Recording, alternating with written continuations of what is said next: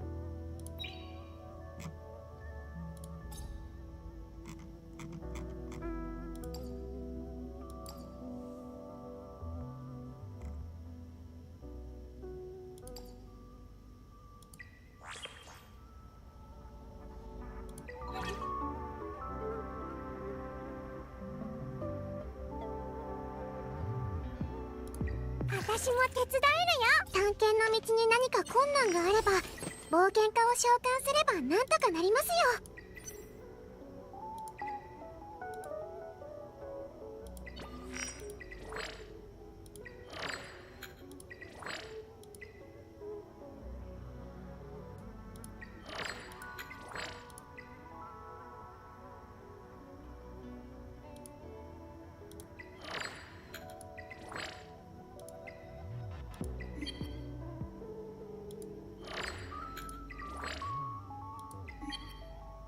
私ひなぎくは一番好きなお花なの。みんなこれを見ると元気になるから。はいどうぞ。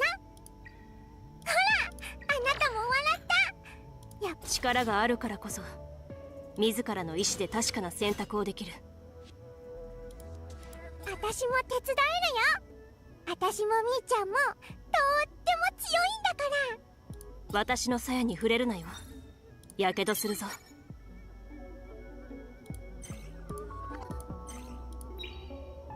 探検の道に何か困難があれば冒険家を召喚すればなんとかなりますよ。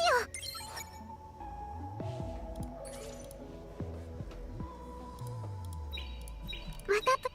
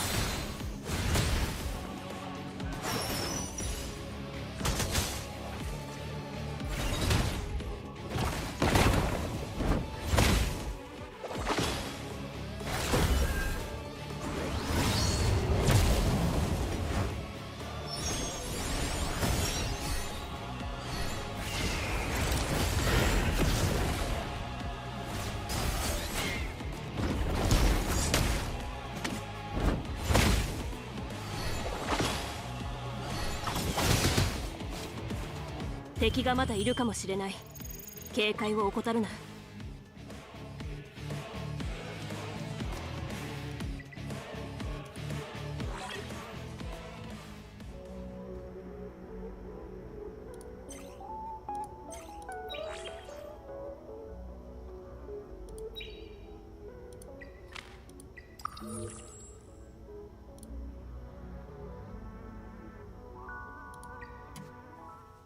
Quest line require energy.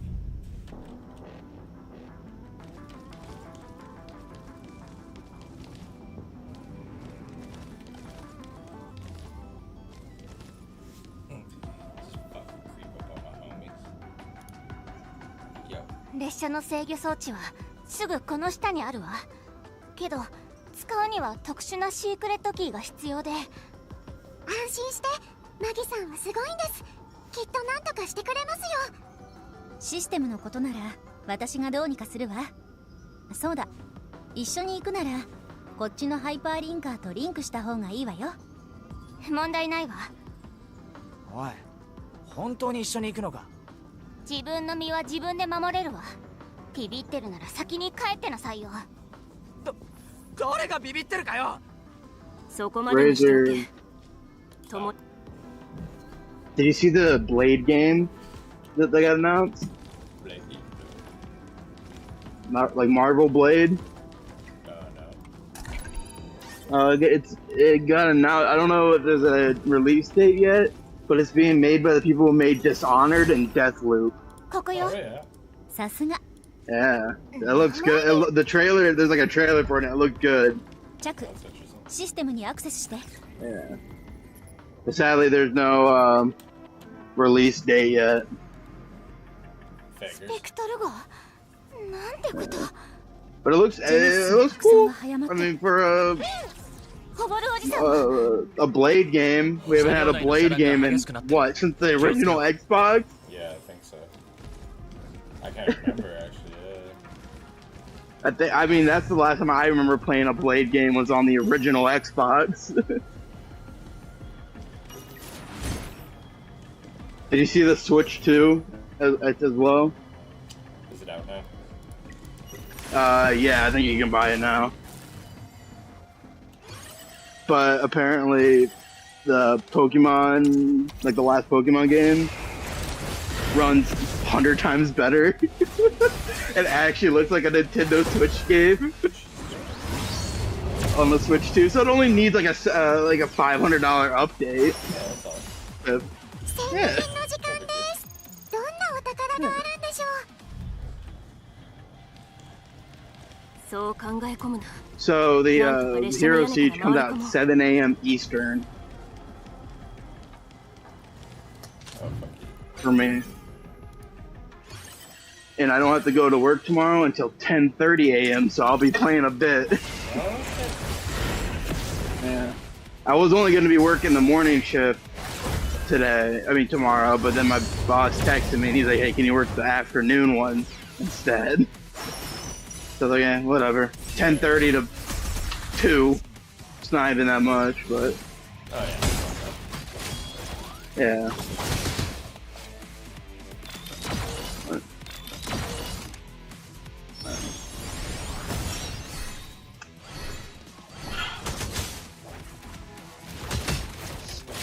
I've just been playing this entire game. Came out today. I saw that. Saw somebody playing it. It's another gacha game. Oh yeah. True gacha this time. Yeah, a lot of people are re-rolling their accounts. Oh, that's what you did. That's what I did in Tower. That's what I did on Tower of Fantasy Oh yeah. when that game came out. You just because like you started off the game and you could like I think you got like 53 rolls basically if you got to a certain point in the game, and like it took like an hour maybe. Uh-oh. Piazza people are here, and I can't do anything about it. So my boss ain't here, so I'm gonna have to tell them this. 警 Get 戒を怠る lost, な。 chumps. Scram. I got fucking 20 minutes until I can close up.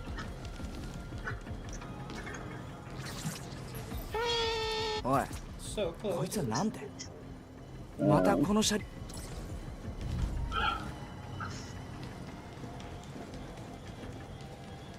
Alright, I'll talk to you in a bit. 即戦即決よ。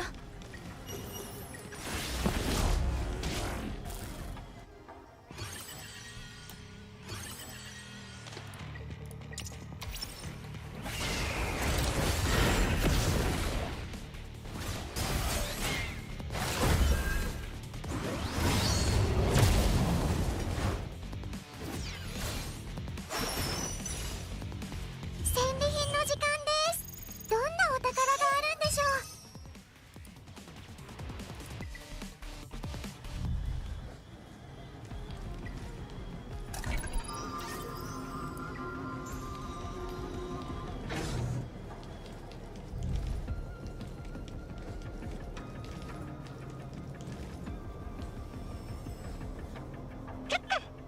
これ以上は進むな。君たちが来るべき場所じゃない。 Oh, be nice. ホバルおじさんだ。ホバルおじさん、私よ。風見、どうして戻ってきた？乗客たちを連れて降りると言ったはずでは。まあいい。皆を連れてここから離れる。助けに来たの。こっちのハイパーリンカーはジェネシスを除去できる。車両を開けて彼女に任せたらきっと。もういい。わしの手で対処すべき問題だ。でも行きなさい。出なければ間に合わん。スペクトル号はもうすぐ限界だ。わしはわしのやり方で全て片付ける。 Oh, this side. 何バカなこと言ってんださっさとドアを開けろこの列車はもう崩壊する。これが最後のチャンスだ。わしの能力は流体操作だ。列車全体を爆発させ、衝撃でデータブラックボールを引き裂くことでジェネシスを全て他のデジタルスペースへと送る。それで全て片付く。 E01 は E01 のまま、君らも君らのままだ。威嚇者たちも変わらず平和に暮らせていける。さあ、まだ5分残されている。自分の命を無駄にするな。ホバルおじさん。警告。スペクトル号の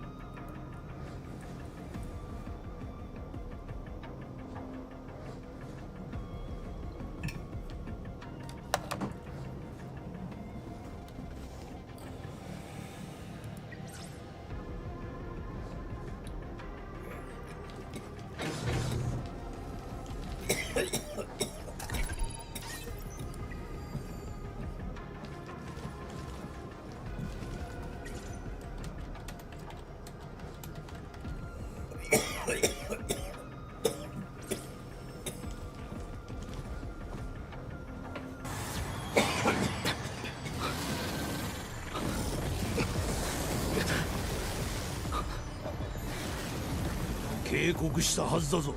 バカぞ。そちらがその気なら、こちらも遠慮はせん。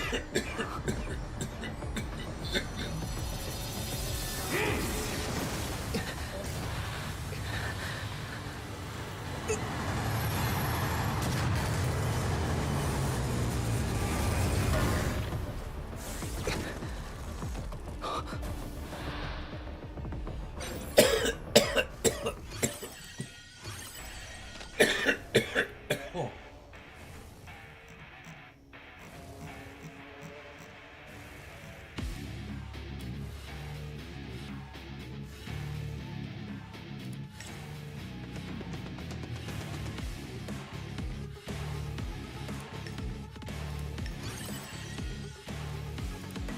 い、助けに来たぞ。お前たちの助けなどいらん。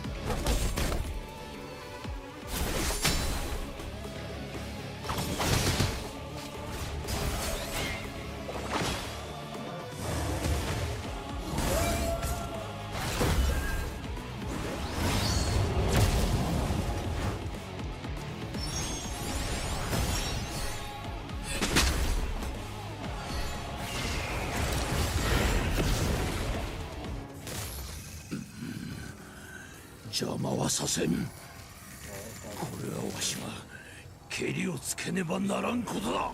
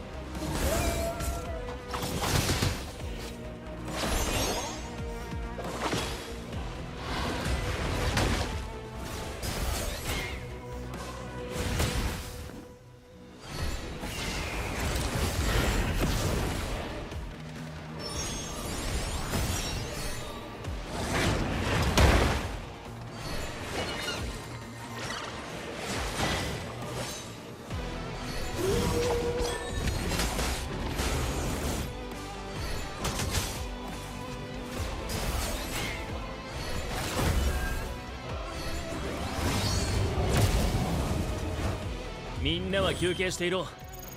後片付けは俺がやっておく。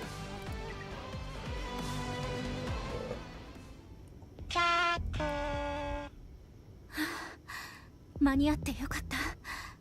自滅プログラムは緊急停止できたし、脱線の衝撃でブラックウォールも開かなかったみたいね。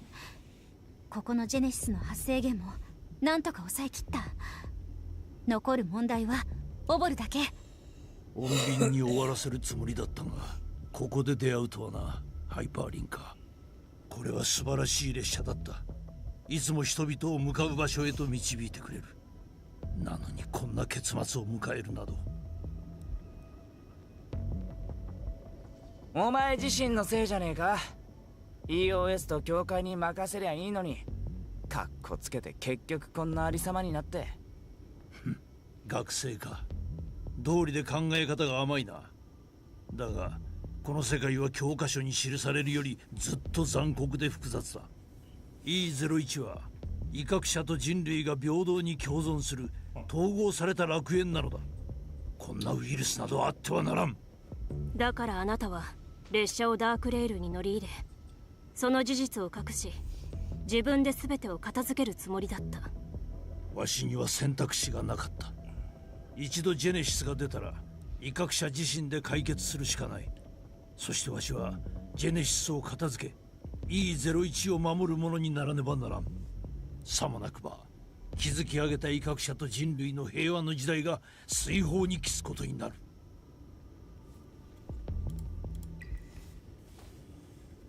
お前たちの邪魔がなければ失敗することはなかった。むしろ感謝すべきなのよ。私たちがいなければあなたは今頃 E01 の罪人よ。 E01 の威嚇者、いやイザリアの全ての威嚇者まで巻き添えになってた。何度計算してみてもジェネシスを他のデジタルスペースへ送ろうとするのは無理な話だったわ。ここのデジタルスペースは不要データで溢れて過負荷状態になってる。無理やりブラックウォールを開くなんて E01 を道連れにすることに他ならないわ。ウルトラビルのように不要データの逆流はジェネシスを押し流し、とんでもない勢いで E01 全体まで拡散する。あなたの力ではその逆流するデータの流れを止めるのは到底不可能よ。バカな、そんな。オバルおじさん、オバルおじさん、どうしたの？かなりまずい状態になってるわ。ジェネシス自体は除去したけど不可逆の侵食を受けてる。大丈夫だ、心配するな風見。オボル、ここのジェネシスは一体どうやって現れたんだ？ウルトラビルのジェネシスが流れ込んできたというのなら短時間でこんなに大規模な感染と拡散になるはずはない。そうだ、ここのジェネシスはウルトラビルから蔓延してきたものじゃない。突然現れた裂け目から湧いてきたのだ。初めは細く小さい裂け目だったが、すぐにジェネシスが湧き始めた。わしは車両を封鎖してあらゆる手を使ってようやく裂け目を閉じることができた。しかし染み出したジェネシスは結局列車に蔓延してしまった。これをジェネシスと一緒に現れたものだ。これは何なの？正体はわしにもわからん。ただ特殊な原質反応がある。その本当の源。爆発か？おい、裂け目だ。一体どうなってんだよ。ジェネシスのさっきの爆発、誰かが排気の中の爆発をジェネシスが吹き出してるわ。完全に開いていないうちに。あなたのハイパーリンク能力じゃ閉じることはできないわね。あれを閉じるにはまず誰かが裂け目を安定させて。けど何なんだよ。裂け目を抑える本人は俺がやろう。私がやる。いや、いい。君たちのジェネシスを抑えた経験のあるわし。他に方法は？若造よ、これも運命だ。 E01 はわしの故郷。わしが全てを背負う。ジェネシスが蔓延する前に風見を連れて帰れ。きっと他にも方法が。いや、こうするしかなかろう。行け、風見を頼む。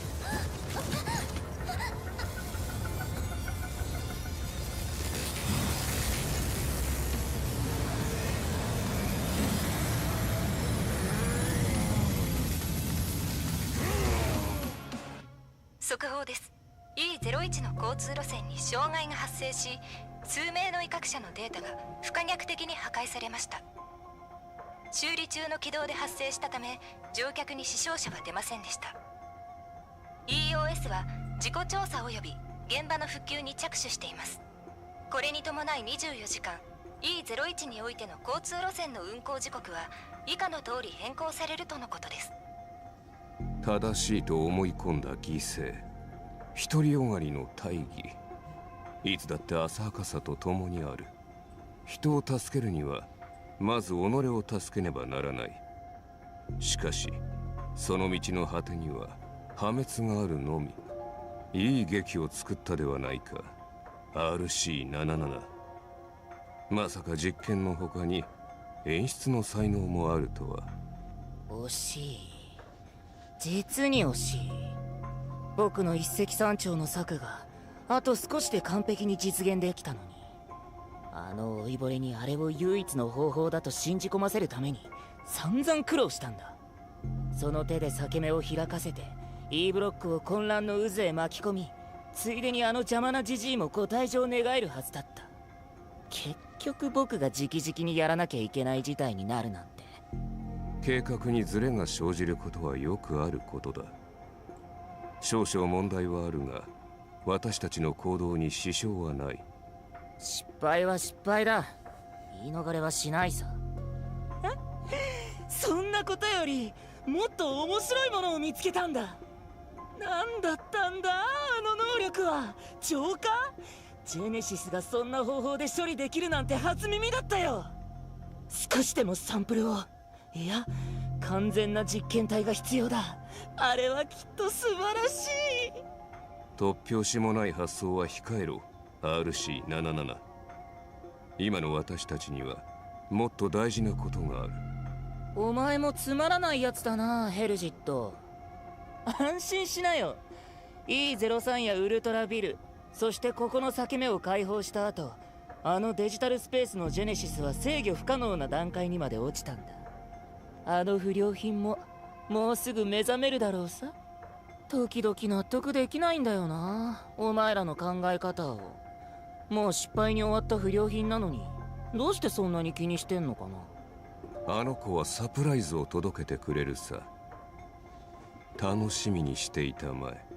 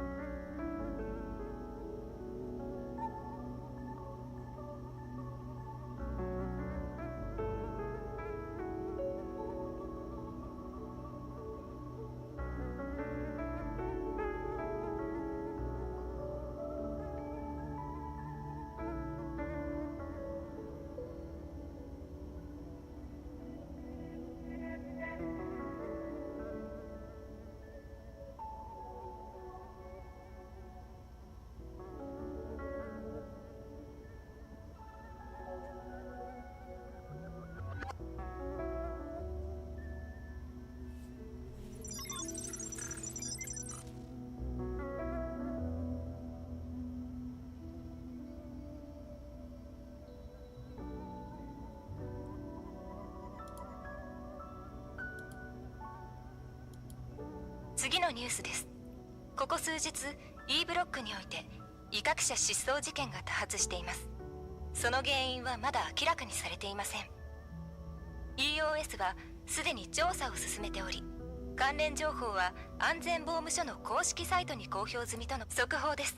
先日 E01 の交通路線で起きた原因不明の障害により、スペクトル号特別列車が完全解体することに至りました。緊急遮断警備署の最新情報によると、今回の事故の原因はジェネシスであり、協会と緊急遮断警備署は転送センターのデータダークレイルで新たな裂け目を発見したとのことです。裂け目の出現後、ハイパーリンカーの協力で威嚇者検査免除特別列車スペクトル号の車掌オボル氏が裂け目を閉じ、ジェネシスの拡散を阻止しました。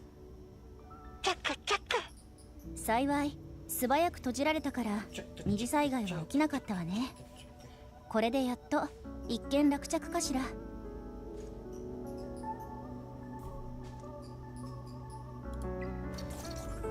オボルなら警備署が今朝見つけて救出されたわ。今は E05 で治療を受けてる。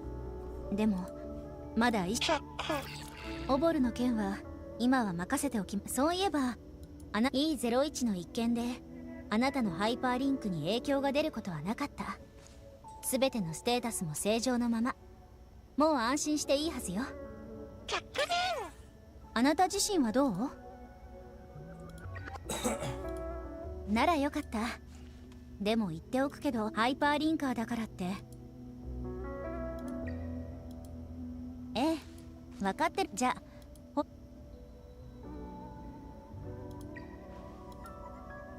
おそらくオボルからもらった教会からも連絡が来てるわ。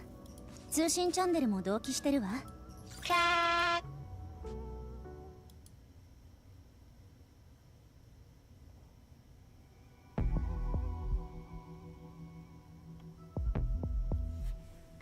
例のデジタルスペースの清掃記録は見つかりましたか？記録は一部なくなっていましたが、監視データは常時アップロードしています。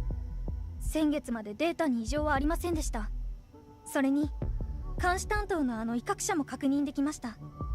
識別番号は15479、名前は丁長。しかし今彼は警備所にいません。もう1ヶ月も行方不明になっているのです。いいでしょう。危険性は多少高くなりましたが、何にせよあそこを調べに行かないと。隊長、ハイパーリンカーたちはすでに通信チャンネルにアクセスできています。わかりました。今行きます。シビルさん、私たちは艇長の位置の特定を優先してください。あそこで一体何があったのかを知るにはまず彼を見つけないといけませんから。他の件は私が処理します。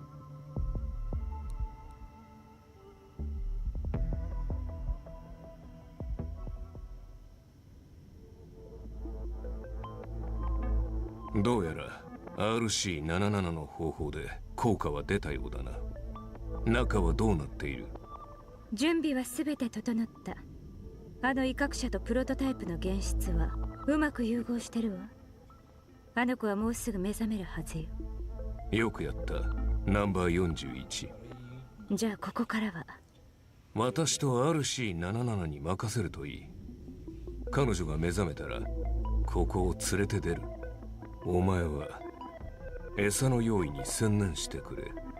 E07 には命知らずの奴らがいくらでもいるからな。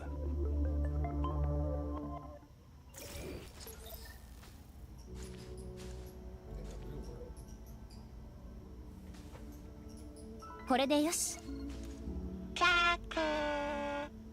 お休みのところすみません。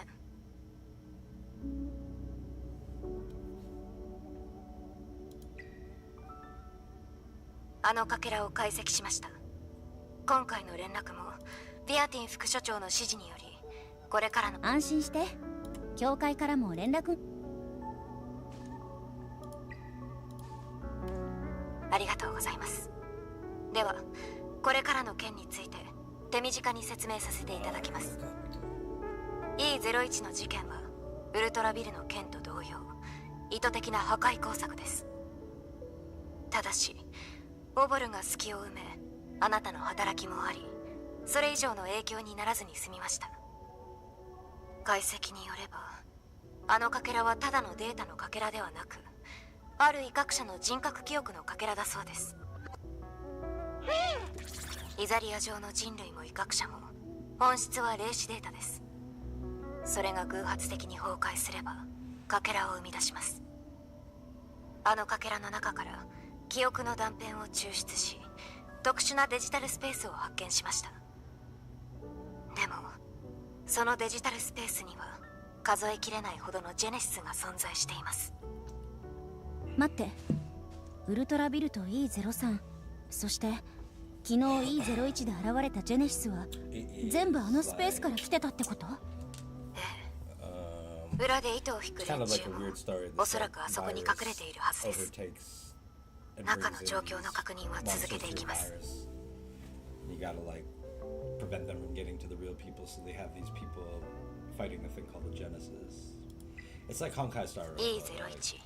E03、ウルトラビルという3つのエリアの隣接地帯、4年前に取り締まられた富裕層エリアにあります。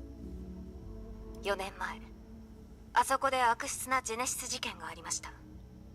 その件が処理された後、あのエリアは完全に遮断され廃棄されたんです。じゃあ警備署はすでにあのデジタルスペースを封鎖し、調査と清掃の手続きも開始しています。ただし大量のジェネシスの影響で状況はまだ不明瞭のため、調査と清掃をするにはハイパーリンカーの協力が必要なんです。だとしたら確かに一刻も早く解決しないといけないわね。PC。で、作戦はいつになるの？作戦は明日。まず先行部隊を派遣し、偵察、そしてあのデジタルスペースへのデータ通路をつなぎます。その後、あなたたちに動いてもらう形になります。じゃあレンとグレーに連絡しておくわね。準備できたらそっちからの連絡を待ってるわ。ええ、お願いします。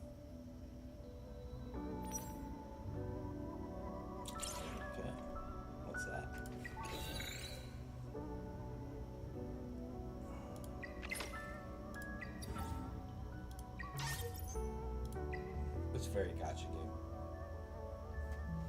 Yeah, it's very smooth. The animations are really cool, like when you're fighting, the things your characters do.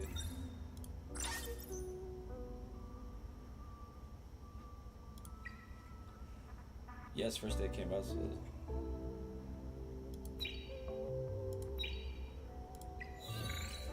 what the fuck is a hyperlink?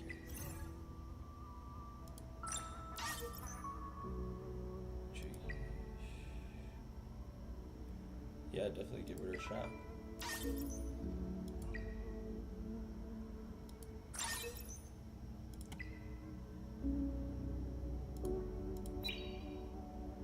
Yeah, have fun. Thanks for stopping by. Streaming every day.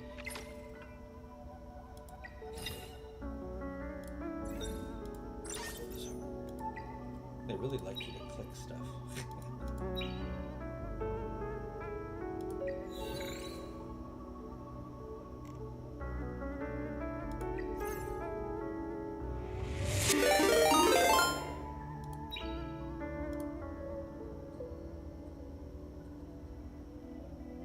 Thank you for the follow.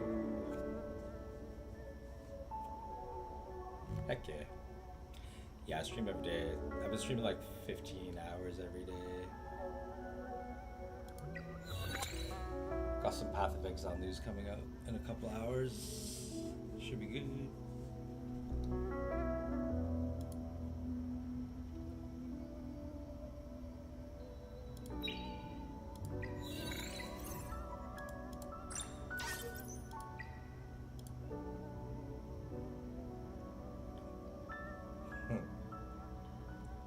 Many years since online and stuff, since online was invented. I started playing like Nintendo and stuff in the late 80s. I'm old as fuck.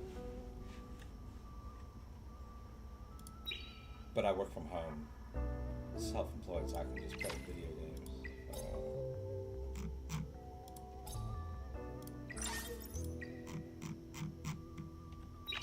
I wonder if we can summon some stuff. There's an arena you unlock soon. Let's see. 9. We got 9 summons in this one.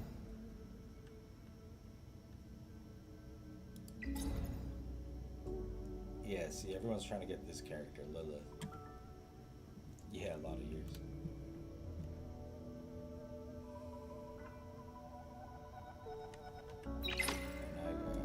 船菊は一番好きなお花なの。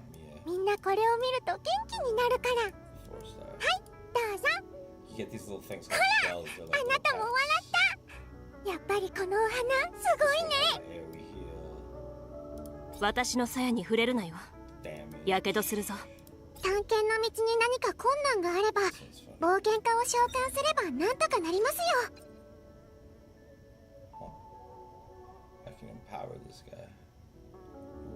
またプレゼントを持ってきたんです。でも物が多すぎてちょっと見つからなくて。Path of Exile, Diablo, weird little games, Factorio Satisfactory, gotcha games. I'm playing Honkai Star lately. Also some private WoW. I found this really crazy private WoW server. It's kind of like a gotcha private WoW. It's fun. A lot of games come out tomorrow. Hero Siege Season 8 or 7. And Diablo 3's new season comes out tomorrow.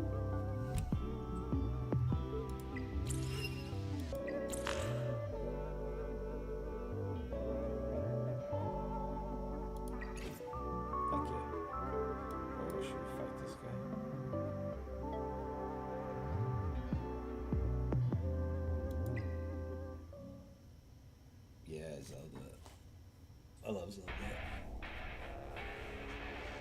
Pokemon I didn't get too into, but I play the heck out of the Pokemon card game on the phone. I got like a zillion cards on it.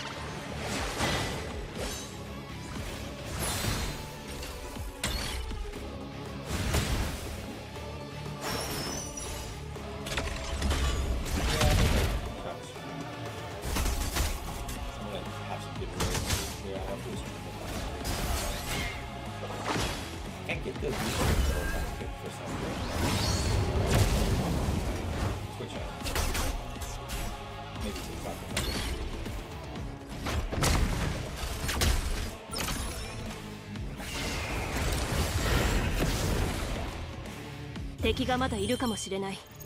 警戒を怠るな。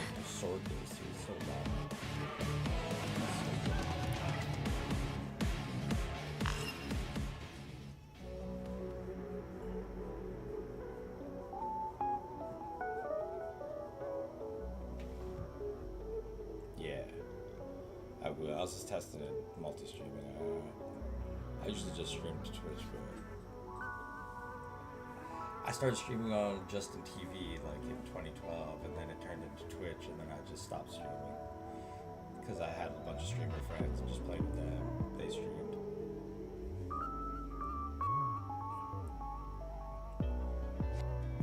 Yeah, those two. Yeah, I was thinking about it.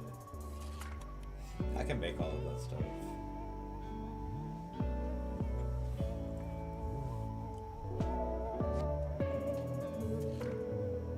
That was easier than I thought.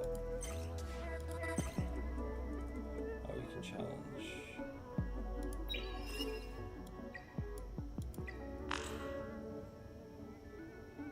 Oh. I didn't know. Oh, look at these people. They got crazy accounts already.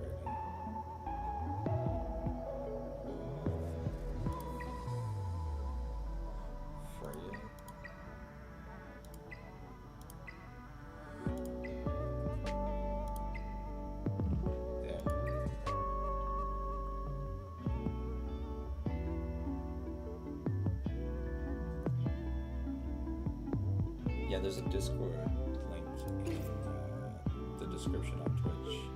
You can post some stuff in there if you want. 私も手伝えるよ。私もみーちゃんもとっても強いんだか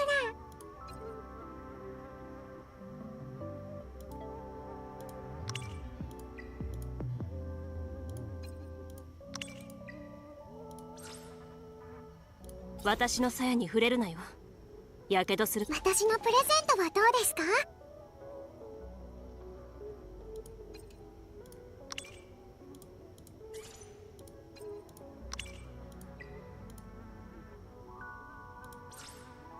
何か手伝うか？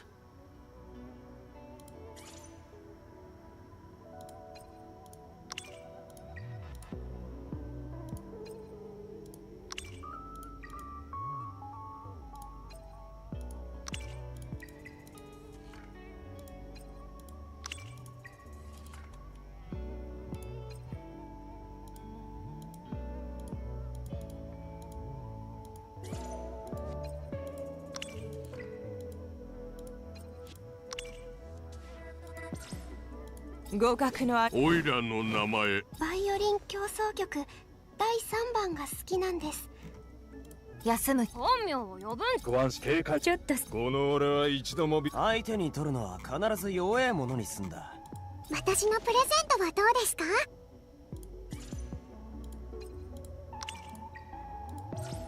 力があるからこそ。私も手伝えるよ。私もみーちゃんもとっても強いんだから。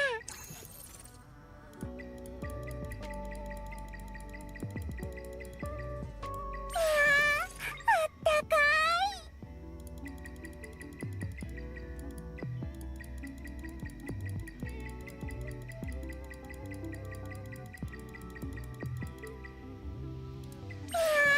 ねえねえ、元気ないみたいだけどどうしたの？私おしゃべりが得意なの。話してみて。I just started watching solo leveling. It's pretty good. 私の探検のみ。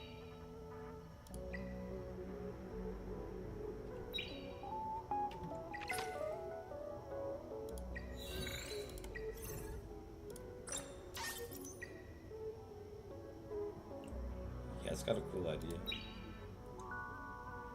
I watched a lot of old school ones like Ghost in the Shell and stuff like that. Ninja Scroll. Ninja Scroll's crazy. There's also this other weird one I watched. It's like these guys go back in time and have to start all over again from the beginning of time. Like the one guy's a scientist, something rock or I forget. That was a pretty cool one. Yeah, season 3.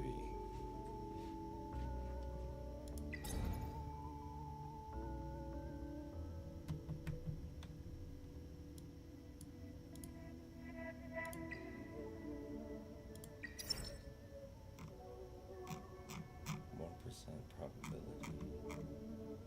Is Freya in here? I don't even see the lily.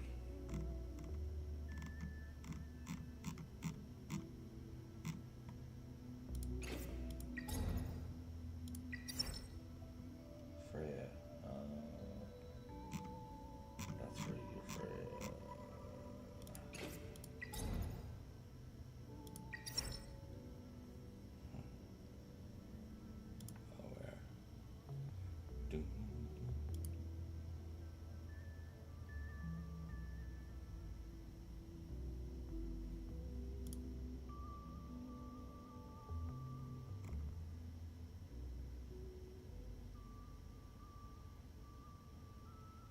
No, you don't have to add me. You can just join the Discord channel. It's open for anyone. I don't add people. I don't even add my friends to my friends list.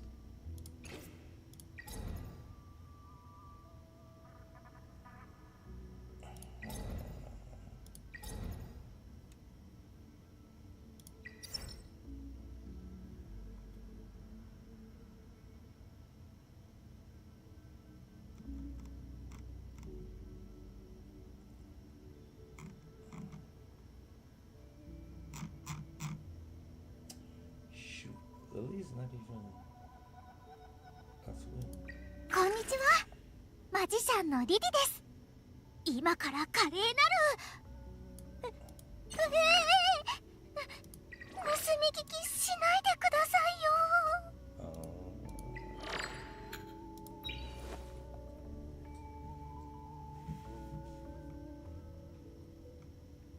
Yeah, you don't need to add people, is what I'm saying. You just click the link, it joins the server. If you can't do that, then your Discord doesn't work at all.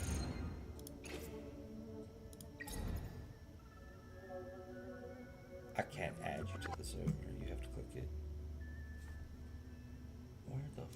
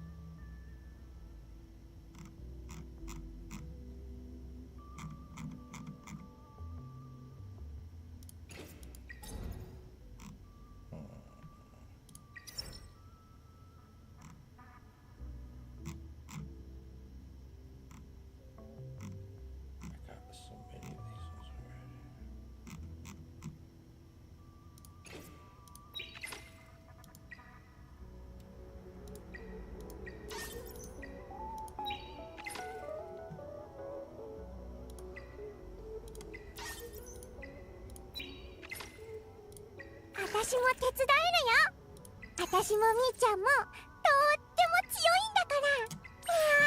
あったかい。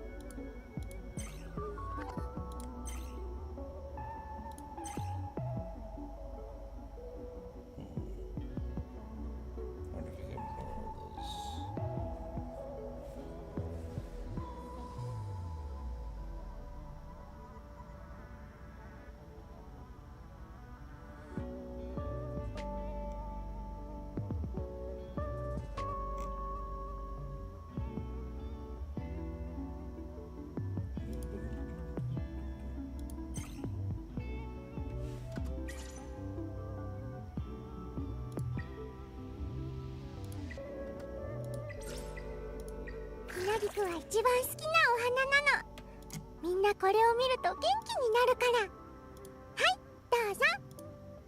ほら、あなたも笑った。やっぱりこのお花すごいね。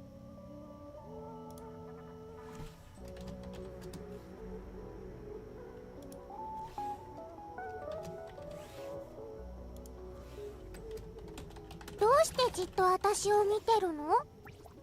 あ、もしかして頭のお花が気になる？欲しいならあげようか？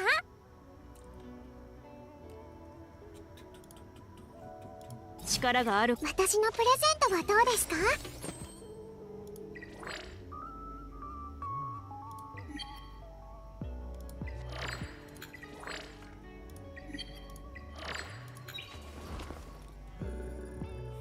オイラの名前ビクトバイオリン協奏曲。ビクトルは継ぎはぎされた。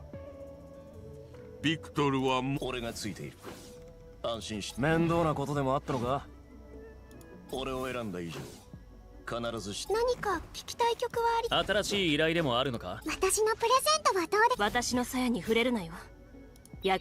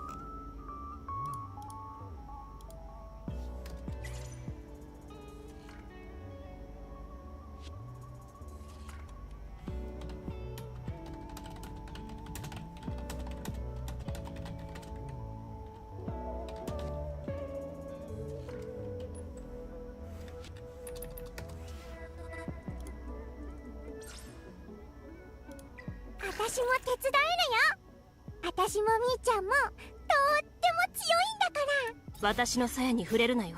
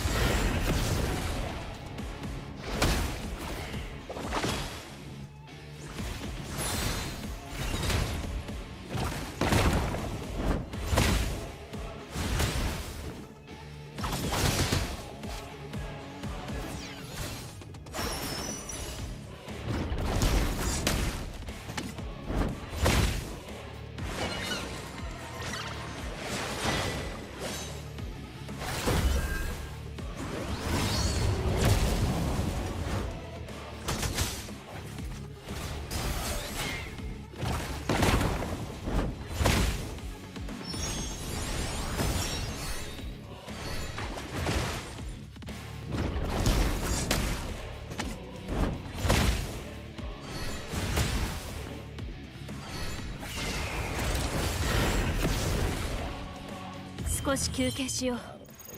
まだやるべきことがたくさんある。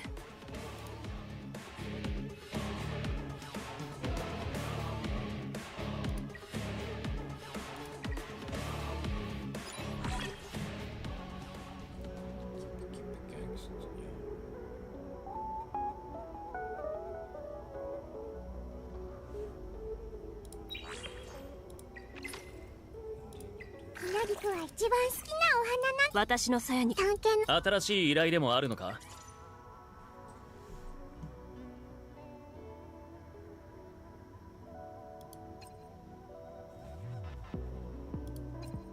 電流をうまく制御できるようになる前はしょっちゅう問題を起こしていたが、今はもう平気だ。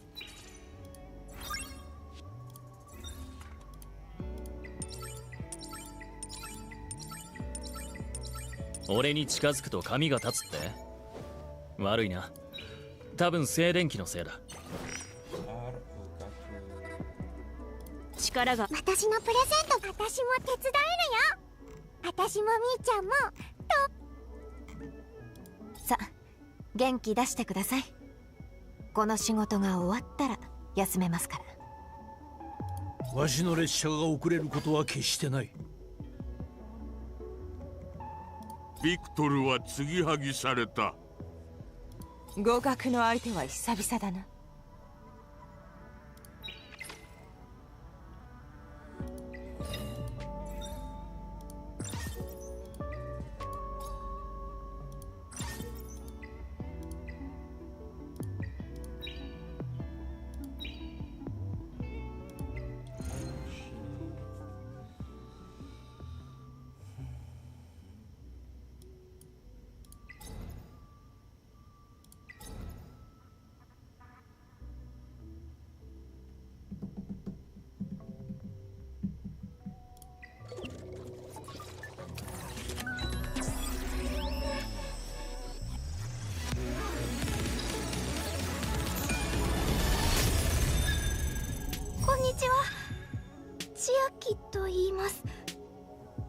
13区高等。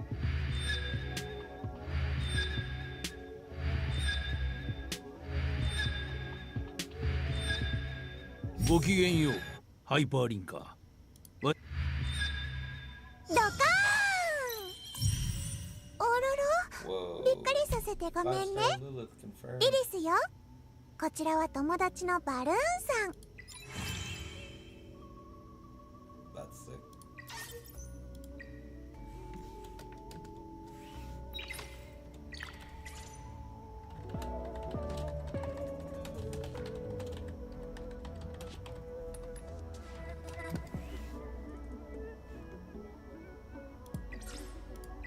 私も手伝えるよ。悪巧みしてないよ。本当だもん。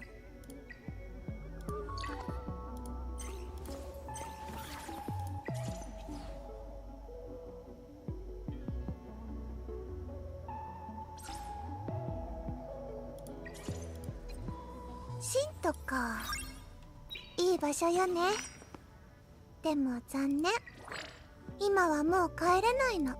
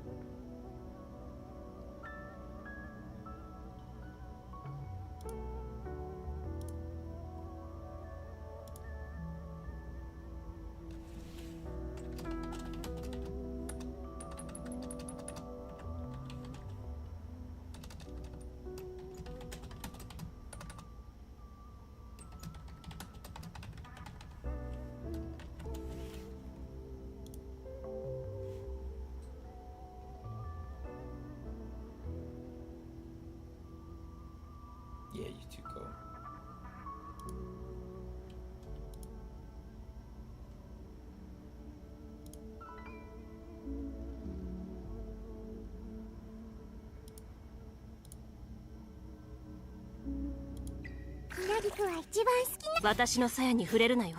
ねえ、バルーンさんに挨拶して。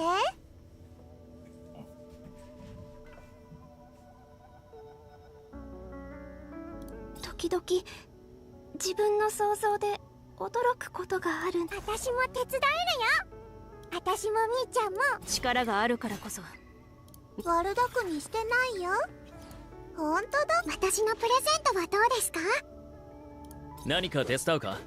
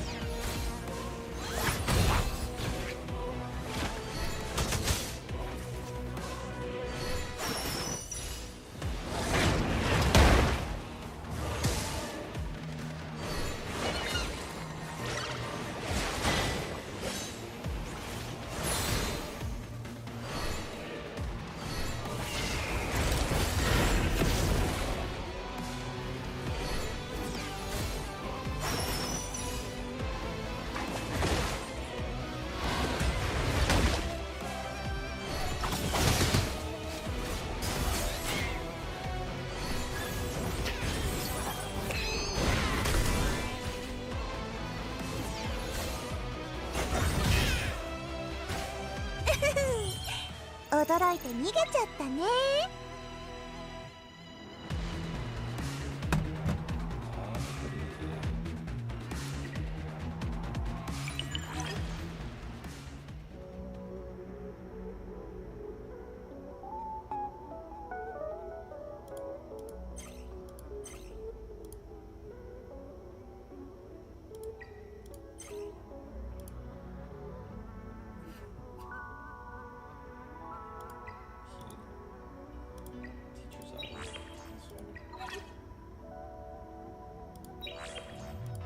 ひなぎくは一番力があるから。ねえ、バルーンさんに挨拶して。あ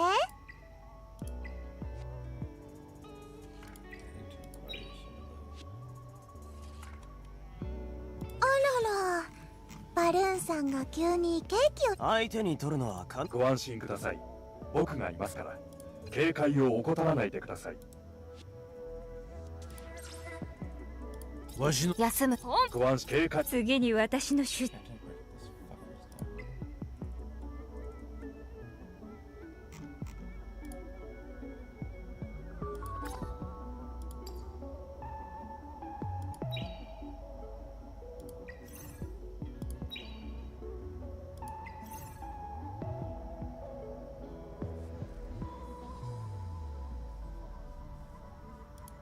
私も手伝えるよ。私の鞘に触れるなよ。やけどするぞ。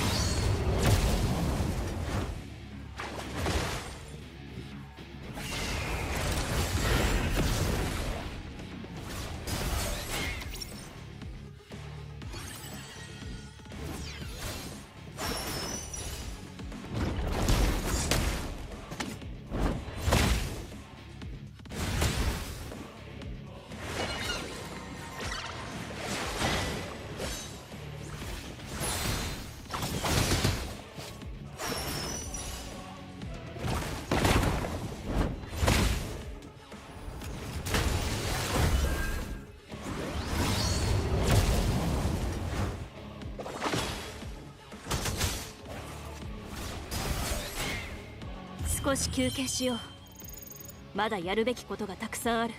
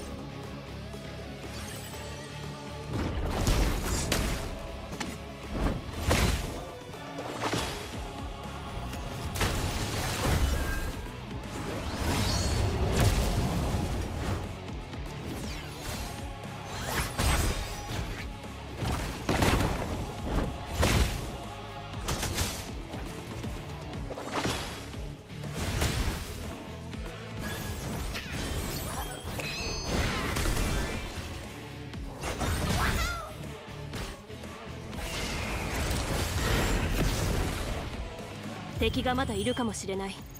警戒を怠るな。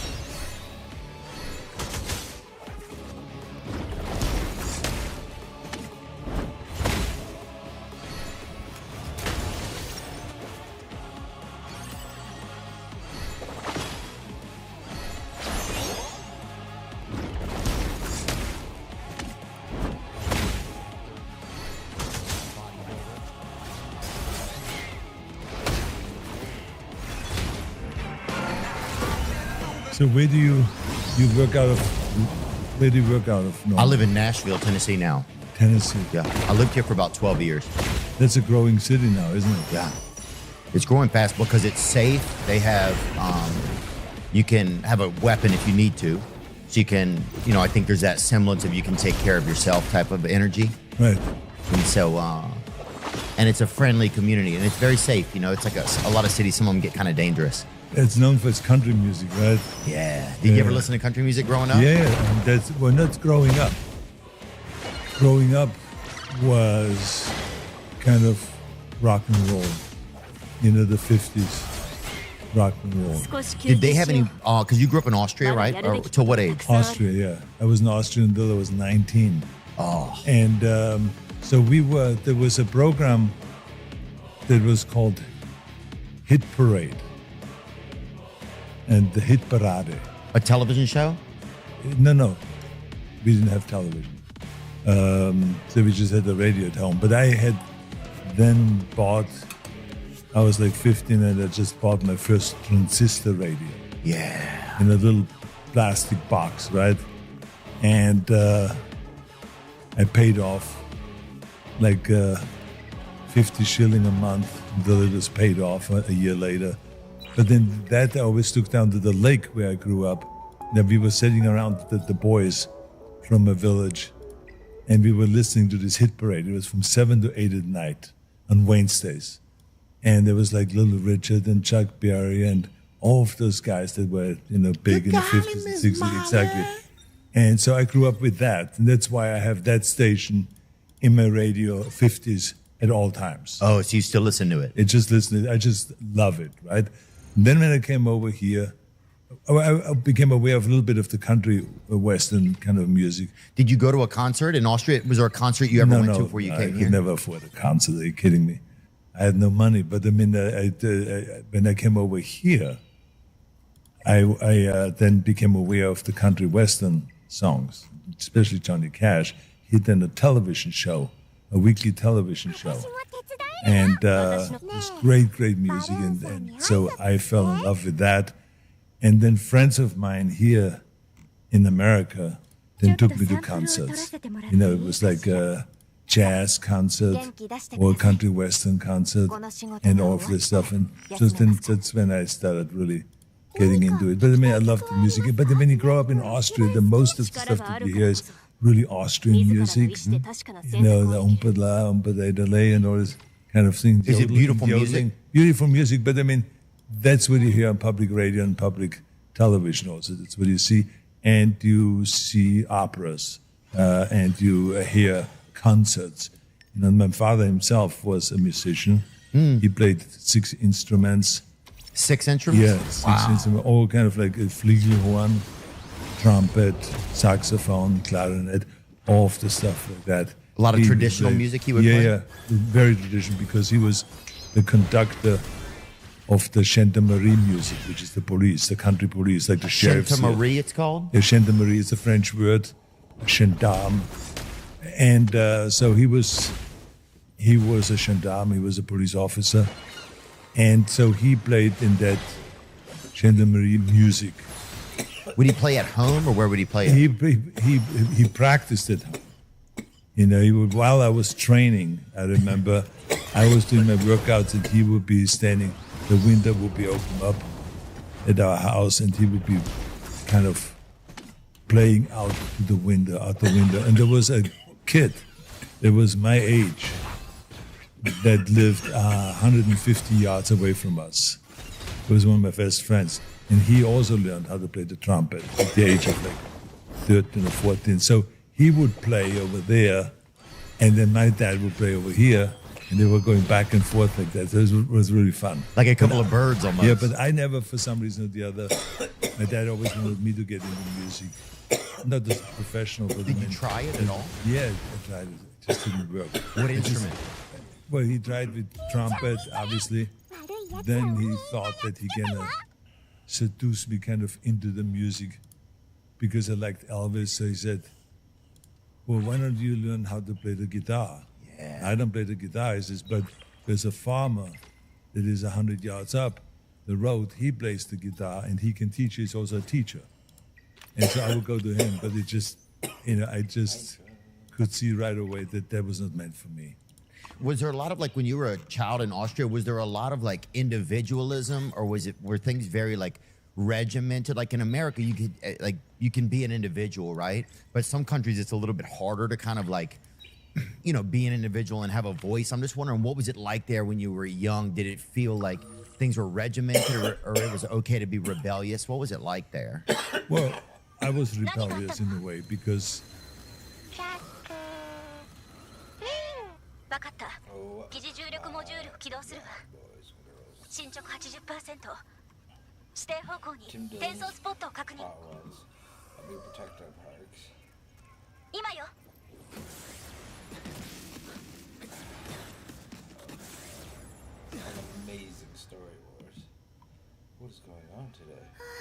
間に合ってよかった。少しでも遅かったら今頃巻き込まれてた。チェック。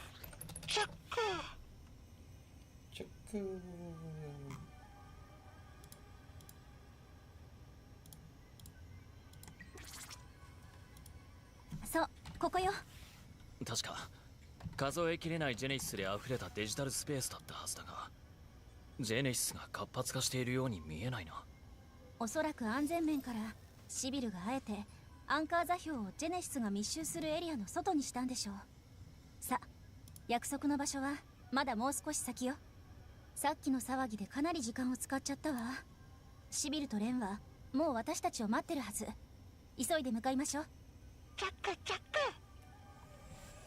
ここのスペースは状況が悪そうね。チャック、注意深く観測してね。チャック。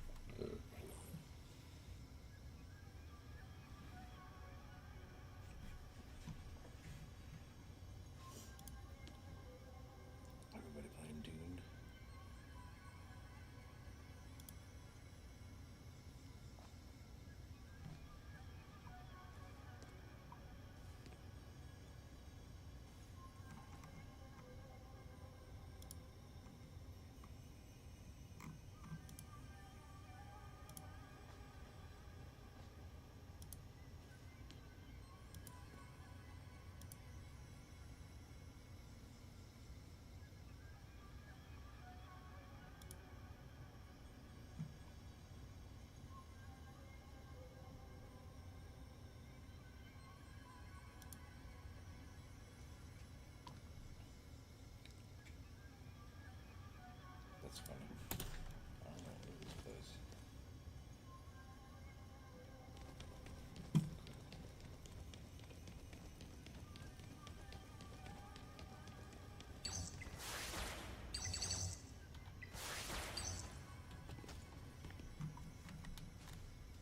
「約束した場所は?」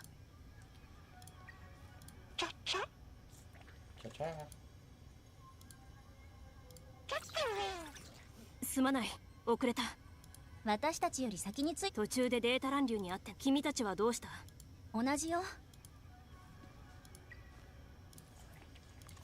少し発見はあったが状況が複雑だ。詳しい話はシビルに説明してもらった方がいい。では手短に説明します。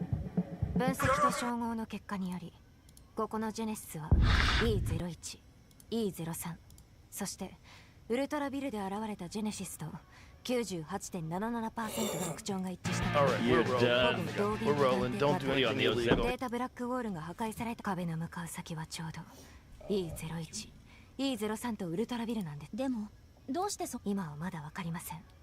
しかしこのデジタルスペースの奥には出なければ手段を選ばずに、そして奴らはまだこのスペース自体は封鎖されてはいずっと気になってたんだけど、もしかして4年前の資料を地下し活動。ええ、特別な原子当時はリソース型、そのため清掃は中断。飛び火したエリアを封鎖してジェネシスをオボルがいなければこのスペースの存在も忘れられていたことでしょう。今回は調査するためだけではなく E ブロックの安全のためにもここのジェネシスに一刻も早く対処しなければならない。さっきシビルが観測したんだ。ジェネシスを抑えているあの原質エネルギーが衰弱している。そのせいでジェネシスは活性化し外へと出ようとしている。あと12時間もすればここのジェネシスを完全に除去するには感染源が中心部だろうと我々そうだ。もともとこの空間を監視していた半月前、彼は行方不明になりました。調査によれば艇長もこのスペースに入っているとのこと。とはいえ艇長を見つけてから行動するのは。ってことはこのままジェネシスに対処しに行く感じ？ええ、それが先に感染源を突き止めてくれればそれは何よりですが。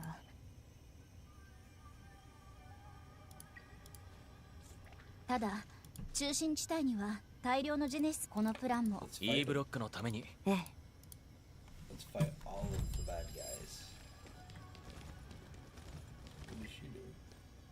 中の状況は複雑です。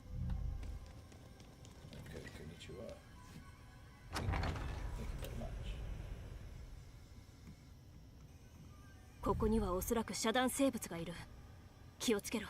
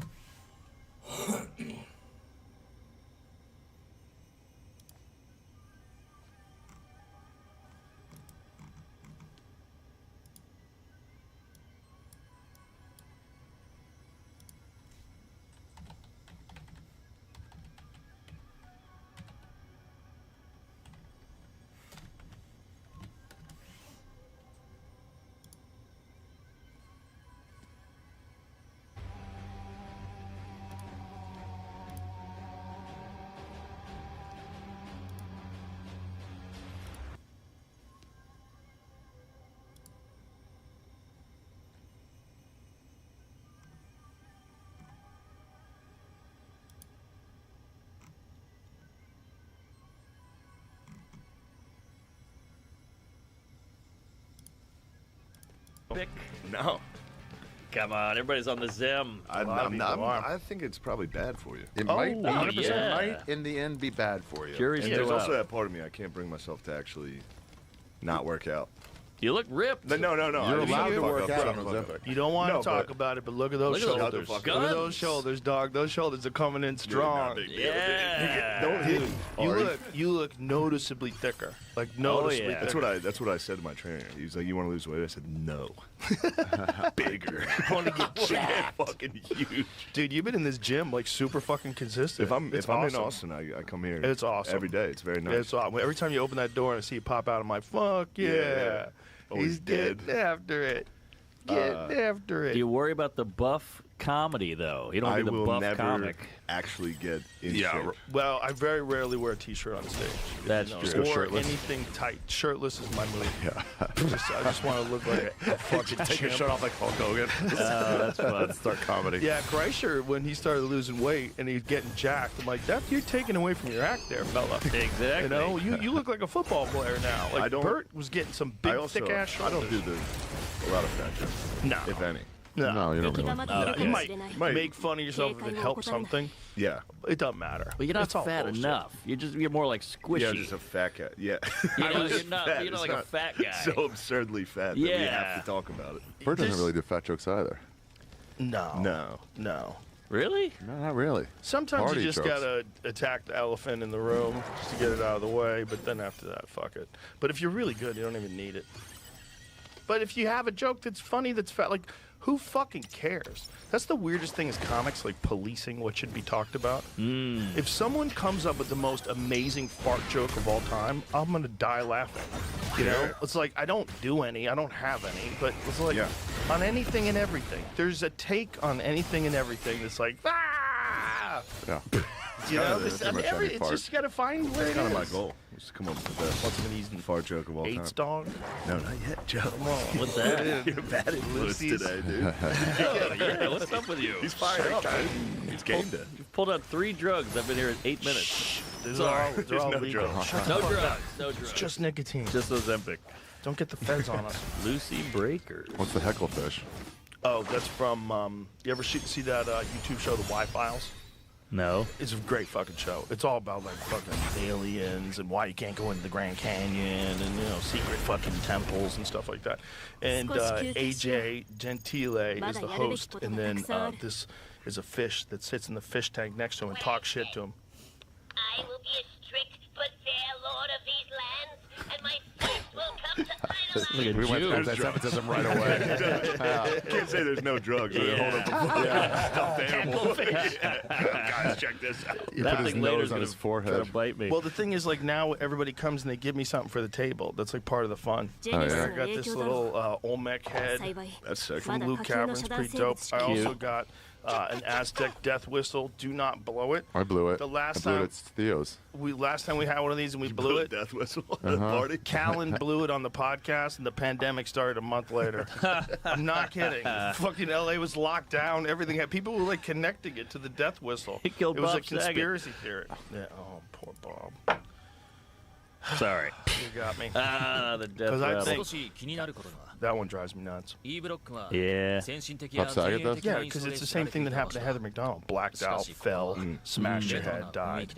She lived because she was on stage, and luckily they got Padded floor. medical help. Rug on the stage also. It was fake. No, rug.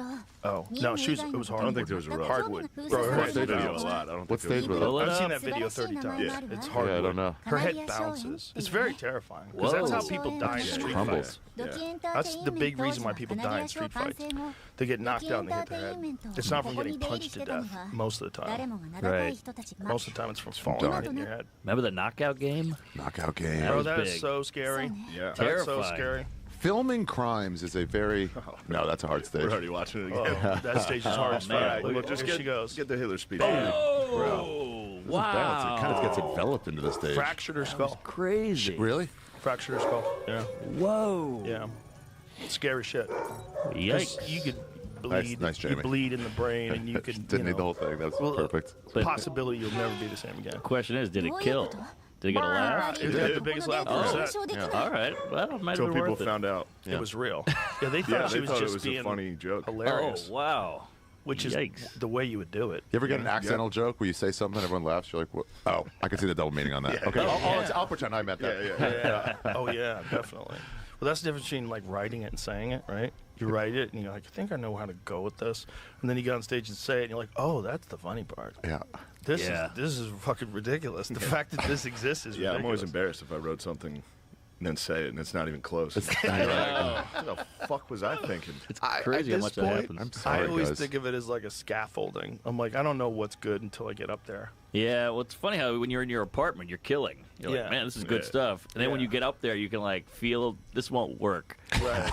Yeah, right when you're on start it, stage. you go, Yeah, I don't you're know like, why I'm saying this. but when you Yeah. have people in front of you, you're like, oh, this is not gonna hit. Oh my God, it's the best. And then you went into it with so prepared, and then they're just looking at you like, I don't get You it. go into it like, I wrote a new bit today. This thing's gonna fucking kill. Yeah, In your two words notebook. into it, you go. but that's why comedy's great because you can never really crack it. You can get better at it, but you can never really go, this is gonna work. It's also like a truly collaborative thing. You have to have an audience. Yeah. It's like Gary Clark Jr. could write a fucking amazing album by himself in his like private music studio, and nobody has to hear it until you listen to it the first time. You're like, God damn. Yeah. Like Oliver Yeah. Anthony's new album. I haven't heard it. Really? Bro, there's a song. We're gonna play the song. Leak because it? You can't play it on the air, so we'll play it. One you already sent me? Oh I yeah. should have it already. We'll play it and then we'll react to it. Okay, I'll tell you guys. Cut all this out. I'll tell you guys what happened. So, Oliver Anthony has no money, right? He's poor. He's selling farm equipment. He puts his song on YouTube. He's a fucking superstar, right? He doesn't know what to do. He freaks out. He asks me for advice. I call him on the phone. We have a conversation for like a fucking hour where I go, don't sign anything with anybody.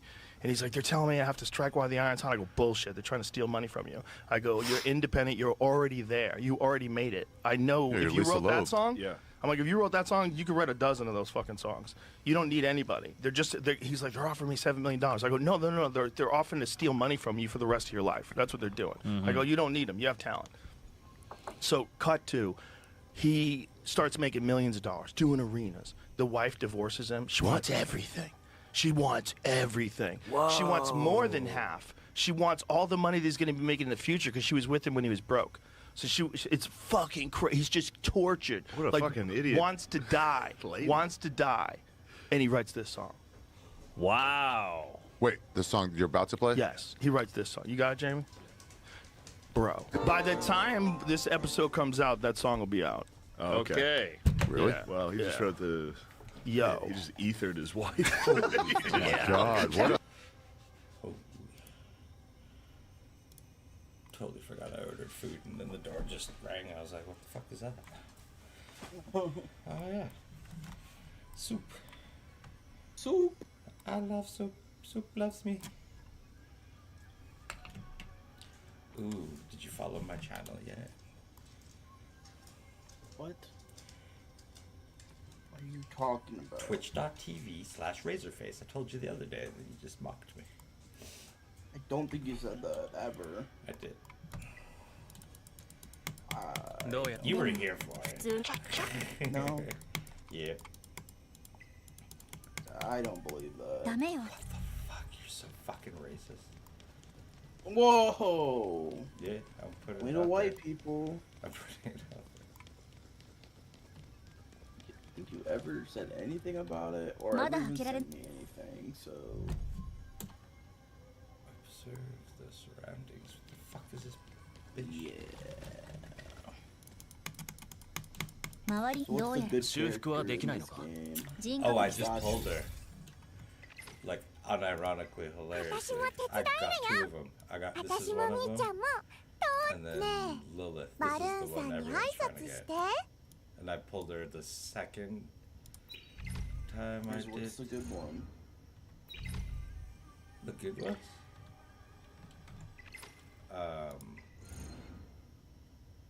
So everyone's trying to get this bitch, Lilith, and this guy, and Mia. Freya's okay too. And I got Mia already on my first pull, and I got Lilith. So I got the two of the three best ones already. Oh. This bitch is a super awesome player too, this Dorothy bitch. 私の際に触れるなよ。 やけど 5-star するぞ。 lead. But I got two 悪巧みしてないよ。 I just started playing the game, so I don't even know what you're talking about. Yeah. To be honest. So you can like pick which one you want to try to get. The wish. I just targeted Lilith and summoned her. Yeah, I haven't even got to the point until. Oh yeah, yeah. Gotcha mechanic. Yeah. Yet. You got to go through that manual fighting part. Yeah. And then once you get through that, then you never need to manually fight ever again.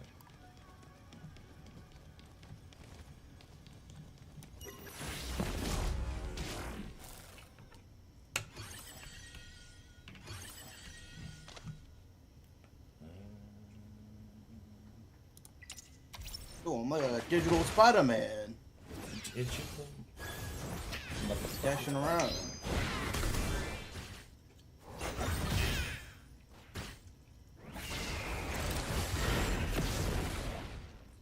敵がまだいるかもしれない。警戒を怠るな。I fucked those bitches up.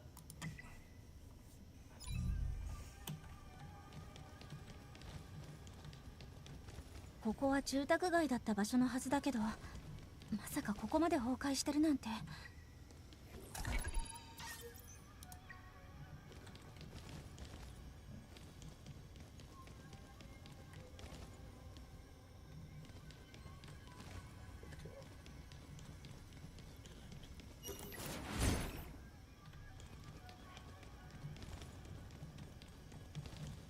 崖に気をつけろ。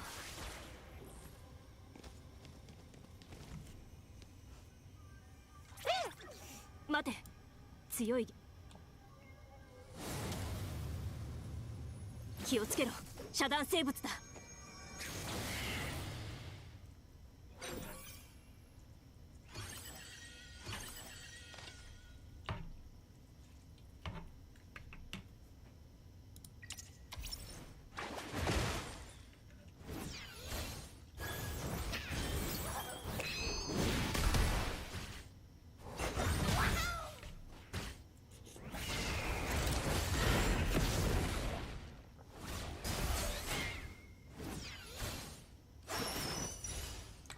Is there like, does this game have like open world at all? Or is No. it more linear? It's all linear, I'm pretty sure.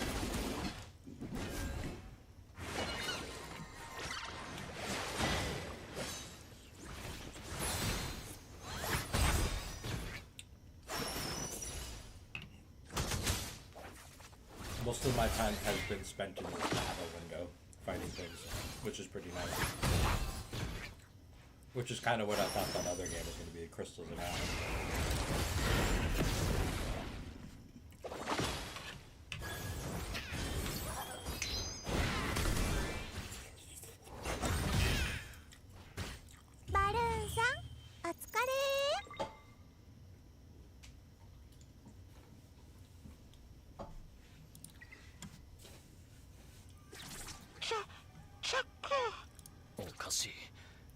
それだけじゃないわ。 Oh, you get the yellow bitch, the little girl in the yellow coat for free. 先ほどの戦いの時結果に Yeah, Lillian or whatever. Oh, the little girl. Yeah, yeah, yeah.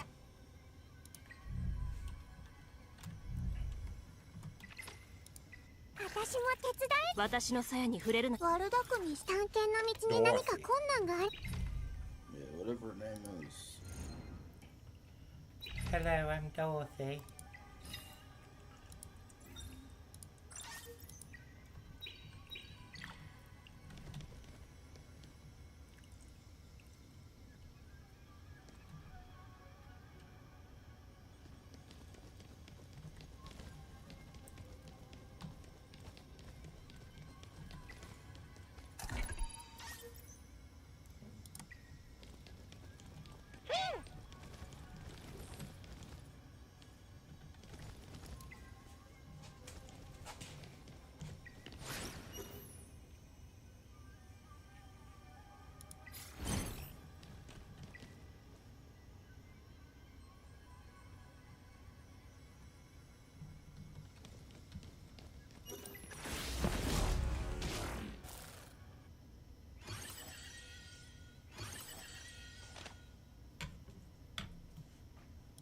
What you doing, my friend?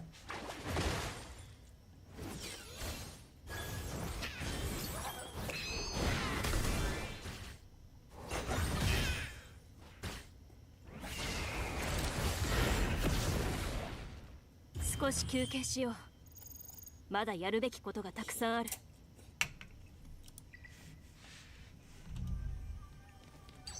うわ、ここもひどく崩壊してる。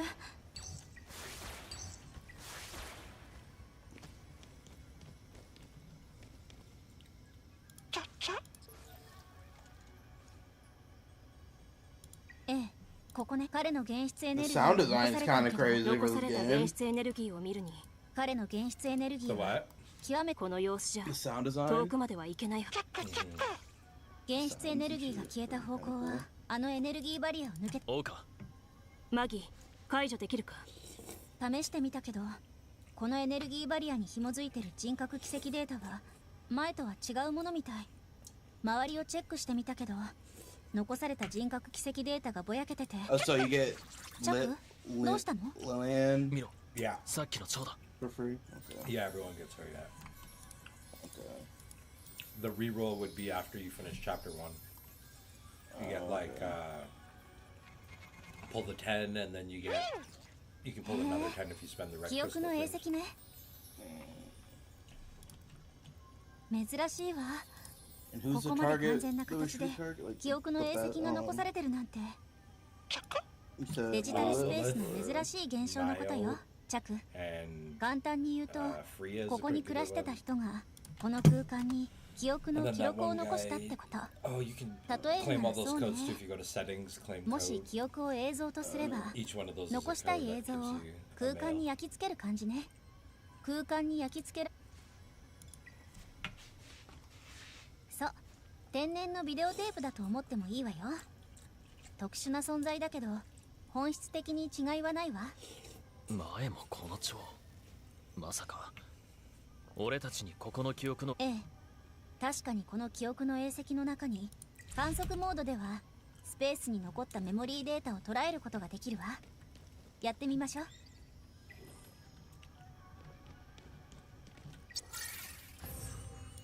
カナリア、あったかい太陽描いた人の。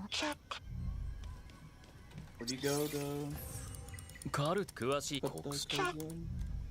You go to settings, and then you go other, and then at the bottom redeem code. It's like a white button. I see it.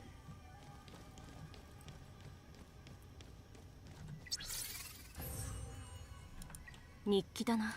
あの子の書いたものだ。冬になってから庭の柵を越えてパパは記憶の影跡がやがて人形は自分の魂を持つようになり、本当の子供になって家族とずーっと幸せに暮らしました。久々に物語を読んだよ。素晴らしい絵本を書いたね、サニア。ありがとうございます、お父さん。家族なんだ。そんなにかしこまらなくてもいいんだぞ。分かったわ、パパ。実はね、書斎でこの童話を見つけたの。それで絵本にしたいなって。これはエニーの大好きな物語だな。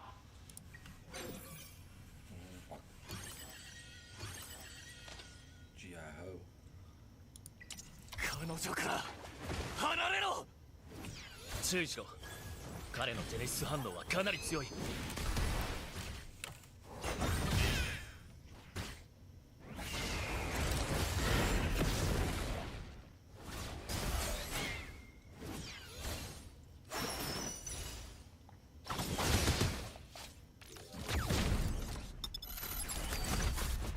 Oh, when I left earlier, Razor? Yeah? My boss called me like minutes later, and he was like, because I remember I told you like those guys were coming in. Oh yeah. He saw them walking up. He called me like, hey, can you go to the lobby and like tell them I'm not here? One step ahead of you, man. Like even security wasn't letting them in. They're like, I mean, the main guy isn't even here. Yeah. Yeah, I was like, I mean, we'll give you a call. Like I said, I was like, yeah, I mean, he's not here today. He'll give you a call, like, let you know. like tomorrow when he's here. Wait, I don't have access to my mail yet. How do you go? Where's your mail at? 侵食がかなり進んでる。ジェネシスをすぐ取り除かないと。Yeah, I forgot how I got to that. I gotta complete chapter 1-3. Oh, okay, yeah. You know, it's fine. I was like, oh, I can't access my mail yet. I forgot about that.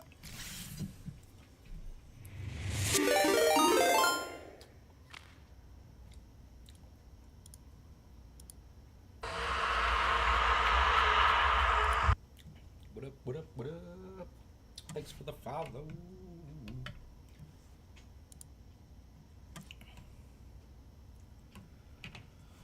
Alright. Should we try to pull? Messiah is supposed to be really good too. I should try to pull it maybe. Oh, love auto battle, dude.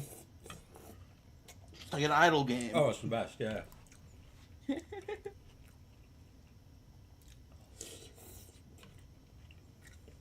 That's what I was looking for in a game, really.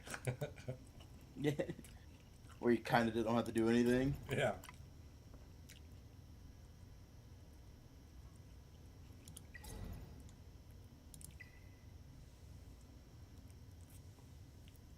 I also like you can just, if you hit them in the back, like to start the battle, that you die. So you don't have to fight them. Yeah. It's weird though because like sometimes you smoke them the same, but you battle them anyway. It's like when there's two of them, you hit one in the back and then fight the other one, even though you hit him in the back too.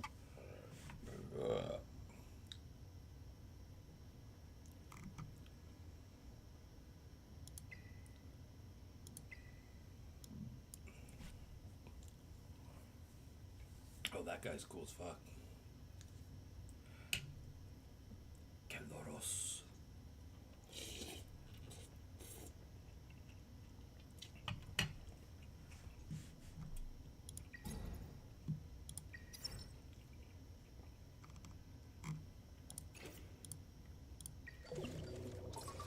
Alright, let's pull pen here. Let's see. What do we got?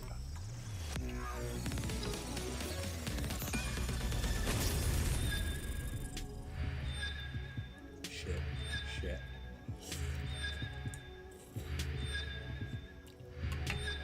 All shit. You got something? No, all shit. I thought you said, oh shit, like.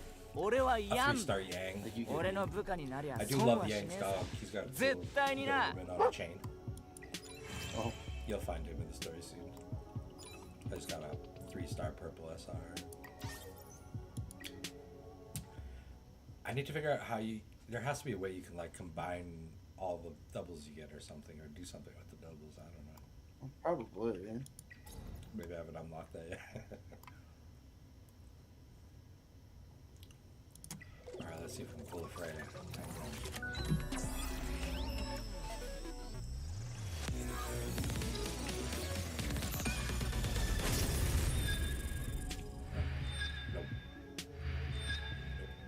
Yeah, this fucking 4-star you get pretty strong. Julianne, whatever her name is. Yeah. 私はドロシーです。新しいプレゼントを持ってきましたよ。 Ooh, another 3-star Dorothy the Wisher.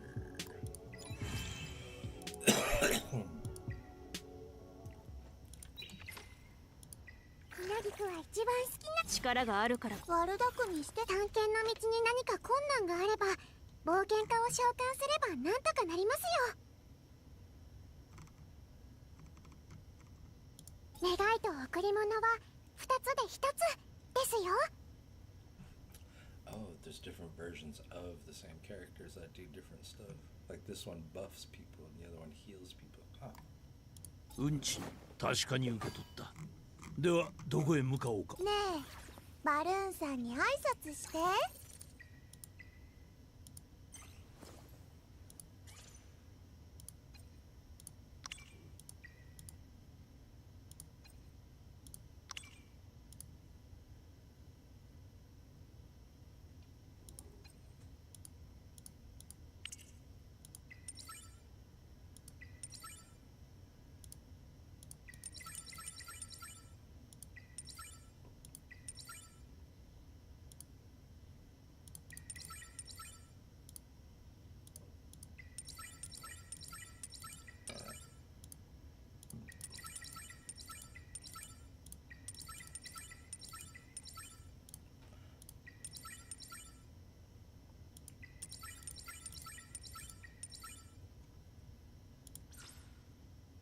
ひなぎくは一番好きなお花なの。みんなこれを見ると元気になるから。はい、どうぞ。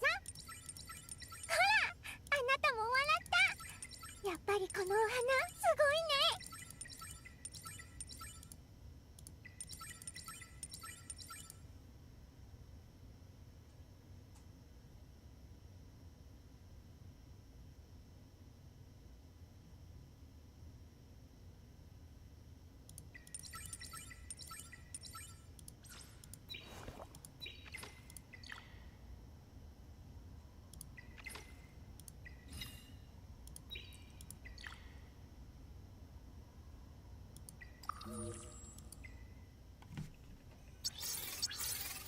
シビルとの連絡はどうなった？艇長を見つけたことと作業に関する情報、そして霊没生命のこと。こっちだ。ついてこい。 Someone in my chat says you go to the Prowless screen. What the fuck is that?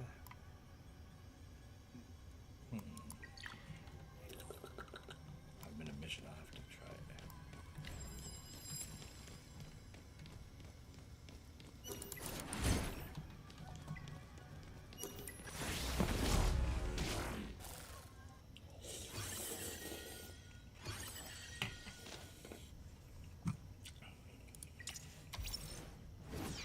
Oh, right, level. The screen was level. Okay.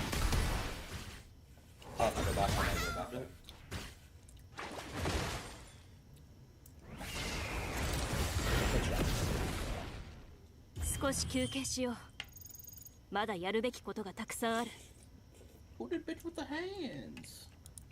She's so fast. Muhammad Ali. Yeah.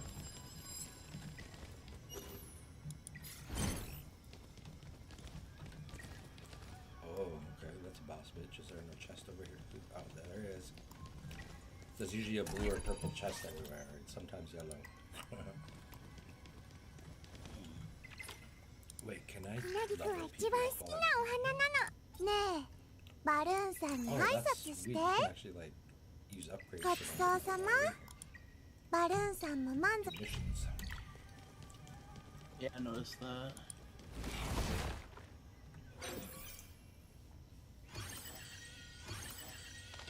Your little shell things are like little pets that fly beside you.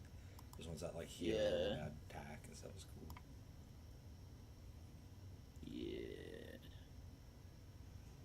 I need to strip this stuff off him.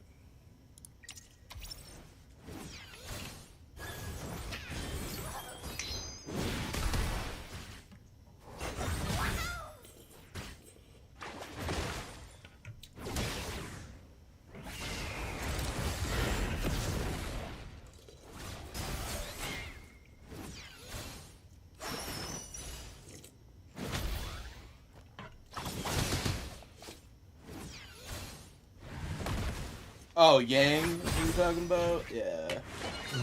Yeah. He's a dope. That dog. Even this like chain lights up. I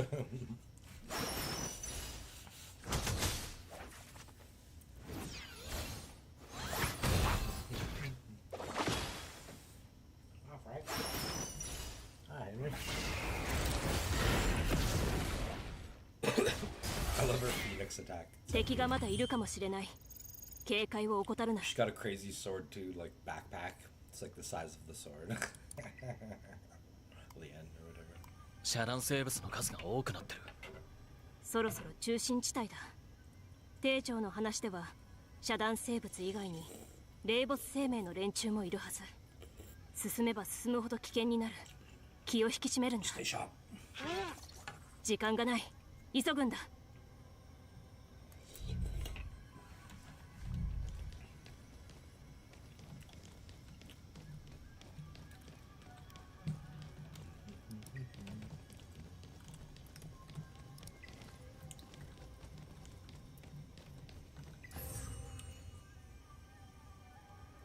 Housekeeper's journal. When will the young lady's illness be cured? Now she can only sit by the window every day, watching the birds fly by outside. The look in her eyes is truly heartbreaking. Oh, that's sad. Huh.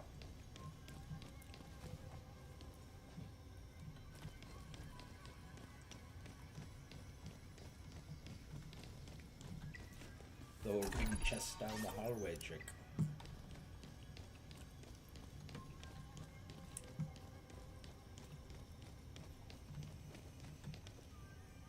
ここを通り抜けたら塔に着く。サニア。おかしい。なんで道を塞ぐバリアが出てきた。エネルギーバリアね。前も似たようでもやっぱり紐づいてる人格奇跡データは前のと違うものみたい。サニアのものでもペランさんのものでもない。ここがどんな場所だったかわかるか。エニーの寝室だ。エニー？確か前に見た映石であのペランがその名前を口にしていたな。ペランの実の娘だ。一緒にイザリアに来た後、ここに住むようになった。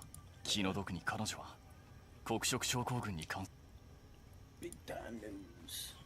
おかしいわ。メインス財団にいた時、一度 EOS のシステムから彼のファイルを調べたことがあるの。記録によれば第6避難所が猛吹雪に飲み込まれた時、ほとんどの家族を亡くしたらしいの。その後彼は資格を得てイザリアに入ったけど、エニーも含めた資格のなかった家族はやむを得ず普通資格がもらえないってことは。資格というのはどう？イザリアに入るための資格のことだ。人類にとってイザリアは新しい。レンの言う通りイザリアの特殊力場に適応できない人類には霊視化も適応できない。当時視覚のない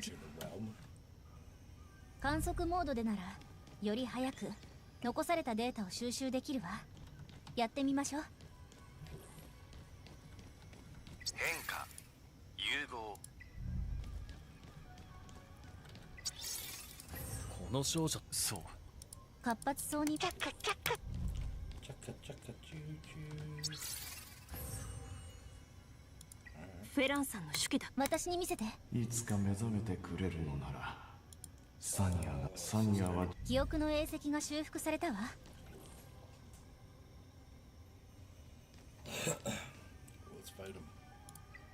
現実のこちら。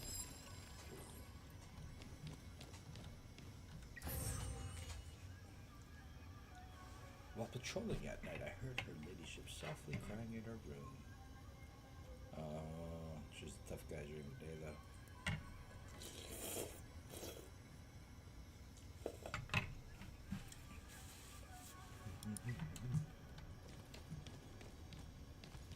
Frank, I'm trying to eat my soup so it doesn't go cold.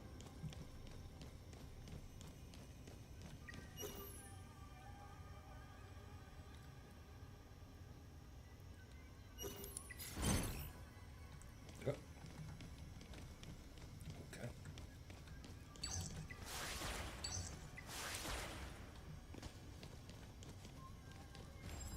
気をつけろ。人がいる。レイボス生命の連中だ。あいつらは一体何を考えてんだ。こんなところまで来させやがって。ジェネシスで溢れてんのにどうでもいいってか。誰かが感染したって話も聞いたぞ。愚痴を言うんじゃない。おとなしく任務に集中しろ。あの実験体ももうすぐ目覚めるんだ。ナンバー41が言っていた。あの女が目覚めたらここから出ていいってな。やはりサニアを目覚めさせようとしている。思い通りにはさせない。近くにも They レイボ announced ス some 生 of the 命のやつが exotics 多いは for ず。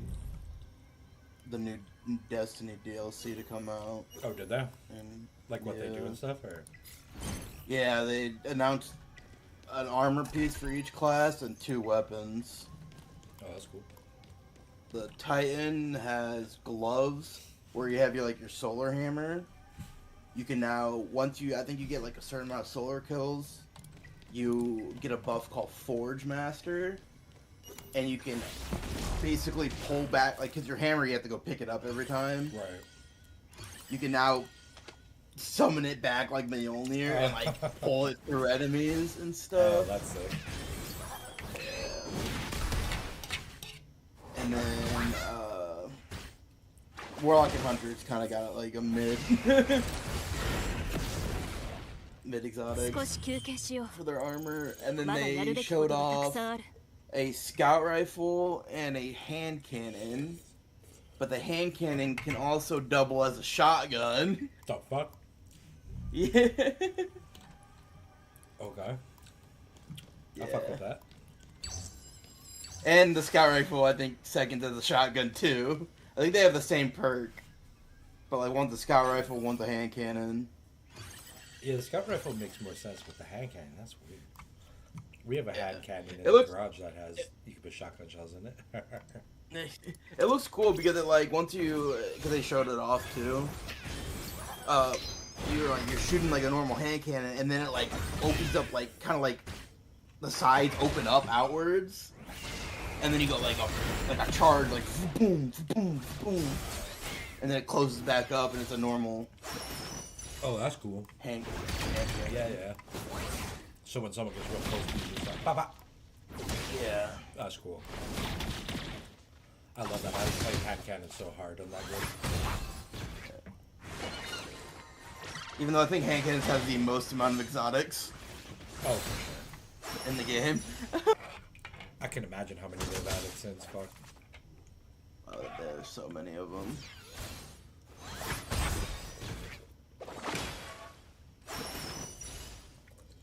Fighting this guy, he keeps fucking putting damage reduction on himself.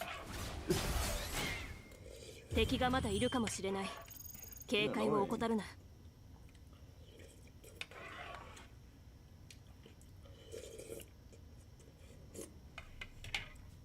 He's a buff master. 艇長、サニアの位置。この建築エリアを越えれば。行こう。You better go find out how.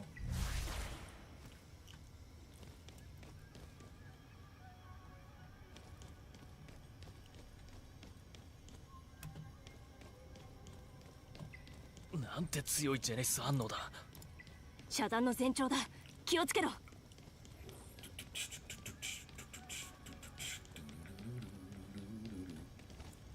Well, this can't be good. Right? Oh, butterfly. Jared, everything uploaded a Nintendo Switch 2 durability test.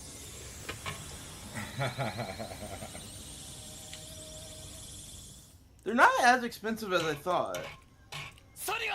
They got like a really poor repairability score.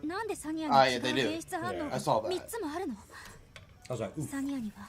Well, so the problem with the poor repairability score is because they don't want modders. Like, modding their system. Well, that makes sense. Huh? Because so modders already got their hands on the system, and they're testing all the chips and everything on the back. And every time they would test something, they'd get weird voltage readings.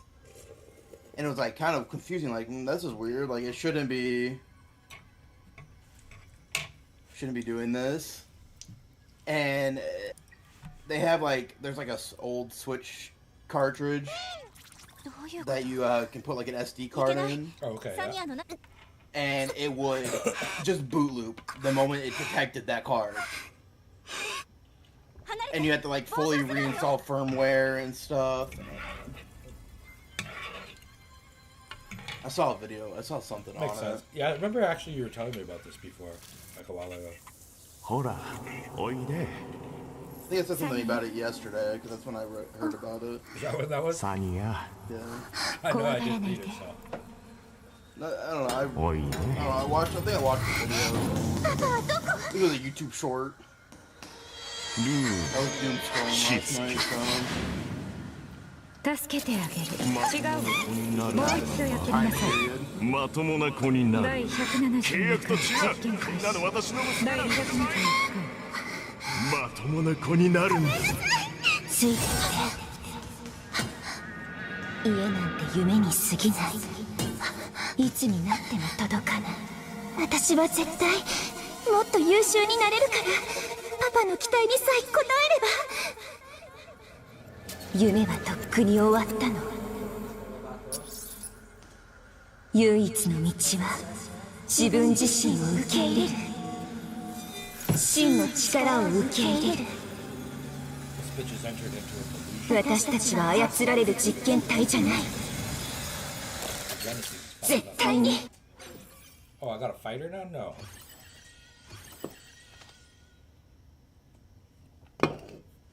That's unfortunate.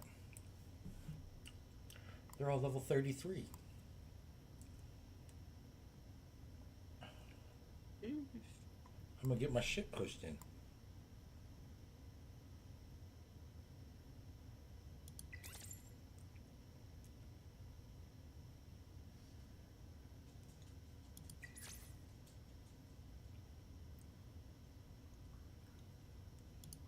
Sonia! ごめん。もう少し我慢してくれ。今度はハイパーリンカーがいるからな。必ず直してやる。あっち行って近づかないで。誰にも私たちの庭は壊させない。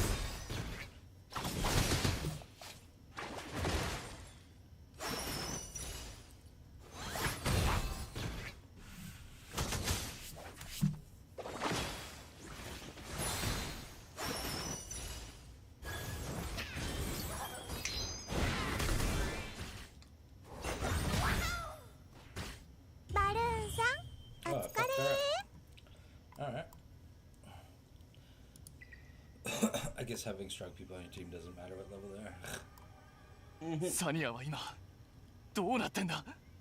原因は Isn't that part of the game? ジェネシスの感染だけじゃないの。エニー They と want you to 融合で spend more money to get stronger, so ひ you とま just ずこれ以上ここにいて not は do まずい。 anything. I have to get stronger. My birthday soon. You should buy me some clothes. No. Do it.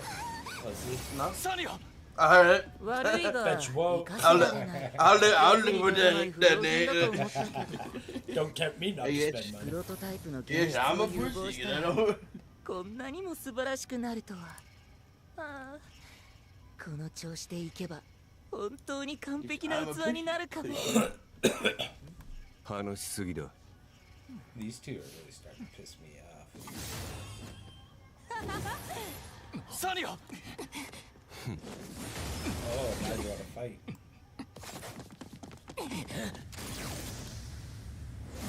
I look up the game in the first 3 videos. Do you know what the first 3 videos is? What happened? Do you know what the first 3 videos of this game is? For this game is on YouTube? Oh no, what do you mean? I just looked up the game on YouTube, and the first 3 videos are reroll guide. Yeah.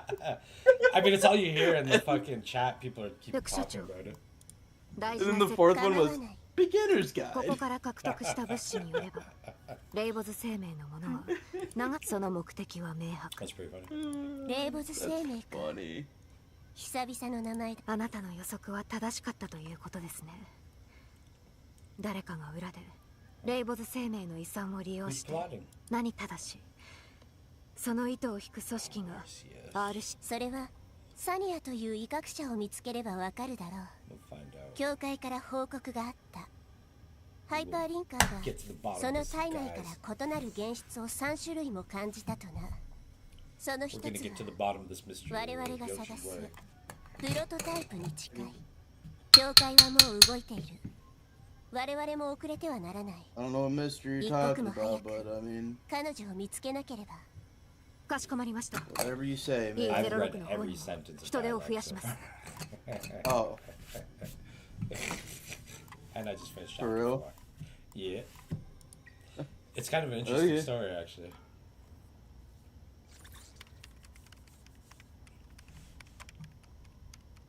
Some parts aren't translated properly, but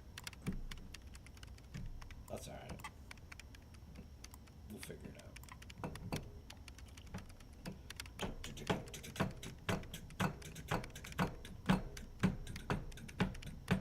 hey, got that water guy. The water guy? Yeah. Mia? No, Obo or whatever his name is. He's a water, like an old dude. Oh, the train guy. Yeah. The conductor. The water conductor guy. Obo. Hey, I got Hell Kid. Oh shit, nice. That's a good one too. Yeah. Hell yeah.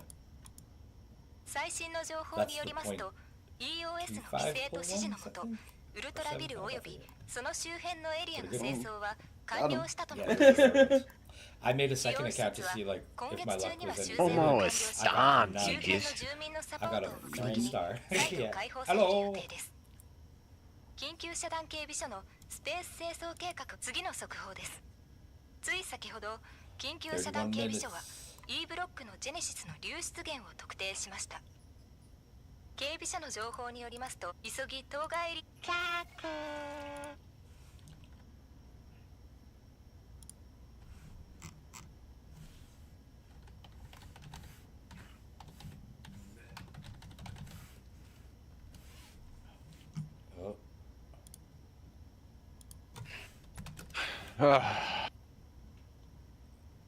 Razor, I somehow got on the side of the AI videos on TikTok, and I guess the vibe right now is they're making historical vlogs. Where, like, I've watched the Yeti's vlogs, I've watched Bigfoot's vlogs, I've watched Blackbeard the pirate getting ready in the morning on his boat. I haven't seen Jesus on the cross, but I did watch the Trojans live streaming the horse being brought into the city. It's so fucking weird. It's the coolest shit I've ever. I'm not gonna lie, bro. so Don't- cool. It's the so coolest weird. shit. The things people It's are what- supposed to think of. It's what AI should be used for. I mean, these accounts have like 1 million on each video too. Views. Yeah, they're Like, It started with I mean, some of them super are- fake-looking ones, and now they're just getting so good. they're so fucking good, bro. And if I had any amount of willpower, I would sit here and just make it. I mean, it took. The thing is, I know it took effort to get them that clear, crisp, and then to like sync like all the clips together so they could string them to look like a whole minute-long fucking thing. It's once you have funding to make them, that it makes sense to pay for it to make it and put it out, that you're making money on it. Once you're at that point, you can just anything on, like especially VO3 now, you can just literally make a movie. And then there's other AI sites that'll just clip it all together for you. So dumb. ジェネシス RCS はヘルジ今はまだわからない。サニアの体に第三の器 This 緊急 game 遮 might 断 be better than Honkai Rail Star. ヘルジットと RC7 まあ安心して Yeah, people seem to really enjoy it. And the end game being PvP makes me interested, and it doesn't look as pay to win. I've pulled 2 super good ones. Ooh, just pulled one や on っ this と first 来て try. くれたか。RC77。ヘルジットと一緒にいるはずじゃない。 I'm not gonna be the people who are re-rolling. 敗因力は改めて RC77。 I got a Lilith. I don't need to. 言っとく。 Hey, Ninja. するな。それに Welcome. もしクルルの最終進 30 minutes, bro. そっちの情報は確かだろうな。 28 minutes and 30 seconds. 俺の名誉にかけてもいい。 Sorry, just counting. 絶対間違いない Our first post stream in over a year. So sad. It's probably not over a year, but I'm gonna say that anyways because it feels like it. 3 and years. Feelings matter. 3 years. First post stream in 3 years. Yes. Mark's probably gonna have gray hair. I haven't seen him so long. It was nice to see him making all the videos. I agree. I love his voice. Better than Jonathan. I don't like Jonathan's voice. I would have been really upset if it was Jonathan. Here's what you're saying, Riley? I would have too. Honestly, I would have liked the news 力があ less. るから。私のプリ新しい依頼。ビクトルは継ぎはぎされた。ハサミ I don't で even know what to expect. I think that's my favorite part about this is I just like I don't know what to expect. I'm tempering my expectations, but I really hope the Atlas tree itself the map tree looks different. Like the Atlas. ごちそうさま Yeah, that would be sick. バルーンさんも満足 Even though で its きた current formation is probably peak and the best form it can be. Just curiosity. The layout of the maps, I could definitely be okay with being different. I don't want them to fiddle around too much with the passive tree. I agree. But if they completely rearrange how we like actually progress through maps, I'm all in for that. That's sort of what I'm hoping. I'm hoping for a new way to progress through maps. But the current way is just so accessible that it. Go drink some water. I don't want them to touch it too much. If the other way, it could be worse. Yeah, the Atlas passive tree, they definitely shouldn't touch. Oh, okay. I also don't want to lose the ability to re-roll. I mean, they showed off maps in all the teasers, so I don't think they're getting rid of maps. Which is good. It's debatable if we're gonna have King's March. Correct. I hope we don't. Apparently, it was in one video and not in another. So, we'll see. Like on the waypoint. What is... Discord will, like, beep, and it's, like, telling me someone's pinging me. But it doesn't tell me where. Oh, did you join a new server recently and didn't mute it?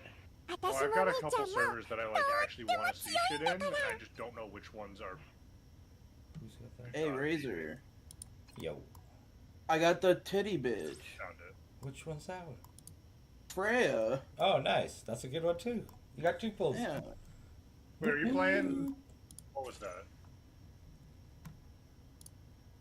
This new gacha game. Etheria. Yeah, Oh. Etheria.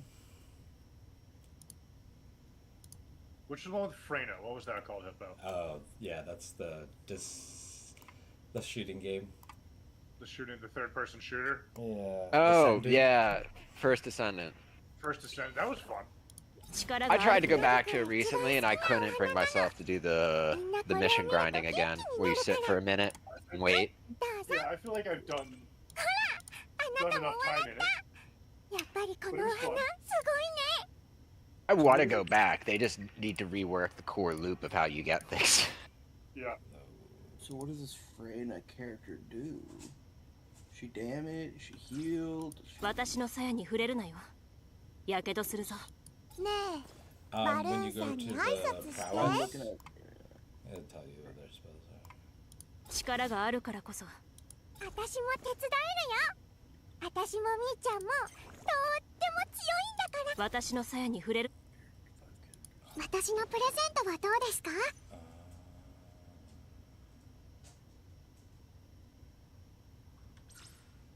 ねえ、バルーンさんに挨拶して。探検の道に何か困難があれば、冒険家を召喚すればなんとかなりますよ。悪巧みしてない Yeah, よ。 I'll download this Etheria game. 本当だもん。This looks cool.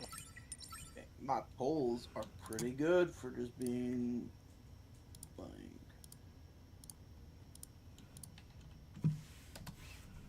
Those are codes you can put into to get free mail things I sent to you. Oh, thank you. Also, give my Twitch page a follow so I have more followers. You didn't say. Where did you put this? You keep talking about it. I literally said twitch.tv/razorface. I'll post it to you. Yeah, I'm not, but I'm not. I'm not gonna look it up. You just have to type that. Yeah, that's a lot of work. Twitch.tv. When you can literally just when you can like literally. Is this where we're at now, really, in society? Holy. You can literally just like put a link. Thank you. I'm such a son of a bitch. 探検の道に何か手伝うか? That easy. Oh, recycle. How do I? 私も手伝えるよ。私もみーちゃんもとっても強いんだから。私の鞘に触れるなよ。ねえ、私のプレゼントはどうですか? Your journey stuff, like your achievements. You can only recycle these things.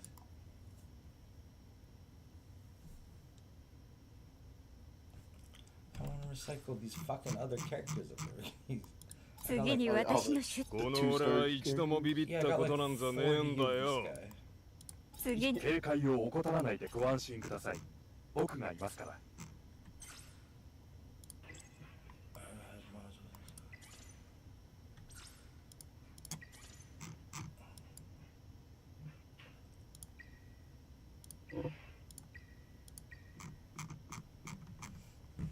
見張りは退屈ですが、これも仕事の一環です。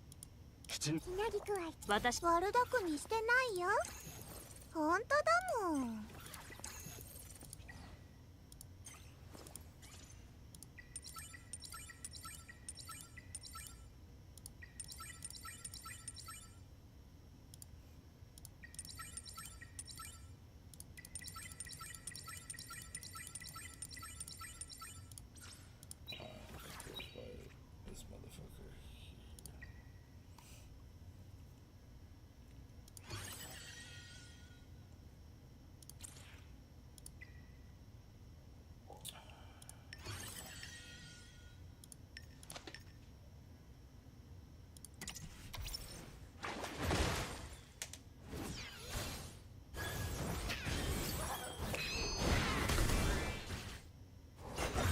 Tasty's prediction's correct, and we see more updates on the Yeah, that'd be cool. It would track. I mean, it would totally make sense. Adding like tier 17, 18, 19, 20 maps or something would be pretty cool. That'd be crazy. I mean, yeah, I don't know about that, but Some sort of update on that would be cool.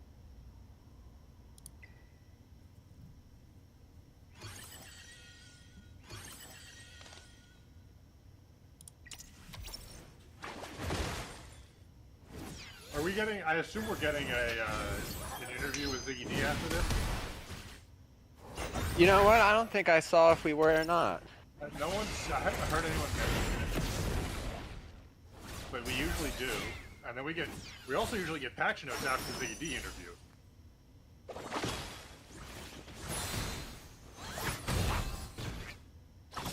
Yeah, Mark and Jonathan will answer questions live Q&A with Ziggy D afterwards.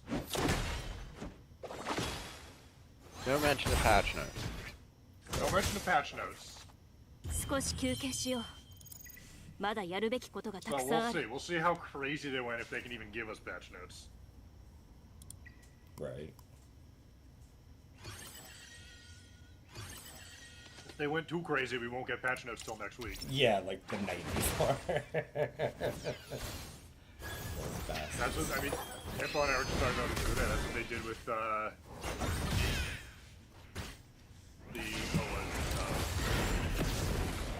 Fresha? No, the alt gems. Oh yeah, that's right. I forgot about that. We didn't have alt gems until like 12 hours before. Or we didn't have all of the alt gems until 12 hours before the league. Yeah. I forgot about that. Apparently the next, PO 2 updates tomorrow. Is it? Ziz has a bingo, and he put random map events / weather system into it. Oh my god. That'd be like sick. Hot maps and cold maps. Lightning strike destroyed. Is that right? Yeah. Did he post that anywhere, or is it just on his stream? He's working on it on his stream right now. Okay. Here, I can screenshot it because I have it paused. I just opened up Ziz's stream. He just said drugs are awesome. Is that what that was? I heard something else. Like, what the fuck? Wait, he's actually got a drugs cheat sheet.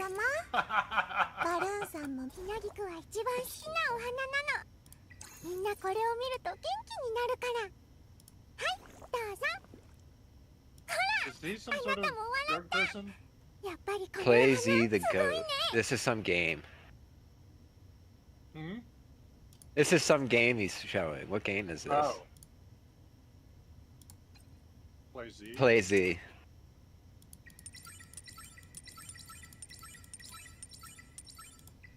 Oh, DayZ. At first I thought this was like the next Schedule 1 update, and I was like, oh boy. It's a lot of drugs. For a second, I thought he was in sort of like pharmacology for some reason. Yeah. I thought that was like legitimate. Yeah. You never know what this is. He's like, this is my new interest. That's true. Yeah. Ziz, he'd be like, I've always been interested in this. What? Yeah, right? Dude, my brewery back home was from a toxicologist, and they had just a bunch of toxins. Oh, that's pretty cool. As like it wasn't just the toxins; it was like the chemical formulas or the chemical structure for the toxins on the bathroom wall. Yeah. That's it. It was absolutely. It was called the brewery was called Tots. Had a little poison dart frog as their logo.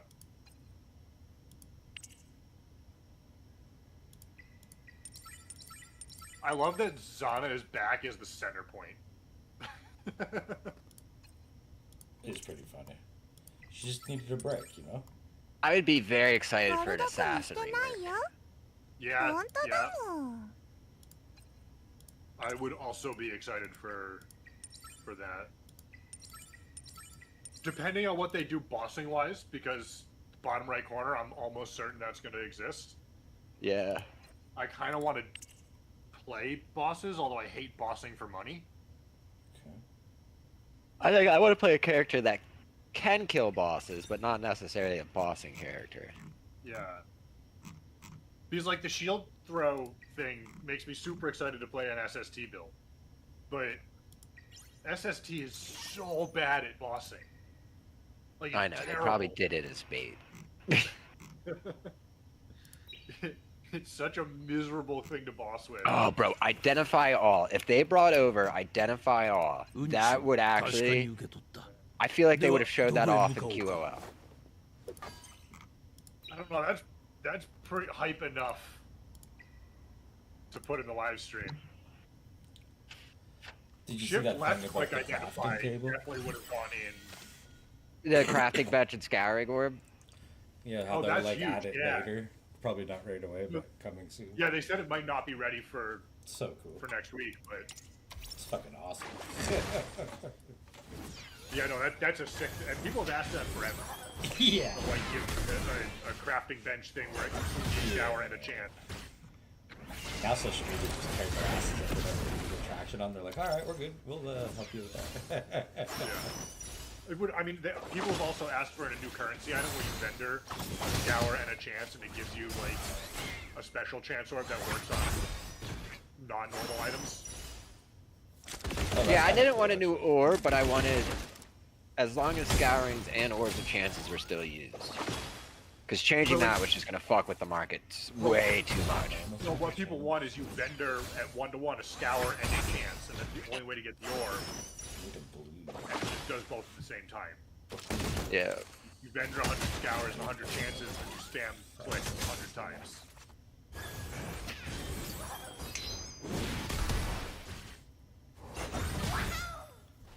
Fuck Lilith's little dolphin. People just. But anyway, the vendor recipe works the same way. I wonder if they put a cost on it. Like beyond a chance and a scour.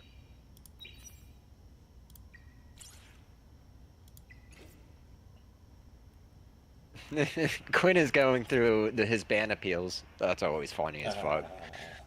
Ooh, should we make our own union? Ooh. It's you! Oh, there's already 2 level 4 unions. Bless you. Donko. Mathel asking people to not make him dress up as Zana for the 4th time.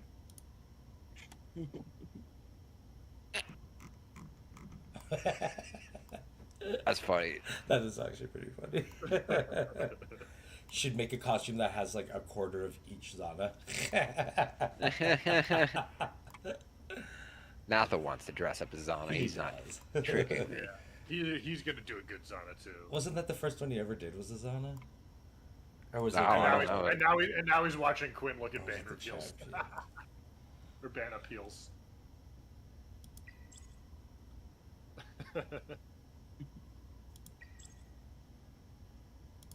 Captain Lance on his bingo has a 15% chance Toda is back.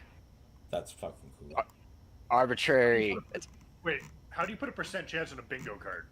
Because he just randomly did. I don't know what you want from me. How does that work? I don't think that's how that works. His prediction and an odds. Yeah. I'll share this as well. I'm just going back to the base post stream.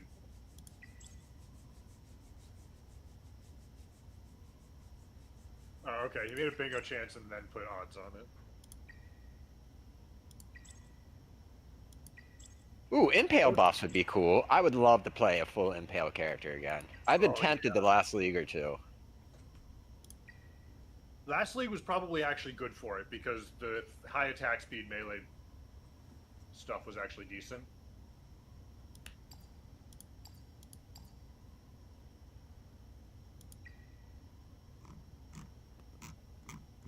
But like an Impale SST or something would be insane.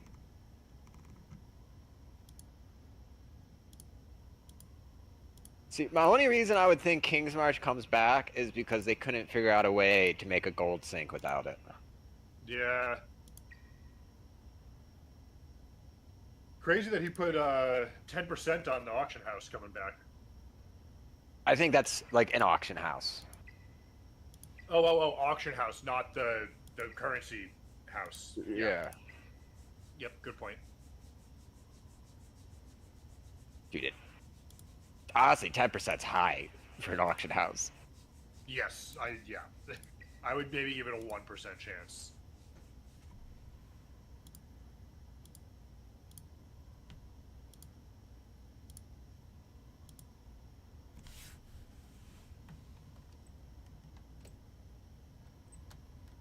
That's some form of freshia.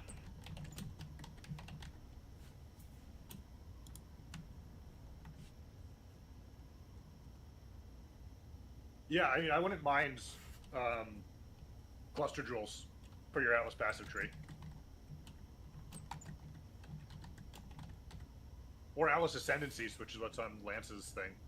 It'd be cool if they took some and made them into unique cluster jewels. I didn't think about that, but if you had like a wild speaker node as a cluster jewel, that may be too accessible. You're talking Ascendancies. Sorry, I was talking Relic.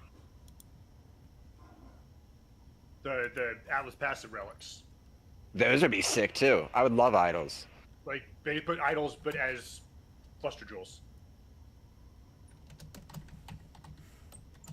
Yeah, I'm excited. I'm excited for the passive tree. They could be I think working. that would be kind of cool, is to do idols as cluster jewels, but only affect Atlas passive clusters is insane. Atlas passive clusters, but only things that are currently available on the tree, and so you can focus in one, but if you want to focus in like 3, you need to get cracked jewels. So it's like an efficiency thing, but not a like end game too much power thing. Except for like Delirium, because the more power you get and more things, the better it gets, which is good. That's fine.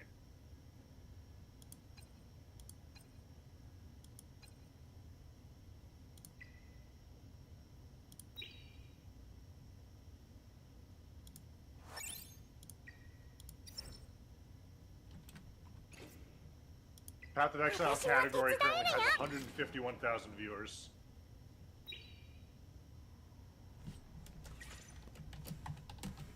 Big numbers.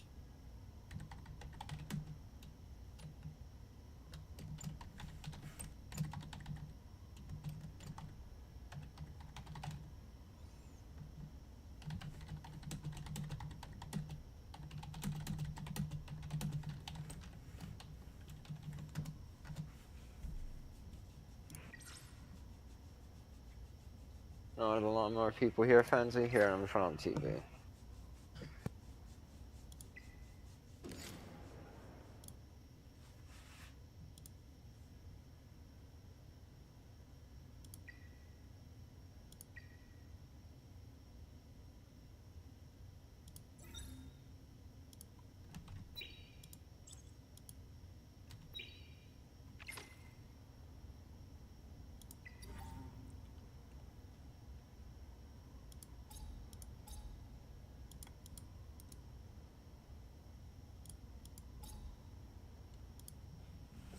Do you remember what your name is?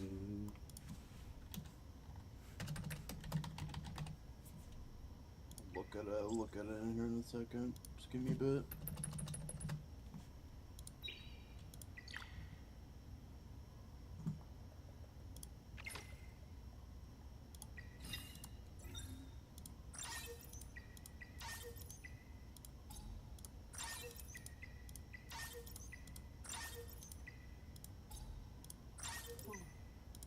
Everyone ready for the memes? Memes. Ready for the real shit. I don't know about memes. Maybe it'll be another channeling league mechanic, where you have to sit in place for 30 seconds. One can wish. They make a league mechanic where it's just an idle game. Like circles. Settlers 5.0. But it's just circles. They just implement the circle game into it. I wonder how long it's going to take to unlock the recombinator, since Settlers is most likely in. Right. I wonder what it's going to do now, because there's no way it's the same, right? Yeah, they would definitely have to change it. It's getting exactly what you want is kind of crazy. It's an intended feature. Come on, Andrew. Especially with the introduction of like Eldritch and Shaper Felted Orbs, you can like deterministically get anything you want now. Yeah, I love those. That sounds so cool. And if the weapon enchants are still in, Banishing Blade is back on the menu. Yeah, you guys are gonna make some juicer weapons this little game, but... Yeah. You can guarantee the Frenzy Charge suffix on Banishing Blade with the Shaper and locks. It's not like great to have to do it, but you know, it's in theory easier now.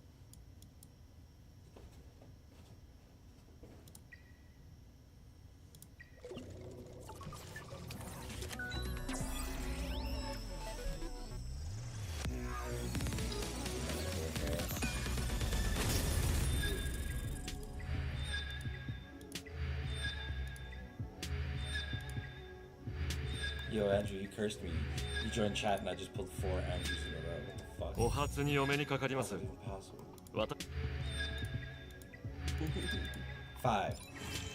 Look at 1, 2, 3, 4, 5 Andrews. What do you play? Oh, this new gacha game that came out today, and one of the characters named Xandru. I literally just pulled 5 of them in this pull out of 10. What the fuck? That's so funny.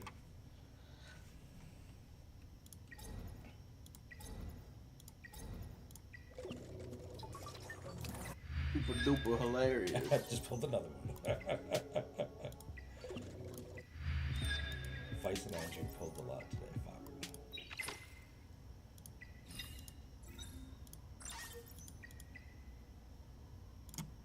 3 minutes. I'm so scared. ひなぎくは一番好きなお花な探検。力があるからこそ。悪巧みしてないよ。ほんとだもん。ごちそうさま。バルーンさんも満足できた？私も手伝えるよ。ねえ、バルーンさんに挨拶して。力があるからこそ。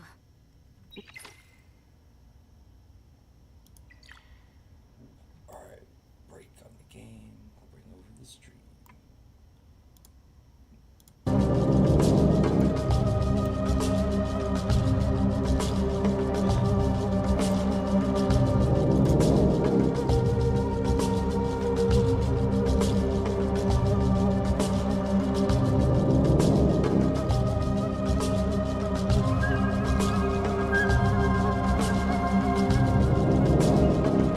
Check out puppies. Big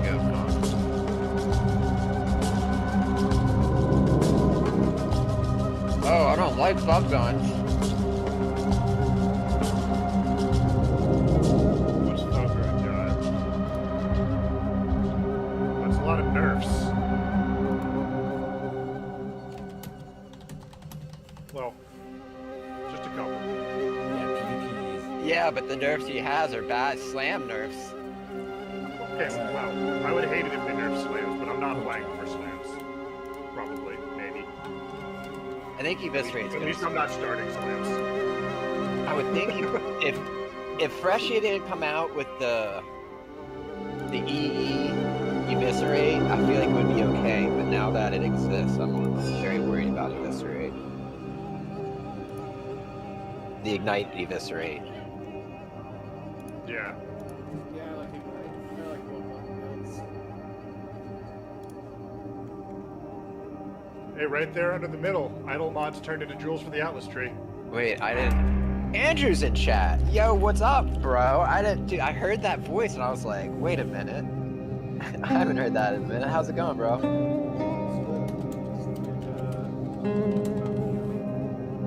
Hell yeah. Because you know there's no POE to talk about. No. Oh, we know. We've been struggling. Struggles so real. 60 seconds. Alright, I'm def muting for this.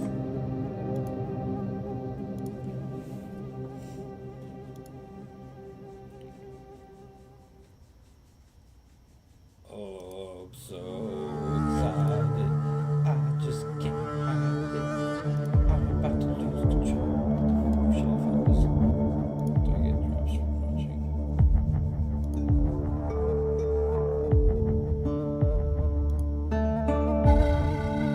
being used to gather blackmail.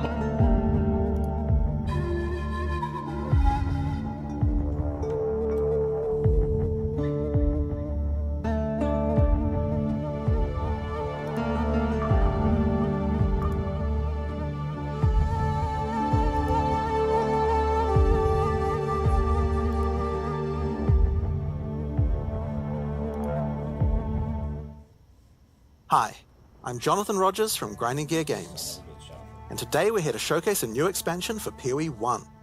It's certainly been too long since we had one of these. Now, we had some struggles as a studio for a little while there, but we've got our shit together and we're back in action now.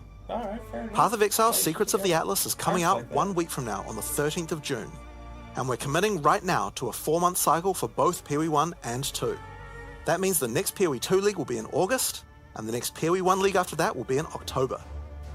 Twitch drops are enabled on today's livestream, so you'll be able to claim your Skull of Undeath helmet skin by following the instructions below.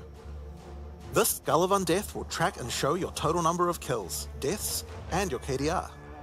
Just because Path of Exile isn't a first-person shooter doesn't mean this isn't important. Proudly or shamefully, link it to your friends or in global chat to show it off. And with that, let's get to why you're here. Secrets of the Atlas. You can search 1,000 worlds and still never truly discover who you are. Trust me. I should know.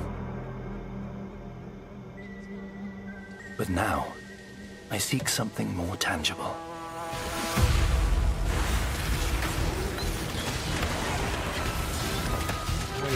Someone I care for, trapped within the Atlas. Reliving memories, made real. What have you done? Made grotesque. Made foul.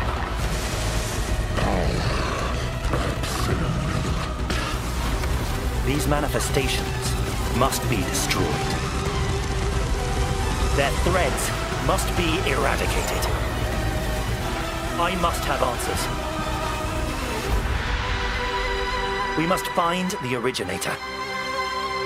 We must save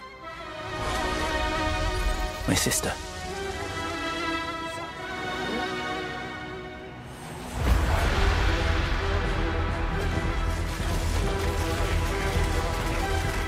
Her power is an illusion made real.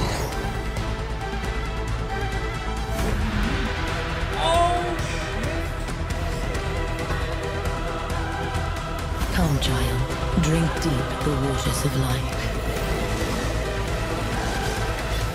You're either a client or a target. Target inside! Job's done!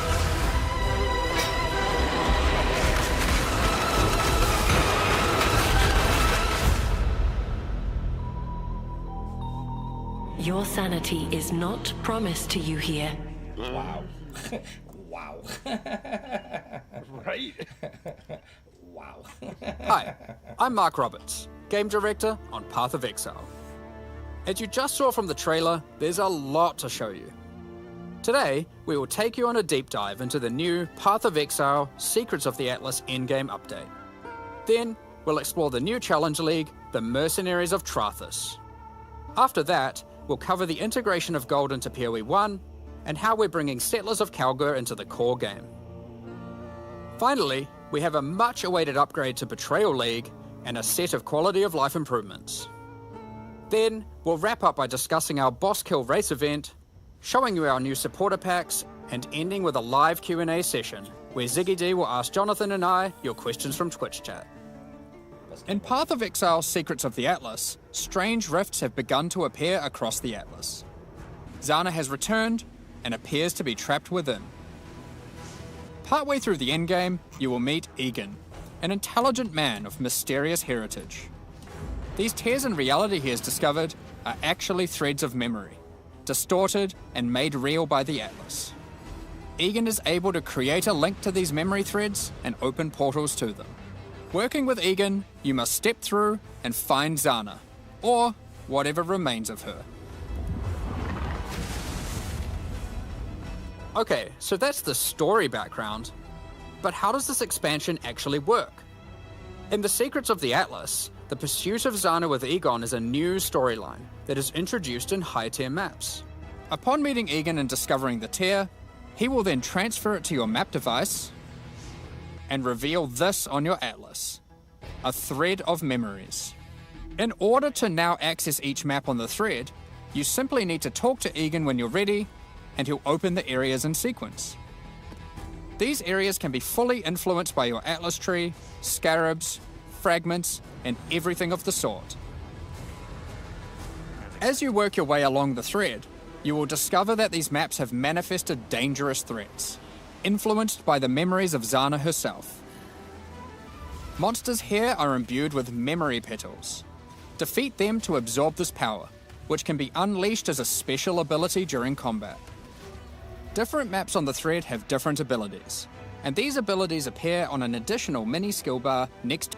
For example, Memory of Disbelief will cause all affected monsters to stop dropping equipment items, meaning they can now only drop more valuable items, like currency and maps. Memory of Panic will make all affected monsters revive immediately after death, which means you can get twice as much experience and drops from them. And Memory of Impatience will cause all surrounding enemies to give you their souls, temporarily increasing your power. As you progress further into the thread of memories, the maps can have more than one memory, and thus you can have more than one powerful ability. As you gather memory petals, you can use these powers together. Each skill costs its own amount of memory petals.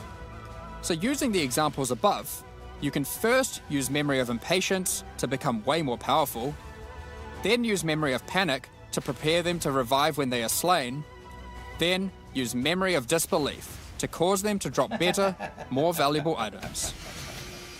Finally, obliterate them all. The Memory of Panic will kick in, causing them to revive, and then wipe them out again, allowing you to get all the experience and enhanced drops twice. There are many combinations of these powers, so you'll have to carefully consider how they best work together. That's not the only extra layer of content juicing these maps offer. As you defeat the boss of each map along the thread, you are presented with an altar. This altar will apply a modifier to all following maps in the thread, and these will stack as you go, so the deeper you delve into a memory, the more mods you will have. This, combined with the special abilities, will allow for some of the most juice maps ever run in Path of Exile. Let's take a look at some of the altar mods. You are always presented with two choices and must pick one.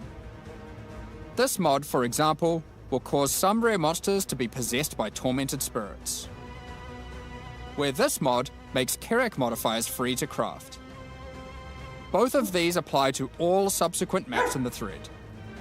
The final map in each thread is a true challenge, with all the altar mods applying to it and guarded by a powerful boss. Each of these bosses are familiar, but dreamlike, drawn from Zana's memories and warped by the Atlas into something very different and terrifying. In this map, you will fight the pinnacle boss, Cirrus. Fueled by Zana's affectionate memories of him, his enhanced abilities can prove to be a unique challenge. If you manage to defeat Cirrus, or one of the other warped memory bosses, they will drop a map fragment, which Egon can use to delve deeper into the memory tiers. With these, you can access a set of 3 new pinnacle bosses. In this arena, the Moment of Reverence, Zana is reliving a memory of her father, Valdo, giving a passionate speech in Oriath. The Atlas distorts this memory of her father as a powerful, influential man and manifests those emotions into a twisted nightmare, the incarnation of dread.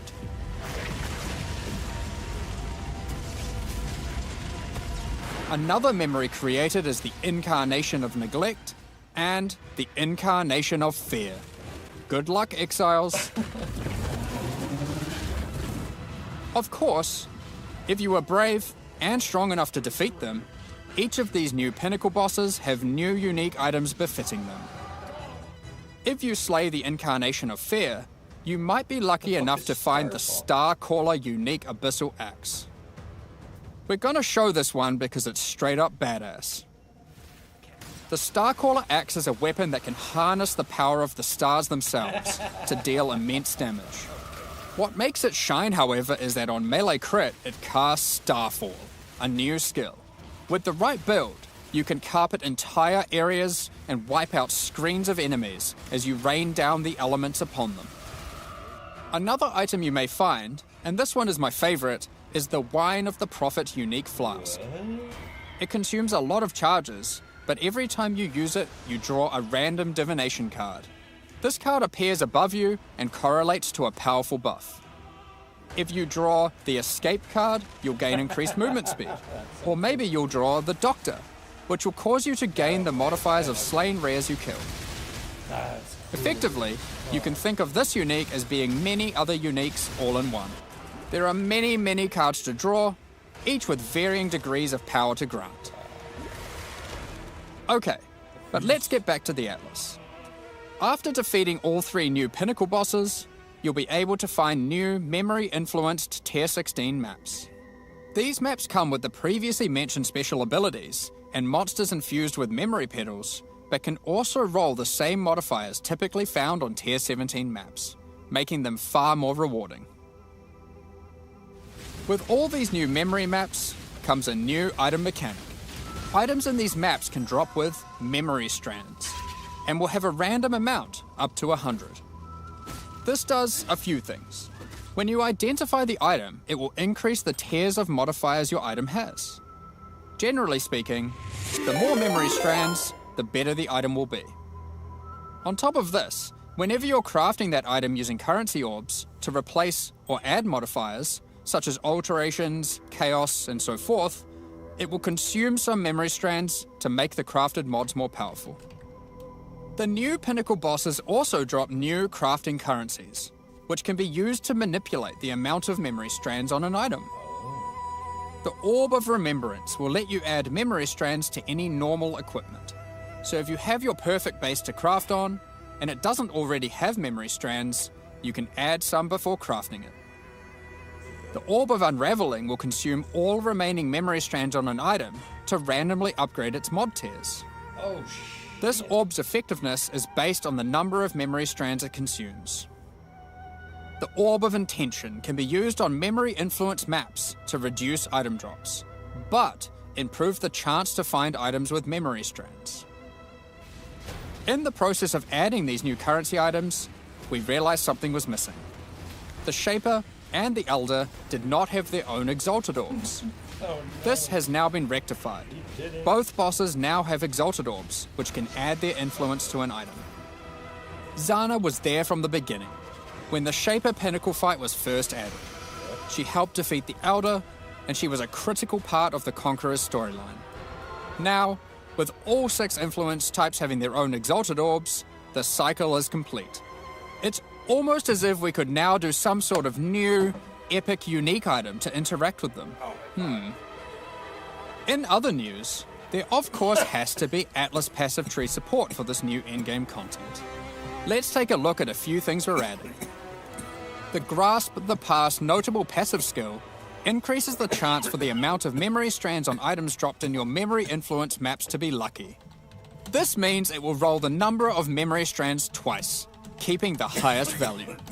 By allocating traumatic experience, remembered kindness, or educated upbringing, you'll decrease the chance of finding memory threads that lead to specific bosses, meaning you'll have better chances at finding the memory threads you would like to run. This is especially useful if you want to target farm a specific boss because of its unique item drops. In sum, the secrets of the Atlas will have you questioning what is real as you attempt to free Zana from warped memories scattered throughout the Atlas. You'll fight new Guardian and Pinnacle bosses tormenting her, find crazy new Pinnacle uniques, combine and unleash memory petal-empowered skills, juice maps to new heights, and craft powerful new items. While we were showing all the juicy rewards from the new endgame system, you might have noticed that a lot of gold was dropping. Let's talk about that. Gold was introduced during the Settlers of Kalgur expansion. It funded the development and operations of King's March, along with various new features such as the currency exchange, the black market, and the passive respec system with Faustus. Those features offered by Faustus will be here to stay, along with some of the other services Kingsmarch has to offer. We'll get more into that later, but don't worry, Kingsmarch has already been completed. There will be no more town building. Like before, gold will be used for town services, but we're also adding a new way to use it in the upcoming league. It's time to talk about Mercenaries of Trathus. In this league, you will meet veterans who have travelled all the way from the lawless cities of Trathus. They're ready to offer their sinister services, but not for free. You will encounter these mercenaries as you journey through Rayclast, one in each area. They have their own personalities and come with different builds, skills, and items already equipped. After meeting them, as per the Trathan Code, they will challenge you to a duel, a test of strength and conviction. Before beginning the duel, you will be offered an overview of the mercenary you've encountered. Here, you can see the gear they have equipped, the skills they employ, and any support effects augmenting those skills. You must now make a choice. You can hire their services, take one of their items, or exile them. If you choose to hire them, for a gold cost, they will accompany you as a skilled combatant to assist you in fighting monsters throughout Rayclast. Once you've decided, you can begin the duel. This is a great opportunity to test them, as you don't want to be out of pocket with a useless rookie. However, they're testing you too. They also don't want to be working for an amateur. So, what items might they be using? Generally speaking, mercenary gear is more powerful than what you'd normally find from defeating monsters, as they've been crafting their items too. They can also come equipped with unique items, those that would make sense for the skills they are using. There are even some new unique items that can only be obtained from defeating them. One such unique is Scornflux. These boots combine agility with the mastery of the arcane. While equipped, increases to cast speed from Arcane Surge also apply to movement speed, which is worth noting is now 20% inherently from Arcane Surge, up from 10. They also grant Arcane Surge when you use a movement skill. This allows for some speedy spellcasters. Sometimes you may meet particularly infamous Trathan mercenaries, bearing the name of their house. These mercenaries descend from the 4 major death trade families in Trathus. They are less common, but have far better items. And they are also the sole source of items with new, infamous modifiers, unseen before in Rayclast, such as these gloves, which convert all of your minions' fire damage to chaos damage. Or this helmet, which causes nearby enemies to take more physical damage as you gain more fortification. If you're not swayed by any of their equipped gear, however, you can always challenge them for the contents of their pockets. If you lose the duel, don't worry. You don't need to give them an item. You aren't bound to Trathan tradition like they are. However, you are bound to Rayclast tradition, so you'll just die. Almost had me. Well, not really. While playing in a party, each player can decide whether or not they want to participate in combat against the mercenary. For each player that opts in, the mercenary gets more difficult. But if they're defeated, each player has a 50% chance to get a random reward, which is usually currency items from the mercenary's pouch. Alternatively, party members that opt out of the fight can spectate and cheer you on. Or they might wish for your demise, so they can pick up that allocated divine waiting off screen. Dead. Good. Let's say you won the duel, like their items, and have decided to hire them. What combat skills do they bring to the table? Each mercenary has an archetype.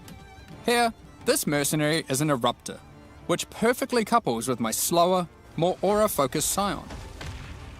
This mercenary is highly aggressive, and will get a lot of benefit from the auras and buffs I provided.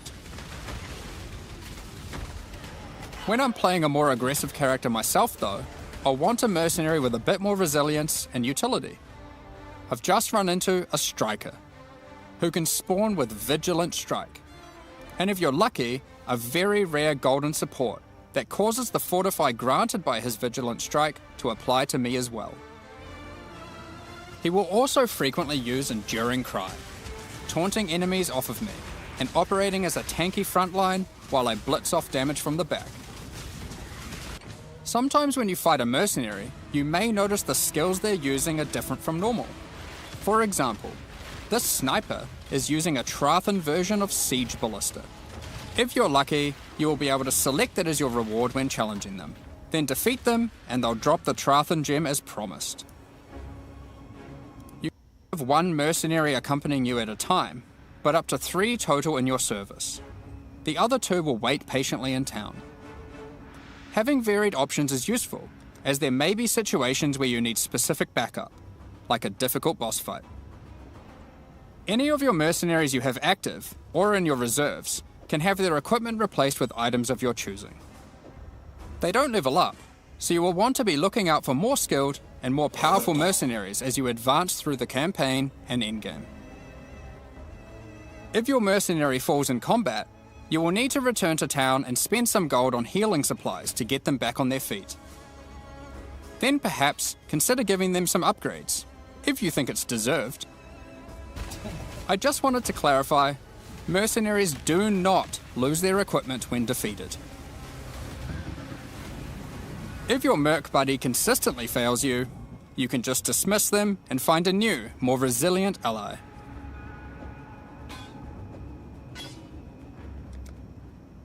You walk your path, I'll walk mine. Earlier, I mentioned you could exile mercenaries. If you keep running into a mercenary archetype and you think, man, this guy stinks, their gear is trash and they have no auras, you can then choose to exile them.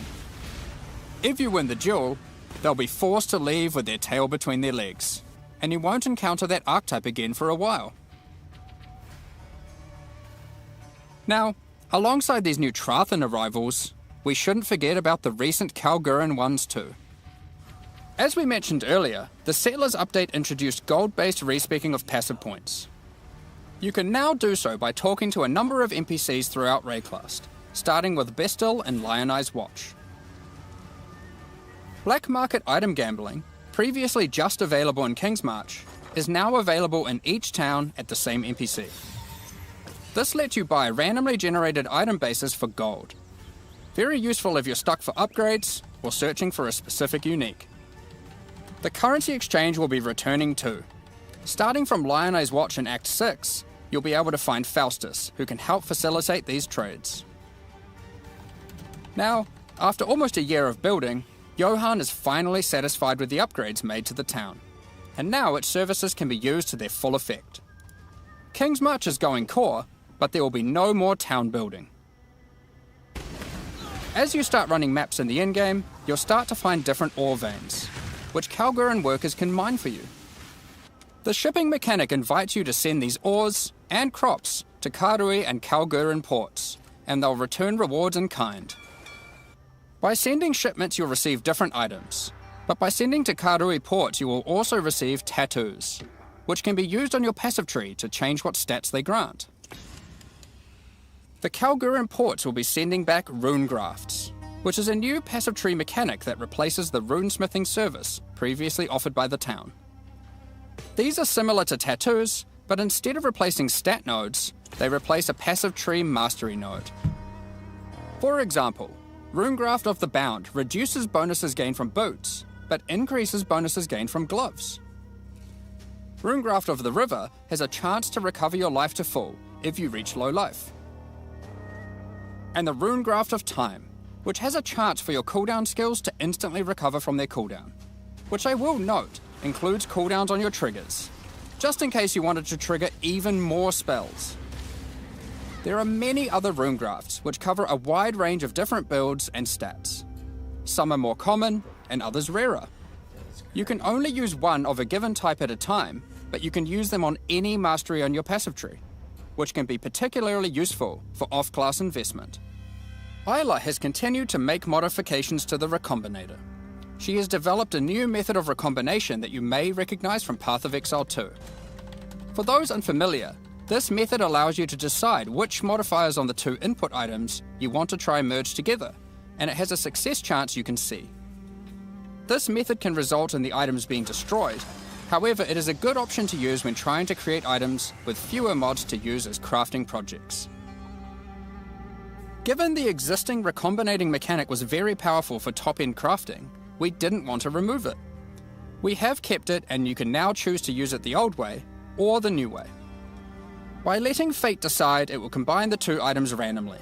There is no risk of destroying either item, but it will be less predictable.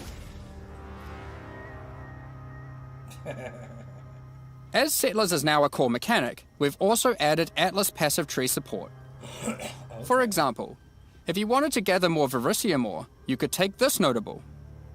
Each ore has a similar node. Refiner's Bargain converts items dropped by possessed monsters into thaumaturgic dust, sulfite into random ores, and life force into random crops. We've also added a set of Kalguran scarabs, so you can add more ore deposits, increase the rarity of monsters that guard ore deposits to at least magic, or gather smelted bars from ore you mark instead of ores. To sum it all up, Kingsmarch is now a thriving town where you can employ a swath of workers to collect resources, refine ores, craft items, and run maps for you. Send shipments of resources in exchange for tattoos and rune grafts, using those to modify your passive tree to an extent never seen before. Following on from that, we've also made a substantial rework to another important mechanic, Betrayal. As a refresher, and to explain to new players, let's briefly explain what Betrayal is. Betrayal is a mechanic introduced in Act 9 and tells the story of Jun Ortoi and her investigation of the Immortal Syndicate. This is a mysterious group of exiles who can seemingly come back from death. You must help Jun to uncover their leader, the Syndicate Mastermind. The Immortal Syndicate is organized into 4 divisions: transportation, fortification, research, and intervention. As you encounter the Immortal Syndicate members, you'll gain intelligence for each of these divisions to discover the location of their leaders, tracking them to their safe houses. Defeating the division leaders at their safe houses will reward you with intelligence on the Syndicate Mastermind. In your journey to track down the Syndicate leader, you'll manipulate the members of the Immortal Syndicate to change divisions, form friendships and rivalries, and even banish them from the Syndicate for a time.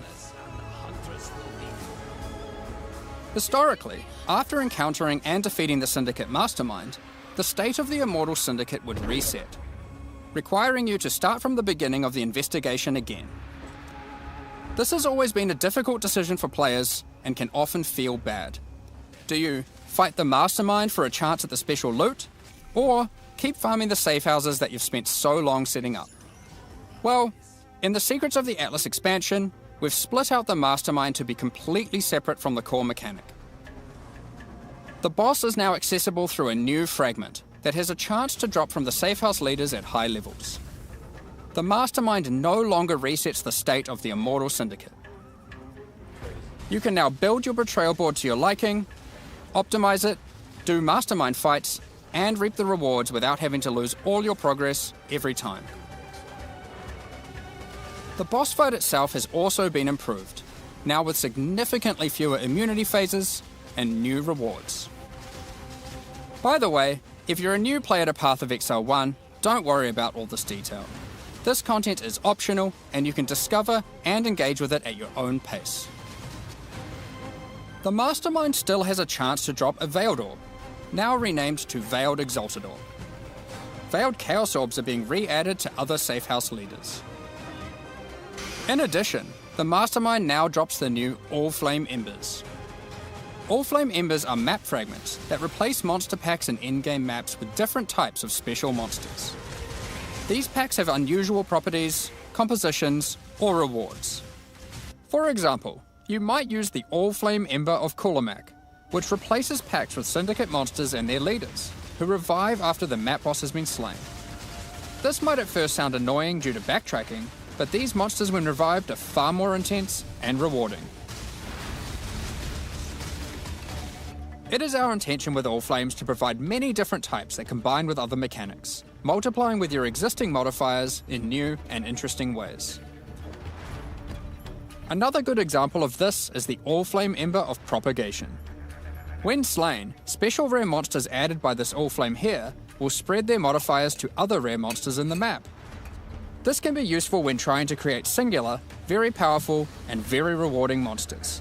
Something akin to meat sacks, which are making a reinvented comeback with this update too. Another is the All-Flame Ember of Resplendence, which adds monsters that drop no items. But when you slay them, you get buff stacks of increased quantity and rarity to enhance the drops of all other monsters. All-Flame Embers can be placed in your map device like scarabs, and used in conjunction with scarabs to further customize your maps. We're looking forward to seeing which combinations players find to enhance their maps. Perhaps you'll use all scarabs, all flames, or maybe mix and match. It's up to you. The Mastermind's unique items have also been improved. The veiled modifiers generated on these items are now from a custom pool exclusive to those uniques. Bitter Bind Point, for example, can now have various Spectre-specific outcomes, such as +1 additional Spectre. Aside from improved rewards from the Mastermind, all the Safehouse rewards have also been rebalanced. We've done a pass on the crafting sprees at the end of many Safehouses. For those who aren't aware how these crafting sprees work, well, it's simple. There's a crafting bench with an item in it, and a bunch of currency. There's a limited amount of time, and your only objective is to craft the best item possible before the time ends. One of the problems that the crafting sprees have is that they often require you to have specific items on hand in order to best maximize your result. But how are you supposed to know that beforehand? In order to solve this, most of the crafting sprees now offer pre-generated items. This has also allowed us to add much more powerful crafting options in each spree. Let's take a look at a few examples. In this spree, a randomly generated amulet or ring will be waiting for you. Test your crafting skill or luck with this Reflecting Mist crafting spree, and see if you can create something worthy of Kalandra's praise.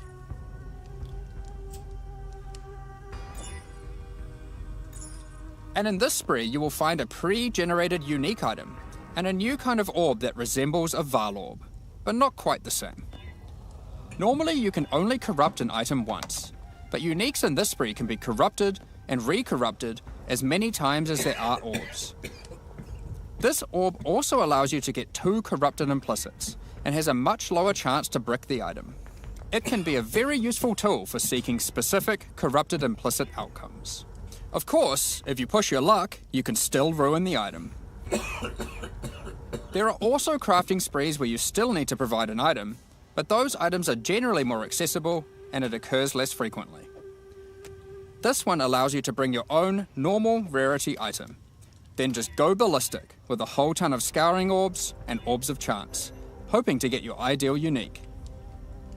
For most sprees, the rank of the Syndicate member increases the amount of currency provided, the quality of the pre-generated items, and the time allowed to craft your item.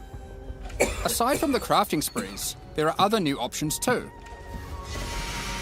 If you love gambling for currency, how about you try opening Varici's Emperor's Luck chests? These work just like the Emperor's Luck divination card and provide full stacks of currency. If you're lucky enough, unlike me, you could end up with a whole lot of divines. Betrayal is a good source of veiled items. Veiled items have some important quality of life improvements in this expansion too.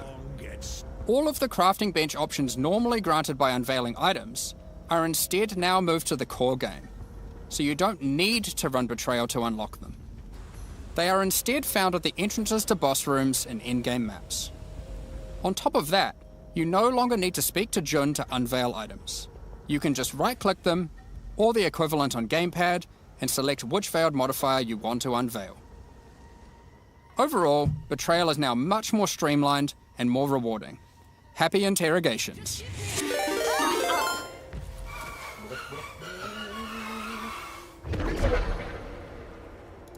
Now before we get into our quality of life additions, let's quickly talk about some character balance. We will be doing our regular character balance changes where we are bringing outliers in line to help evolve the meta, but we are also focusing our attention on buffing some specific things. This includes spellcasting supports that specifically enhance self-casting builds, channeled spells, adding new options to the Guardian, Berserker, Elementalist, Saboteur, and Champion Ascendancy classes, which include some favourites from some of the alternate classes from Legacy of Frisia, and buffing a whole bunch of transfigured gems that never really hit the mark. Combined with the new endgame crafting, improved betrayal crafting options, rune graphs for your passive tree, new pinnacle unique items, new modifiers and Trathan gems from the mercenaries, and of course the mercenaries themselves to act as an extension to your character, it's safe to say there's a lot of new character options and builds to think about. Instead of delving into all of these in more detail, we figured we'd just let you absorb them through the patch notes so you can do it at your own pace. In the Secrets of the Atlas expansion, we've also added a lot of the quality of life features that we know you've all been asking for. A lot of these have already been posted, but let's take a look now in case you missed any. You can now pause the game at any time by pressing escape to open the menu, or by opening any full screen interface, like the passive tree. You'll also be paused if any lag is detected or if you disconnect. It's worth noting that in certain Pinnacle arenas, a debuff will be applied to you that prevents you from pausing. We're also making a change to how you use currency items on strongboxes and monsters imprisoned in essences. Based on the currency in your inventory and the state of the strongbox, these buttons will appear.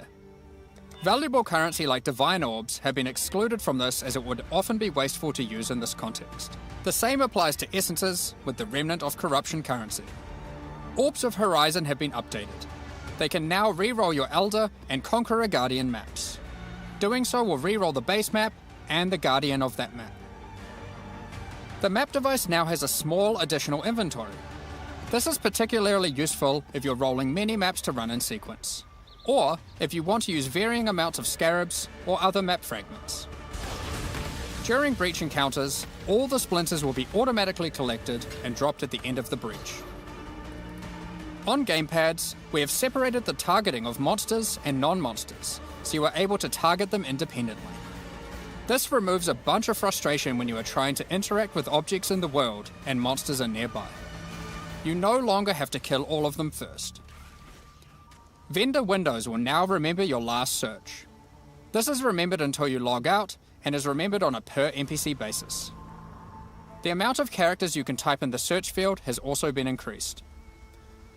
When using currency items, after right-clicking them, it will highlight all other items which that currency can be used on. There are many other quality of life improvements, so keep an eye on the patch notes after this livestream concludes. Alongside the launch of Secrets of the Atlas, we are hosting a competitive event where players will race to be the first to kill the new Pinnacle bosses. The event will take place in the hardcore, solo self-found Mercenaries of Trathis League. We have some interesting prizes in store for the winners. Keep an eye on the news in the lead up to launch for more details about how the event will work and what its prizes are. Next up, we're going to be talking about our new League supporter packs. Today, we're launching two new series of supporter packs, the Frisian Magistrate and Crypt Keeper packs. Each tier contains the pack's full face value in points, alongside several exclusive microtransactions. As always, the microtransactions in these packs are purely cosmetic and do not affect your character's power or progression in any way. The Frisian Magistrate series of supporter packs contains 6 exclusive microtransactions. The Frisian Magistrate character effect will bind your character in thorny vines and roses. You can select which parts of the character you want to have covered, either your entire body, your lower body, or your upper body. As you approach waypoints, it will emit leaves and golden petals towards it. When activating the waypoint, it will create a burst around you. Envelop your weapon in thorny vines and golden flora with the Frisian Magistrate weapon effect. Your weapon will also create a trail to match as you swing, and even comes with its own hit effect when slaying enemies. You are the law while wearing the armor of the powerful Frisian Grand Magistrate. The Spider Blossom pet activates its defense mechanism, disguising it as an elegant flower when near rare or unique enemies. The Frisian Imperial Magistrate back attachment comes in 2 forms. Equip either the Tombstone variant, which will leave tombstones in your honor when you meet your demise, Or equip the cape variant to cause the corpses of slain enemies to become enveloped in rose-thorn vines and blossom with golden flowers. Keep track of how well, or poorly, your ultimatums with the Trial Master have gone with the Trials of Chaos hideout decoration. It will keep track of the total number of waves completed, the total number of ultimatums succeeded, or even failed. On top of that, it will track the total number of times you've defeated the Trial Master himself. The Crypt Keeper Pack series also contains 6 exclusive microtransactions. With the Crypt Keeper finisher effect, death itself will tear through into the realm of the living and steal the soul of slain unique enemies. The Crypt Keeper portal effect creates a gateway for lost souls to pass through.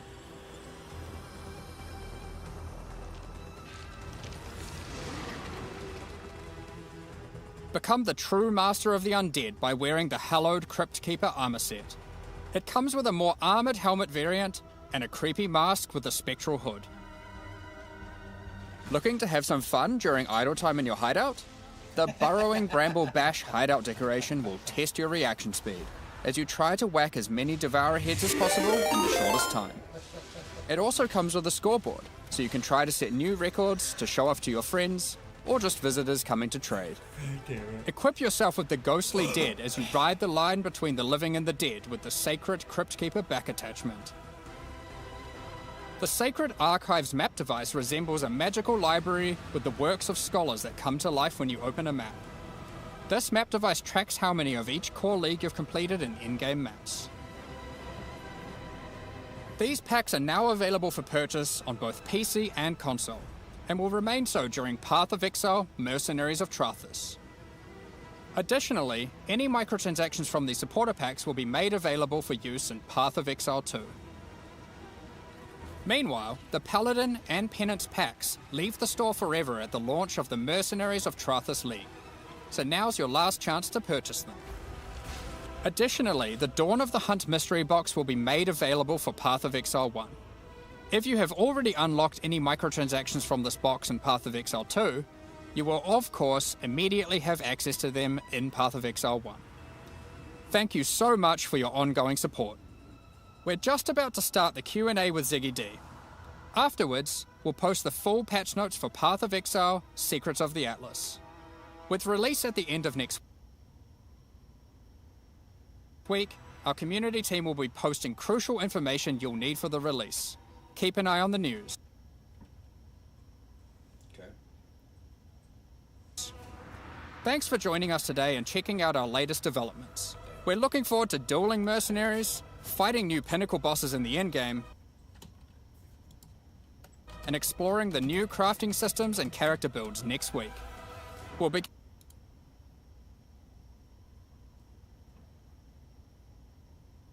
the Q&A shortly, so please get your questions ready.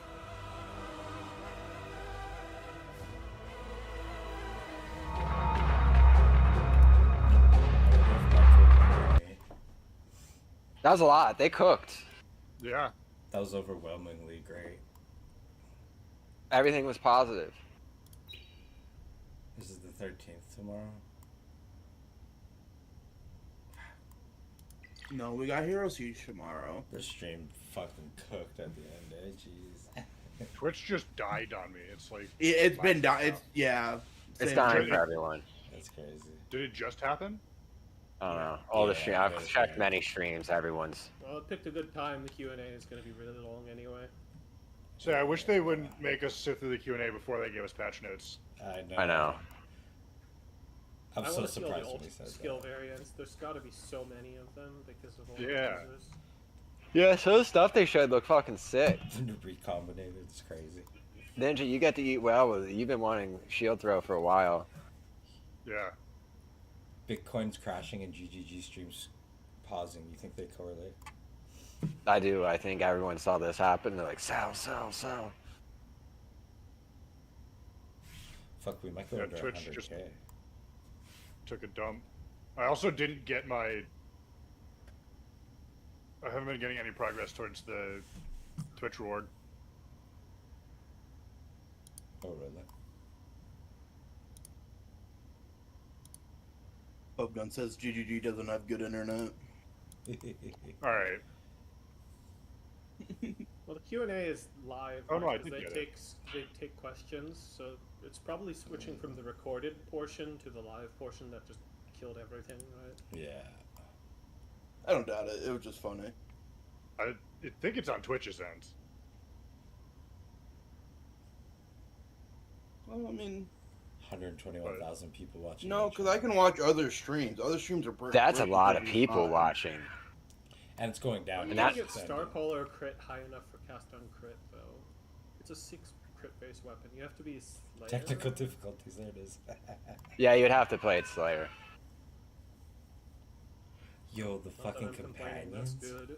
That shit's crazy. Yeah, cast on crit as Slayer is hard to... I don't know any builds that really do that. I guess Assassin works too, of course, but like... Because it has the nice fizz nodes at the start too, so it gets some pretty nice scaling on fizz spells. I'm assuming Star Falls is a fizz spell, because it's got fizz as a random element on it, so... Yeah. It'd be really sad if it's like lightning damage spell or something. I was surprised they didn't mention any Ascendancy buffs or anything, because I was hoping for an Assassin rework. I really was. So they mentioned... Yeah, they mentioned doing like a full rebalance plus adding new things from Frisia to existing Ascendancies, so... Oh, you're right, they did do that. So. They basically said... Yeah, they basically said, we changed balance. Look at the patch notes. Look at the balance. Yeah, that's pretty crazy Sabo has returned Proj. I don't even know what to think about that. That's very dangerous. That ascendancy, because the mind skills are actually cracked already. Unless they nerf the shit out of mines. Yeah. Which they might. They're not meta before, so they might not be on the radar. Weren't they absolutely meta for Frisia? That's it. Power Siphon Mines.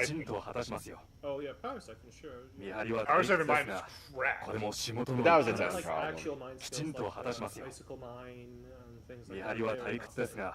Pyroclast is used for leveling in Hex Blast, and then those are the only two that actually see play for the actual mine skills. Mine support, yes. Yeah, that one I think will get killed. I think they'll gut it because during Frisia there was also the number one build was like bow mines, I believe. Like it was like just the best build there was. And it was like the attribute stacking ascendancy. Because he was able to kill like 12 mod rares or 16 mod rares in like one hit. He was doing like integer cap damage with every single arrow.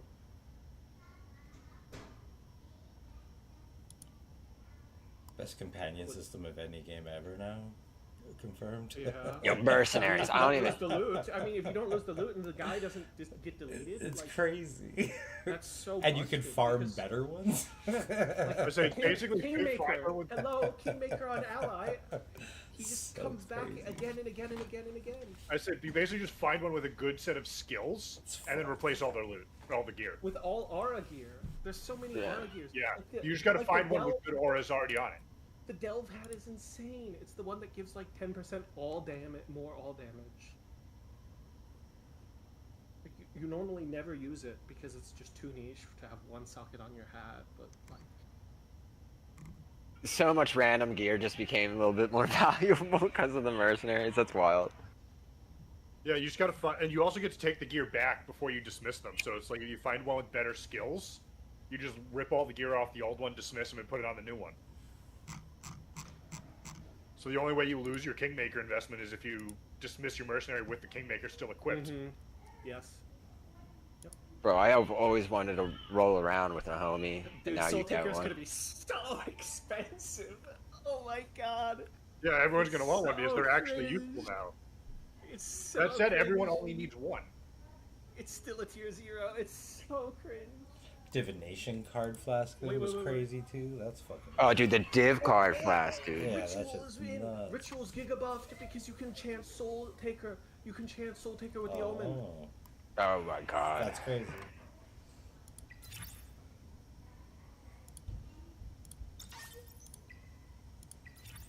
Dude, I haven't done a ritual. I could do a ritual league. Right.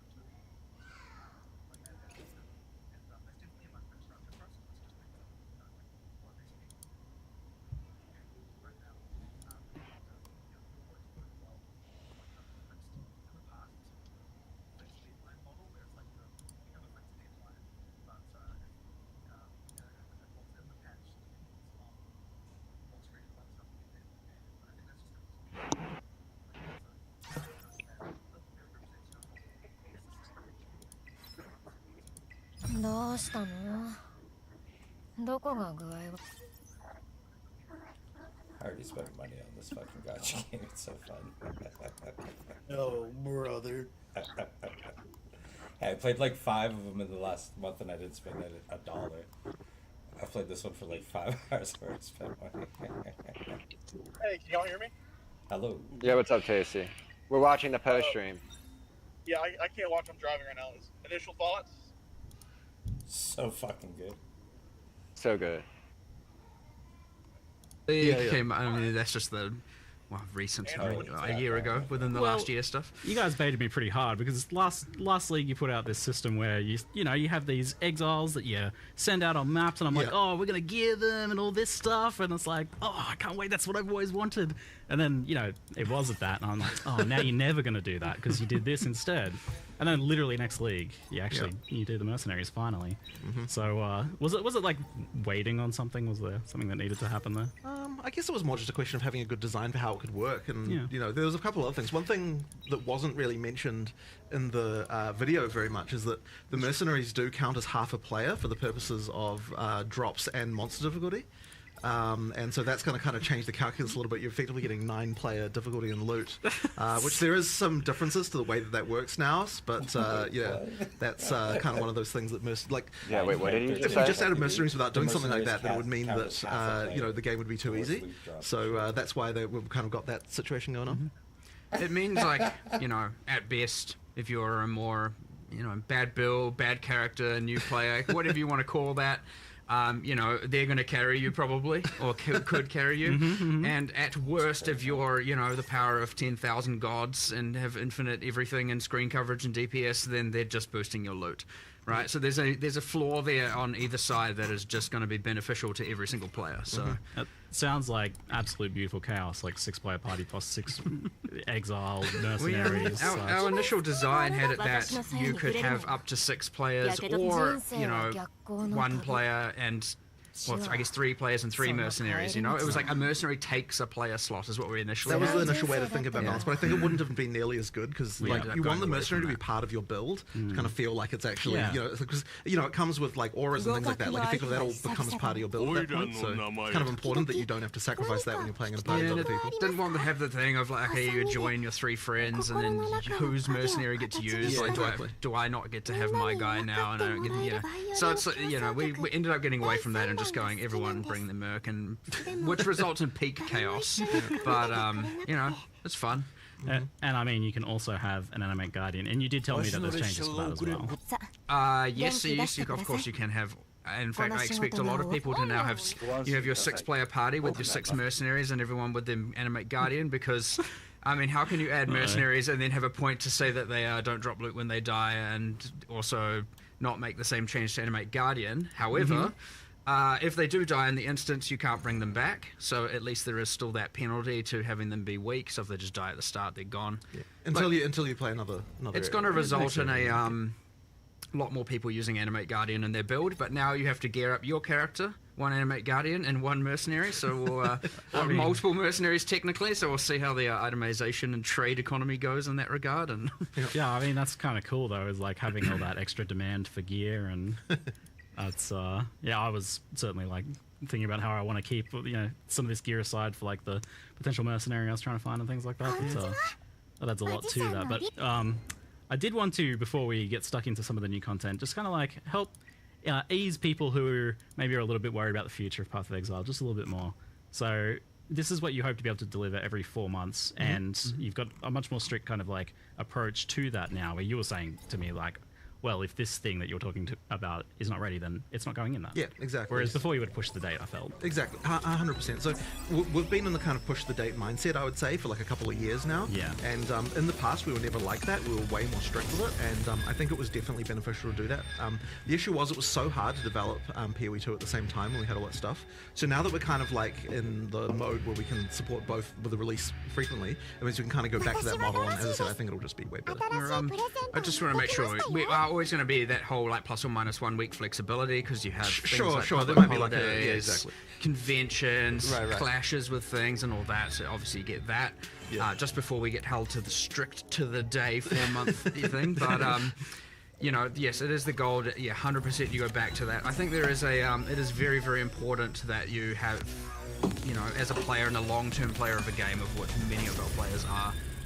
You have that consistency, and you know what to expect, and you can be like, yes, I've played for my month, I've played for my 2 months, I know I can just, you know, stop for 2 or swap to the other game, do that, and then I can know it's going to be coming again in 2 months, instead of that just like... there for me again when I need it. that like unknown is very sad, honestly, as a developer and as a player, and I certainly don't want to do that ever again. I imagine it has a toll on the team in terms of them like knowing, because it's hard to make content, I imagine, and just not have it get shipped.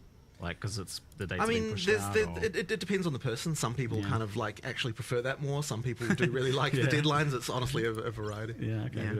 And you mentioned blending the teams together. That's like a big change, whereas before you were explicitly trying to separate them, and there was the question of like, well, there's problems with that, right? Yeah. Well, so I mean, we had problems when they were blended originally, like years ago, where PoE 2 wasn't getting, like, you know, it kind of wasn't working because that deadline was so far out that it kind of worked. So we had to split the team to get PoE 2 shipped at that point.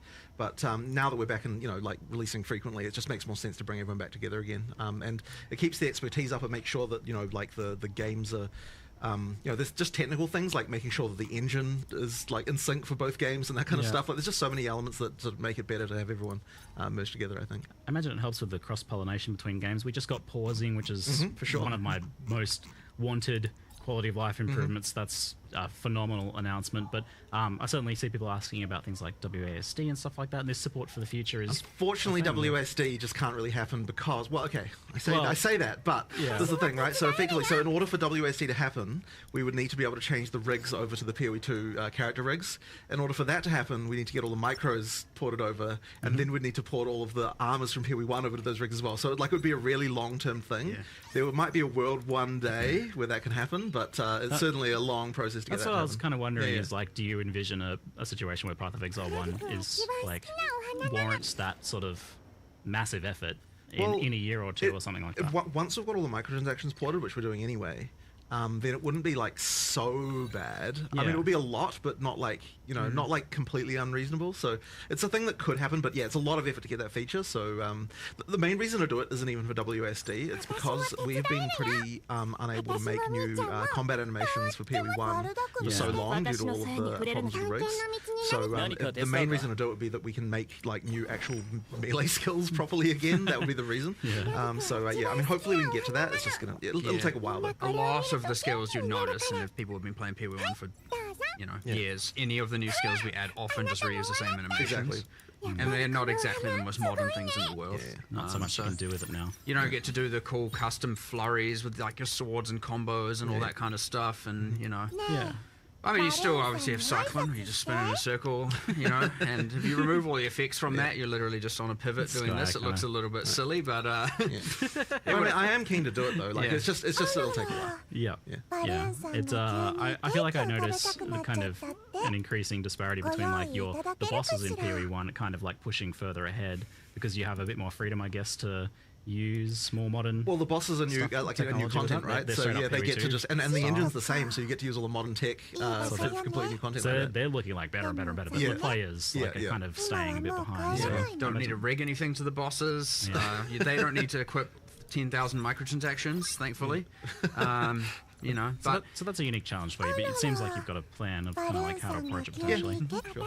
Yeah, all right. So while we're on this kind of like frank discussion, is like something that people often have been mentioning is this idea that like maybe they love Path of Exile 1, but they're not that interested in Path of Exile 2. And they maybe feel like their money when they buy a starter pack for Path of Exile 1 is going to a company that's developing both games, and one of those being something that they're maybe not that interested in. Right. Well, I mean, like, ultimately, you know, like now that we're kind of in the shared model, like it's kind of, it doesn't really, it's sort of hard for us to say, like, you know, that like money goes to one particular team or another. Like it doesn't really work like that because we're all merged. The main thing is just to understand is that when we're in PoE 1 development mode, then PoE 1 takes precedence, and like any resource that it needs, like there's not going to be a, oh, we can't do this because PoE 2 needs it. And when we're in PoE 2 development mode, it's like, it's the opposite of that, right? Where like we've got that sort of going on.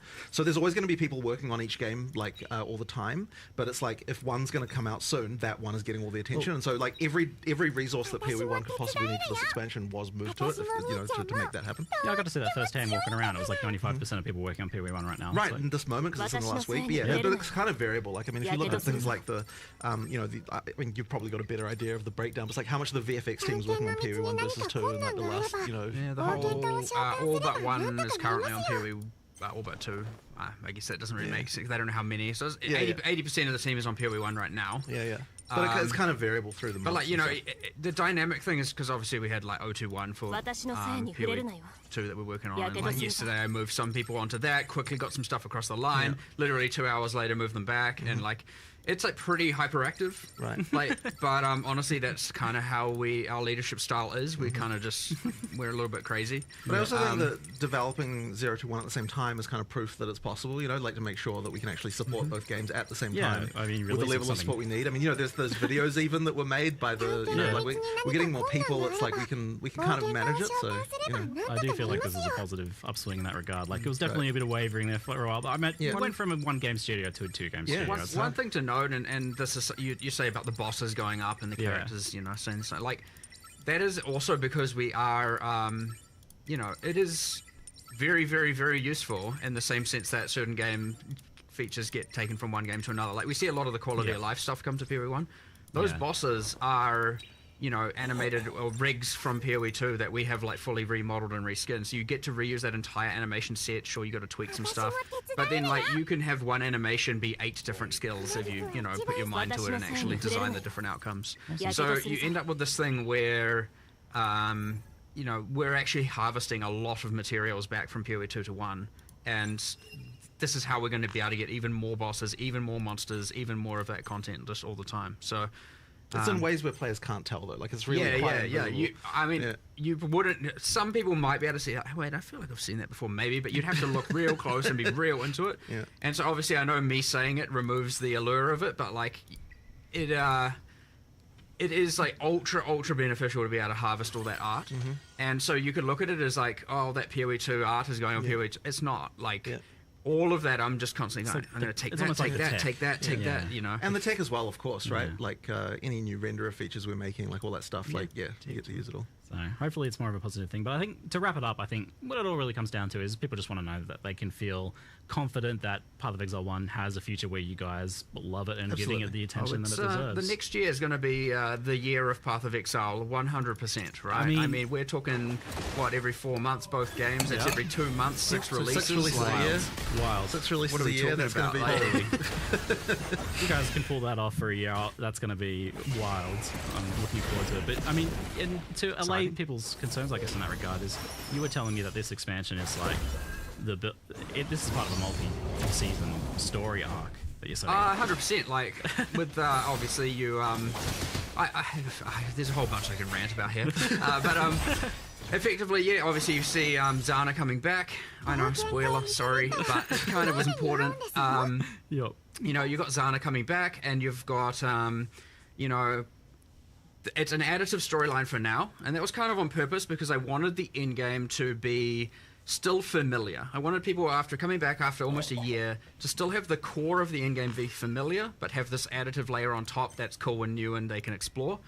And I didn't want to like completely rework all the mechanics. And people are like, I want PoE 1, finally a PoE 1 expansion. They come back and they're like, the hell is this end game? This isn't what I remember. This isn't what I was familiar with. So it was really important with this update to have a layer of familiarity across the board. and then like improved and reworked things and removing, you know, obviously with Betrayal we've removed a lot of the constraints and annoyance and all of that, but it's still mostly just additive stuff on top. Same with the end game. The League is obviously additive, the mercenaries. So having that there, so there's that core Path of Exile 1 familiarity was important for this one. But yes, it is like part one of a new arc of the end game storyline. Zana's back. We've got a whole new thing to explore. I'm not going to spoil too much of what exactly happens, but there's some cool shit in there. But effectively, it's like a way to think about it is we're now kind of we're gonna over obviously a relatively long time have the era of the primordials kind of phase out and have the era of this new endgame phase in. And so yeah, it's kind of set up for right now it's an additive one. Maybe the next endgame one would be a bit more transformative, and then we'll go from there and just explore through this new storyline. So that'd be fun. I can tell you're excited for like the future of PoE 1, which is this is a good shift, I think. And you were saying you've even got like a good idea that for 326 that you really want to. 327, yes. Oh, sorry, yeah, the next one. Next one. I do, yes. So, like, another thing with like this expansion, right, is like it's quite content heavy. When you do an in-game expansion in a league, it's a lot of content. Yeah. So, like, you know, you have some things have to take priority, other things have to take less priority, and so like the character stuff where we've done, you know, a decent chunk of character balance and the new systems interact with all of that. You know, there's clearly ones like I know Settlers had like just the Giga Melee rebalance and rework, and it changed like 1,000 systems in drastic ways and all of that. But again, I wanted this time more familiarity, and then 327 we're going to go just ballistic on the characters and do as much as we possibly can to like, you know, amp that up and I don't know, maybe fully revamp wand builds and create a whole new thing there. And now we have to because I said that, but you know. That kind of stuff. So yeah, obviously you have ones that are more content-centric, ones that are more character balance-centric, and different focuses like that. So this one, content, in-game. We wanted our core players who have been playing for 10 years, the ones that are really looking for PoE.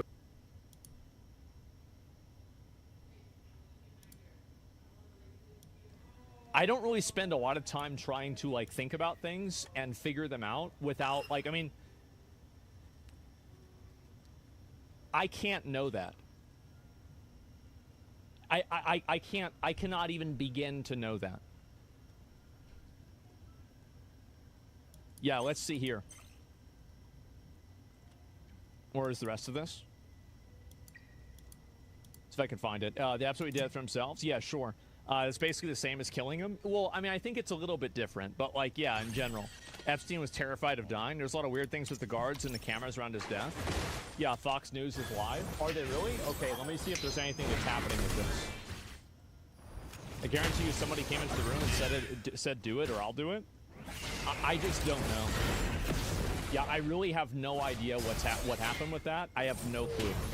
And I feel like it's very suspicious, but I wouldn't really say for sure like one thing happened or another. Like that's straight up what it is. I have no reason. I have no explanation for it at all. Do you think there's any chance that they planned this? I think that there was a chance that they planned it until the Epstein stuff came out. Until then, I thought, yeah, maybe this is just something that they're kind of just fucking around with, and it's like whatever. But with this Epstein stuff, I feel like this is such a nuke. But that's it. People are upset because you have stronger convictions in what you say about people like Hunter Biden, but are more super charitable to Trump. Well, if there were videos of Trump, you know, again, that's actually not true. It's not true. I'm not going to respond to just bullshit. It's not true. Anyway, let's see here. And 2 giant egos, I feel like this was inevitable. Yeah, I think so as well. It's serious, and they need to provide a receipt. Yeah, I want to see the files come out. That's really what it comes down to for anything.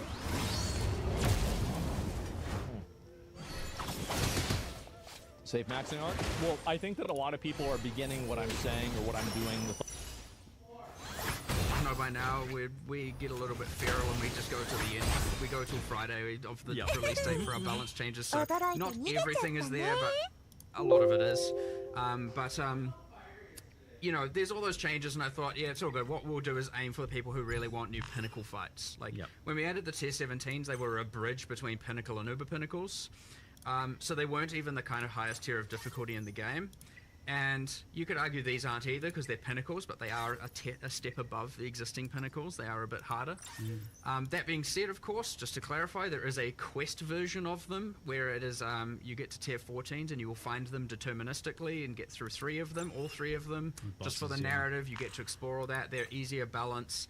And then you get into farm mode where you get the true rewards and the true, difficulty test. But yeah, as you pointed out, I thought that'd be alright, and then you did raise you're like, but what about between tier 1 and 14? It's not going to feel very new, and it was like, yeah, where's the content? Yeah, fair enough. So yeah, we made some changes, of course, and as much as now in the live stream it says we're introducing it to high tier maps, that is where the story is introduced, so to speak. But we're now adding a bunch of trickled stuff beforehand, all the way from like tier 3 maps. Where you're now, you're finding those memory influence maps, or the influenced by the originator, as it said. You're getting the memory strand items, which are actually very useful for actually finding good item drops and crafting as you're going through the in-game. And so you're getting that all the way through. And then, once you get to the higher tier maps is when you get into the actual pinnacle storyline with the new 3 pinnacle bosses.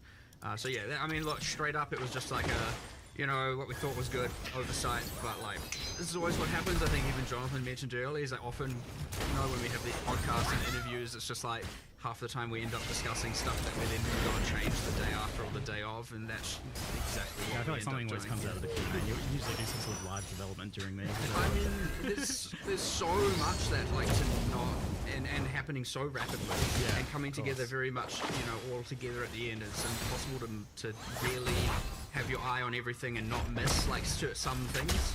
And we always often miss things, and then it goes live, and then we address it then as well, and stuff like that, right? It's just like very, very, very crazy. But again, I kind of think that's the magic to it, and what allows us to do so much in so little time. But it is also the thing as well that's going to result in the 6 expansions coming in the next year for the combined game. So now, like the state of it looks like veteran players are going to be exploring the mercenaries as they're leveling up. They're going to be going into the end game and kitting out to find their ideal mercenaries, gearing them up, swapping them around, starting to interact with memory pack things that drop memory influence maps, that drop memory influence items that they can craft.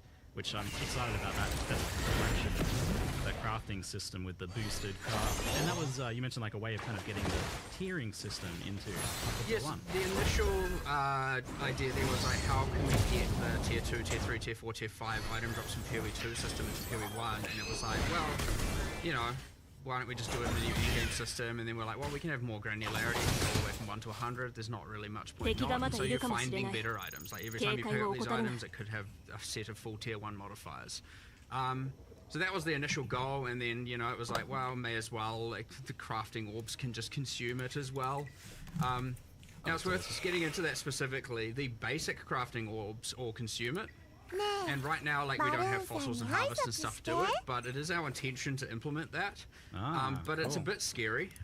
There's some OP there for sure, but I really like all those systems interacting and interweaving. Now, what we're finding right now is that you actually do that crafting first, then you consume the memory strands for like the final exalts and final applications, and that is something that is happening internally, and you're getting some pretty insane outcomes there to guarantee like a T1 mod on your final exalts and stuff like that.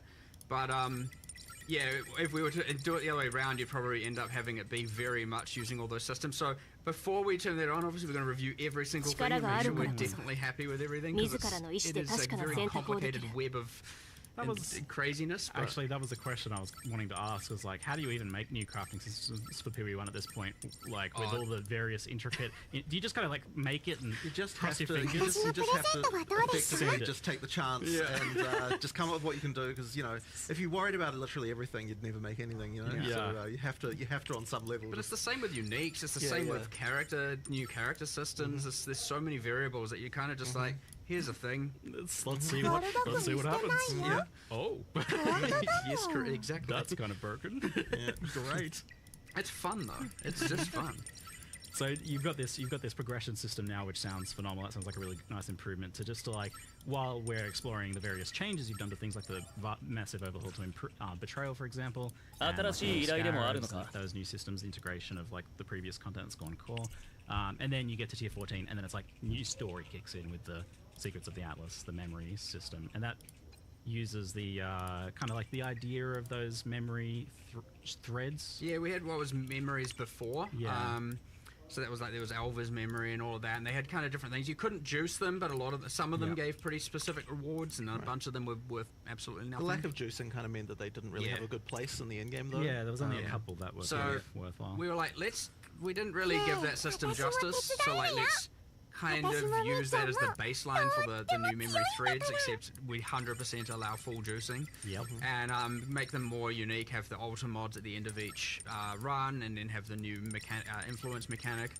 And then what we did is we took all those memories, and we were like, I think it was Octavian actually who suggested it, was like, good job. Put all those on Kirak. And so all the Kirak missions that can now be offered, since Kirak also couldn't be juiced, Kirak's missions now can give you all of the things that appeared on those memories before, which gives him a unique thing that he didn't have before as well, and it can be more valued farming that. So 2 birds, 1 stone. Good suggestion. Thanks, Octavian. And but yeah, effectively those, and then we're like, those memory strands, we don't want it to just be I'm doing normal mapping, then you find the memory I've already tripped up now. It's this thing we were talking about yesterday with all the terminology. Memory threads versus memory strands. The memory threads. Again, once you're playing, it's a bit more clear, but yeah, we've got a bit of synonym thesaurus issues going on. You're doing the memory threads, and it's like, well, we want to be able to do that experience without just having to go, okay, I don't want to have to run a bunch of maps, get a thread, have some fun, and then, I'm back to just, regular things. So we're like, well, once you finish the storyline, I won't explain exactly how that concludes, because it's a big one. What those maps that you can find on that thread now will start dropping as T16s, and more frequency, and then but they will be rolling with Tier 17 mod pool, and we're kind of calling those T16.5s because they are very close to T17s, and it's kind of honestly, I would say in some cases, if you get the right memory skills, better than T17s. Good. Which I know has been a huge concern, and I agree with that, and I am finally, hopefully, we can not have just the age of T17s that can't self-sustain and you have to trade for, and a lot of frustration there. That's the hope.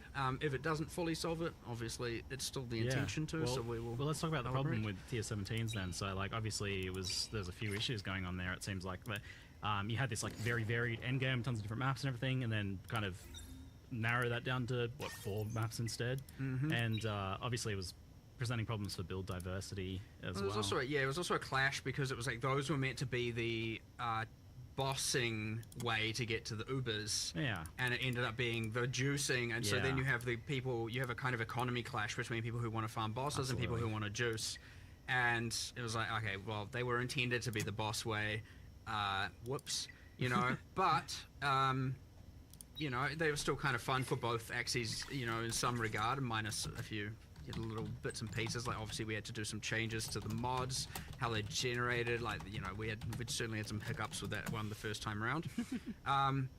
It was then all of a sudden now T16s are dead, So the hope here, bring them back. You can farm the map you want as with the originator influence on it, I believe is what the text said, or what I call memory influence or Zana influence, all of these things, whatever, they're influenced with a bunch of red and blue stuff.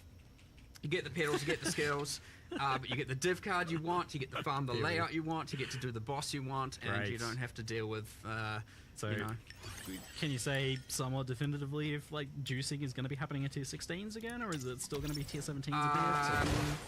Not sure. Currently, as far as I can tell, it should be in the 16s, but I didn't want to make it that the 17s are just garbage. Yeah. I think, especially with the right memory influence skills appearing, which you do have to take a bit of a gamble for, and sometimes you get really good ones and sometimes you get okay ones. That's part of the fun when you get it. So got the epic one that revives monsters and get all the loot twice. And then when you get that kind of thing, it's going to be like, okay, this is just 100% getaway. How was it not? And then of course multiply that with all the all flames, and there's going to be some madness occurring. Not Necropolis tier madness, but there will be madness. We have learnt from that a bit. Don't you worry about that. That was out of control on a level unprecedented. Still new tiers of madness. There's a question from chat about Atlas passive skill tree and with it expanding, like with all these missions being added to it. Is that something you consider as to like how many points you end up getting and those decisions like? I like the amount of points you get and the amount you can invest in a given tree loadout. I think that is correct. Still feels right. Like we do remove a little bit of nodes and we have added some, but I wouldn't like we've added new ways to juice fire the influence. We've added new ways to add more things to the all flames and stuff like that, and there's new multiplicative things going on there. I wouldn't also then want to just be like, here's another plus 20% on the tree as well. I think that choice matters. I like that choice matters, and I think you should have to give up something to get something of the new thing, or have one of your loyals focus on that and two of the others focus on something else. Never settle for ordinary. Nothing outstanding is within reach. From laminate and vinyl to tile and wood, Floor & Decor has...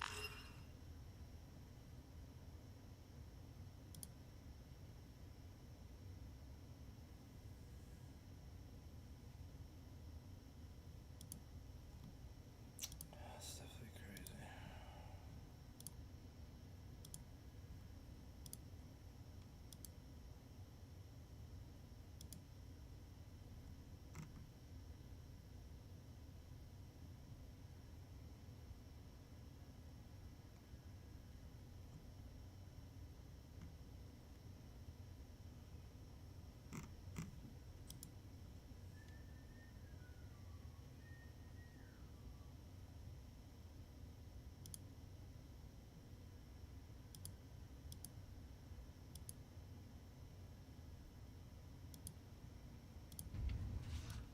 That's a hot one. I get it.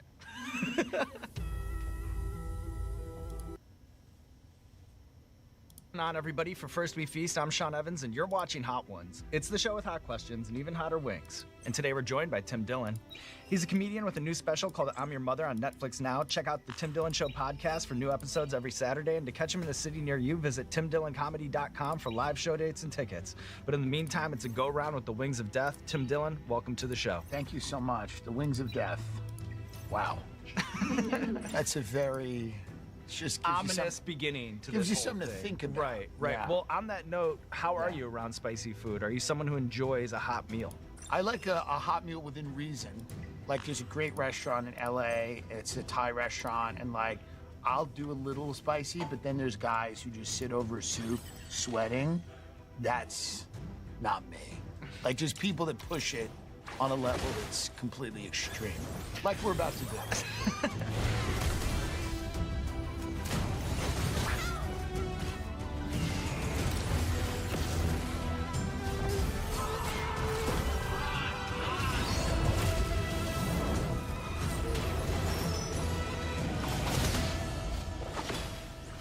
Shaquanda's hot tropical.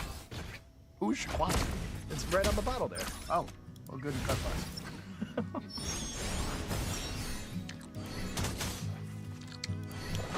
That's the thing you do to make everyone go, this is fine. That's like the fake wit.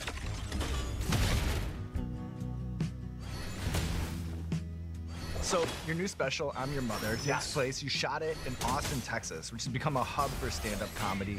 I wonder, though, is there anything that you miss about the Sunset Boulevard Comedy Store scene? Like, when you look back on that time, are there stronger feelings of melancholy or nostalgia? I love that, and it's still there. Comedy Store is an amazing club, and obviously Joe moved to Texas. A lot of us go down there and perform there.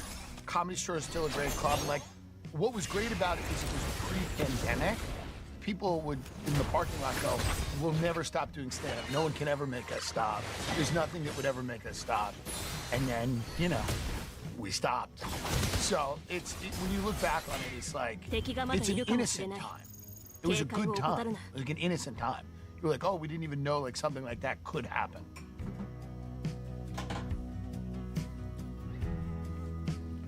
I feel good. No, it's good. So I've heard you describe, this is your country, the homage that you paid to 90s era daytime talk shows. You described it as ill-fated, but I, for one, really enjoyed it. I loved it too. You know who didn't like it as much? Netflix. No, I'm kidding. They're great people there. We love them, but they don't love talk formats, and I think they were nervous about it. Is there something about the culture right now that made you think this is the kind of show that needs to make a comeback? Yeah, I think we all need like daytime trash TV that's not like hyper political or like, I think we all need to like coalesce around realizing that like we're all garbage people and exploiting that. Like nobody was talking about tariffs on Ricky Lake. That's what I remember that was great about the 90s. People just wanted to do as much damage to each other as they could for entertainment value. And that's what I was trying to do. Do you have any theory as to why, of all those daytime talk show hosts, it was the almost forgotten about underdog Maury Povich who had by far the longest running series? He tapped into, I think, an essential component of that genre, which is who is and isn't the father. That was... It's fundamental. Yeah, right. That's a huge component of that. Now, did it get boring on episode 500? Maybe, but he just went with what worked. There's a baby in this world. We don't know who the father is. Someone's the father. Is it this guy? And I think it was that formula that carried it. Yeah, find out after the break. Yeah, find out after the break.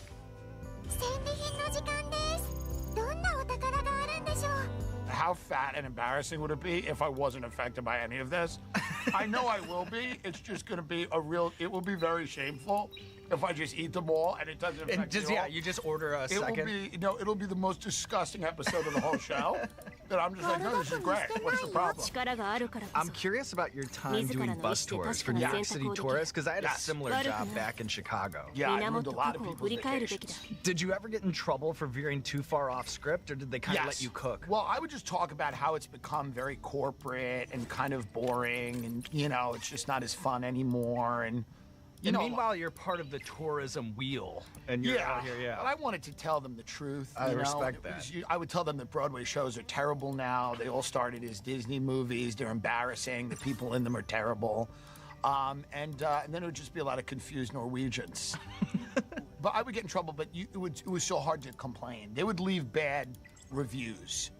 One of the reviews, I swear to God, there's a quote that the tour guide was saying all these things, and then the people looked on in shock and fear.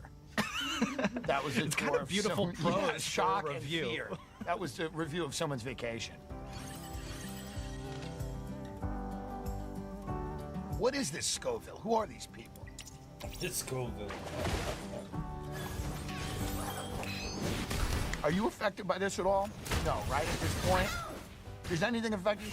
What would have to be done to you for you to feel anything at this point? I think it's a familiarity with the whole thing. What torture level do you have to experience? Would they have to put your tongue like a cat? Like, what would do it at this point for you? Well, I'm not sure it's a thought exercise that I really want to dive into, because I don't want to give anyone any ideas, but I think it's a familiarity with this whole thing. Like, I've been there, so I don't panic. Even though it is, at times, in every interview, uncomfortable for me. Right. And this one's got a little bit of a step up. But you look good. I'm wondering what could torture you. No, this is a step up. You can feel it a little bit. But again, this is still not something where I'd like flip out. Like, I imagine it's going to get more difficult. And I know that it's a milk game. It's not a water game. And it's a whole milk game. I stand with America's dairy farmers. I know you have a lot of really famous people in here that take oat milk or whatever, but whole milk from America's heartland dairy farmers, okay, with whatever needs to be in it, okay?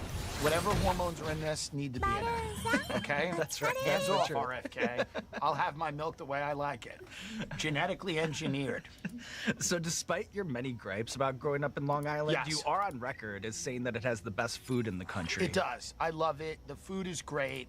Long Island is a place of comfort, like the suburbs, where people eat and they've gotten really good at the food. If the food was bad, people would riot.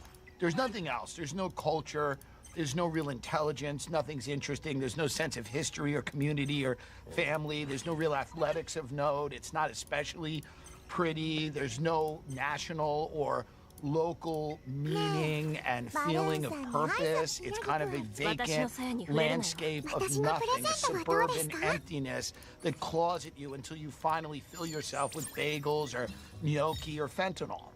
What, in your opinion, on that note, is the island's greatest contribution to the American culinary canon?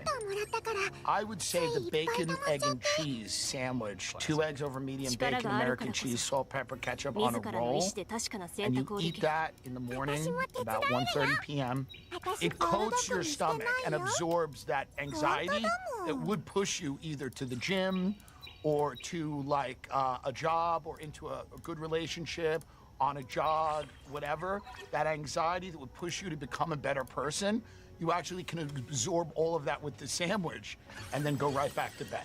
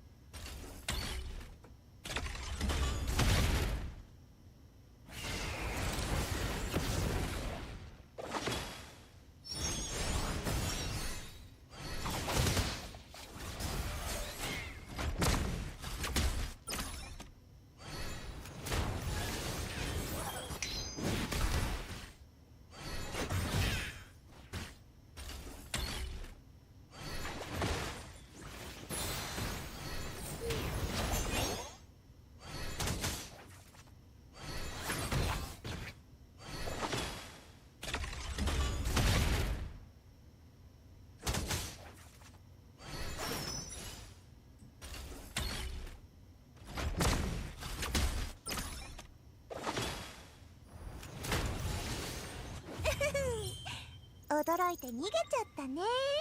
Shit. I think I got one shot. Come on.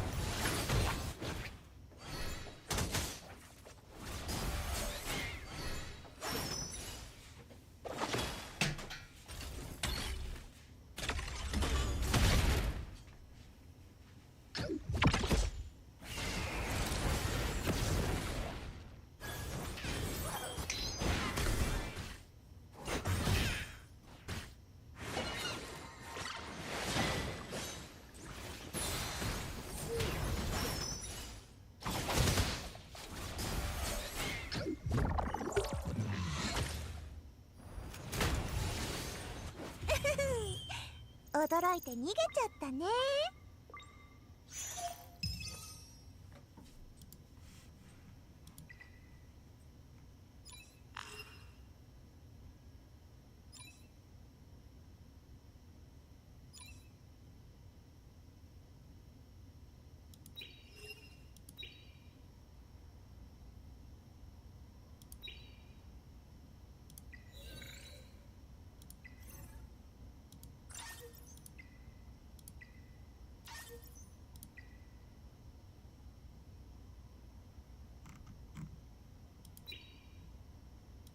悪巧みし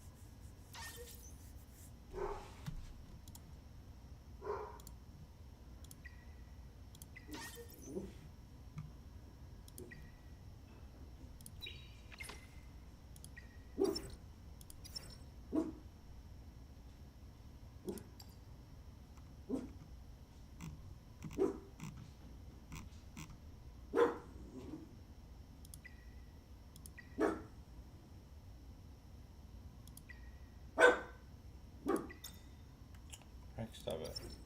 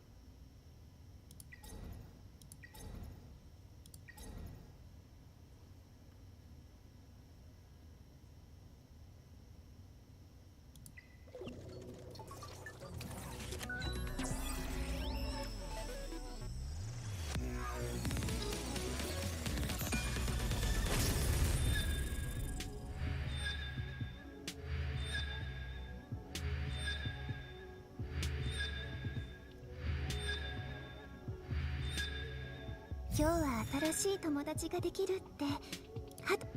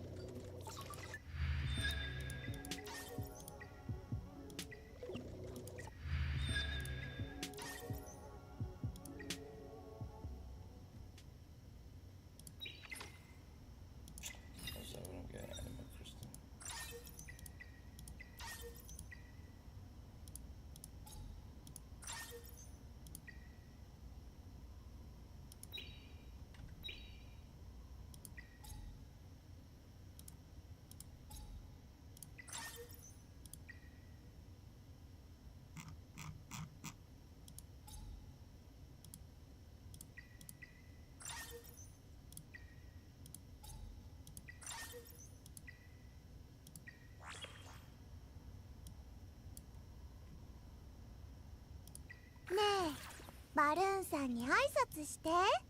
願いの力で不思議な箱が今日聞いてわしの列車が休む暇など。ヒーローのチームには必ず僕みたい。人生は逆行の旅、死はその帰り道さ。辛い。悪巧みしてないよ。本当だもん。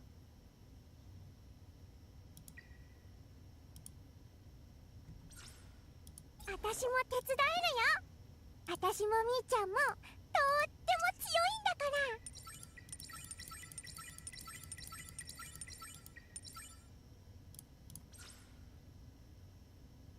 ら。何か手伝うか。人生は逆行の旅、死はその帰り道さ。辛い人生だったなら最後の旅は楽なものになるといいね。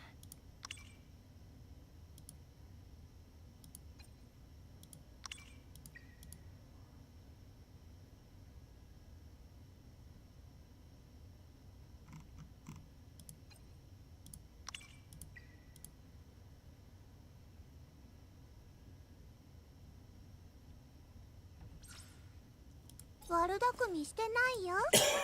本当だもん。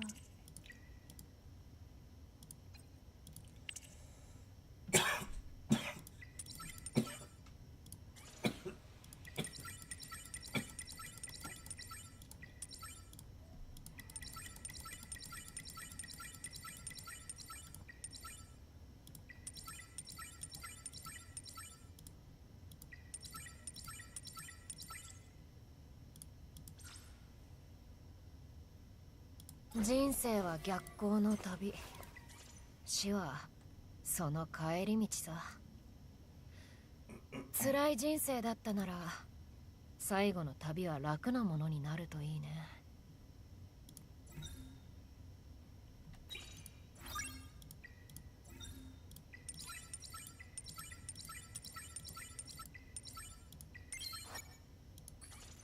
別に用事ないなら起こさないでほしいんだけど。ね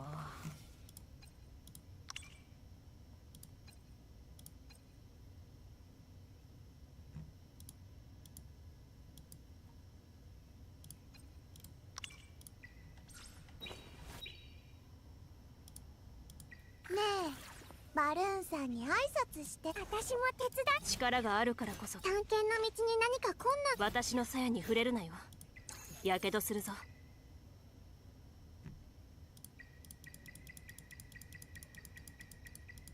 みんなから見れば安全防務所から出るのはあまりいい選択には見えないだろうな。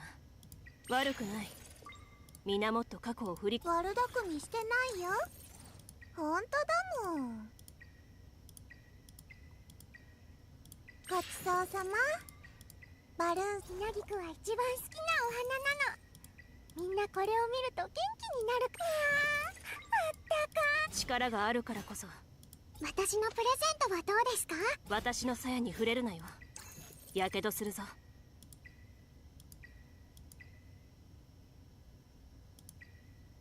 悪くない。内部情報をあまり漏らさないよ。探検の道に何か困難があれば冒険家をわかりました。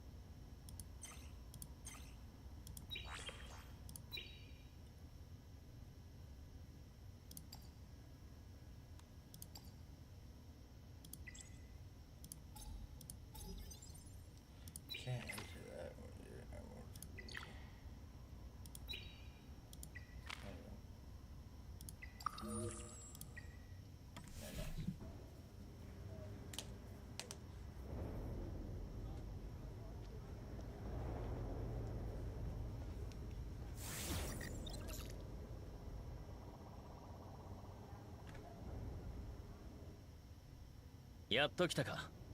前紹介した知り合い、アヤだ。入場の件はもう解決してくれた。これからもアヤを通せば問題ない。頼むぞ、アヤ。安心して。約束はちゃんと果たすわ。でも言っとくけど、協力は案内するまで。他のことは知らないわ。問題ない。グレイ、K は本当に今夜ここに現れるのか？安心しろ。必ず現れる。今日、ファンタジークラブ、ショーにおいては、奴こそ本当の主役だからな。ショーって一体何なの？別に隠すようなことでもない。E07 で開かれている地下格闘技大会だ。毎年この時期になると大規模な大会が開かれる。E07 の諸勢力も参加する。ファンタジークラブが E07 最大の稼ぎ頭になるんだ。このイベントに何か特別な意味があるのかしら？伝統みたいなもんさ。ファンタジークラブは当初 E07 の地下勢力を統合するためにここでリングを設けたんだ。その格闘技大会で K はファンタジークラブを率いて4大派閥を破った。それで認められ第1位の座についた。その後ファンタジークラブはチャンピオンとしてこの賞を開き続け、他の勢力からの挑戦を受けている。何か楽しい賞かと思ったのに。面白いものとは言えないが、この賞は E07 の勢力地図を表すと言ってもいいからな。なかなか見どころはあるぞ。大会は3部に分けられている。まずは予選と準決勝、そして最後にファンタジークラブへの挑戦だ。予選はシンプル。E07 の誰でも参戦可能。だが予選は勢力同士の争いにも関わってくる関係上、出場できるのは各派閥から5人しかいない。加えて予選の突破以外に4大派閥の推薦者枠が4人分ある。その中から最終の優勝者を決める形だな。そして準決勝の勝者がファンタジークラブへ挑戦を挑むことができる。ファンタジークラブさえ破ることができれば、ファンタジークラブの持つ地位や一部の資産を手に入れられる。道理で E07 の連中が集まるわけだ。予選は1週間前に終わってる。今日は準決勝と防衛戦だ。優勝保持者としてファンタジークラブはここで E07 の挑戦者全員の挑戦を受け止めなければならない。だからこそファンタジークラブの地位を守るために K は必ず現れる。複雑ね、 E07 は。逆にシンプルとも言えるだろう。拳で大半のことは決められるからな。ああ、そうだ。今回の作戦に関しては俺は外れる。この前ファンタジークラブとちょっとトラブルがあってな。入ると色々面倒なことになるかもしれないんだ。入場券はこれだ。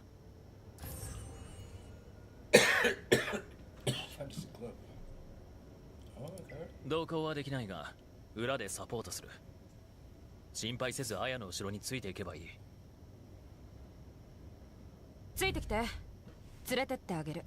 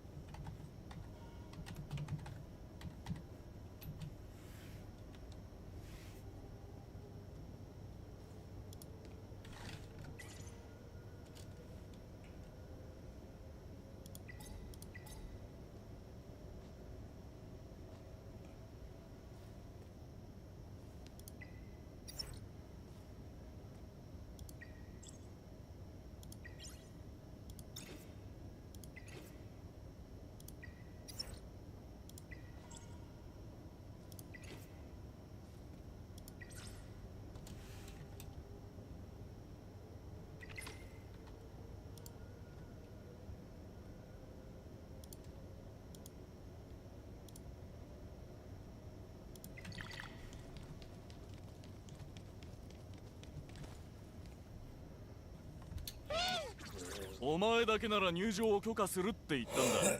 偽物だと？俺ら、おいお前ら！何かあったみたい。おい、誰か手伝ってくれ。徘徊の町の奴らが騒ぎを起こしてるわ。あの野郎ども。大騒ぎになったら入るのが簡単じゃなくなるわ。はあ、出しゃばりが増えたな。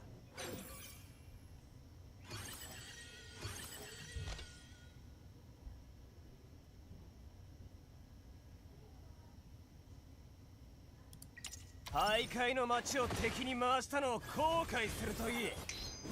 俺は死ねえ。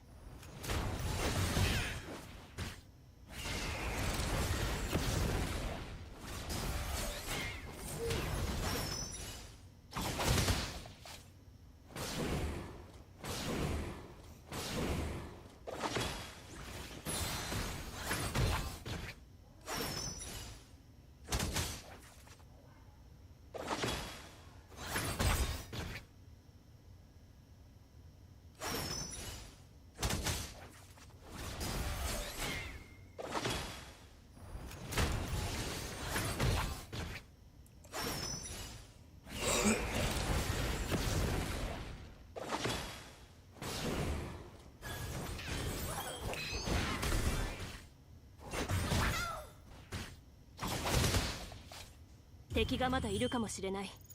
警戒を怠るな。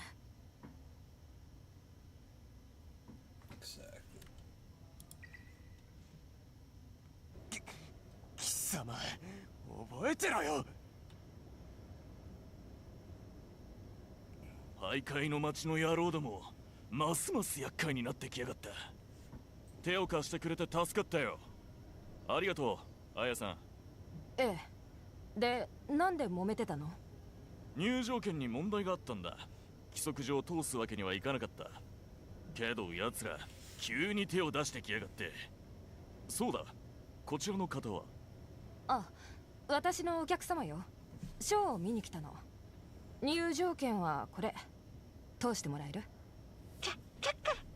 入場券は問題ないが、こちらの方はハイパーリンカーだぞ。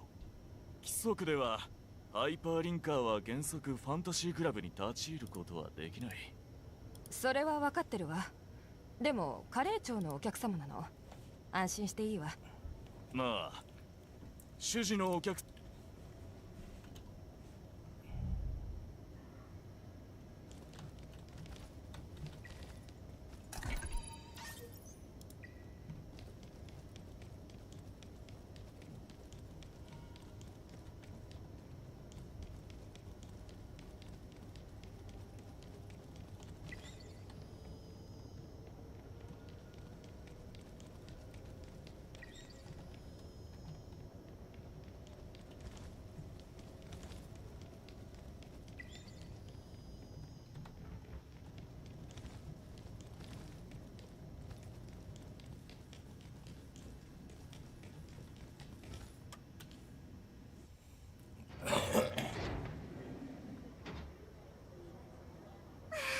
人がいっぱい賑やかですね。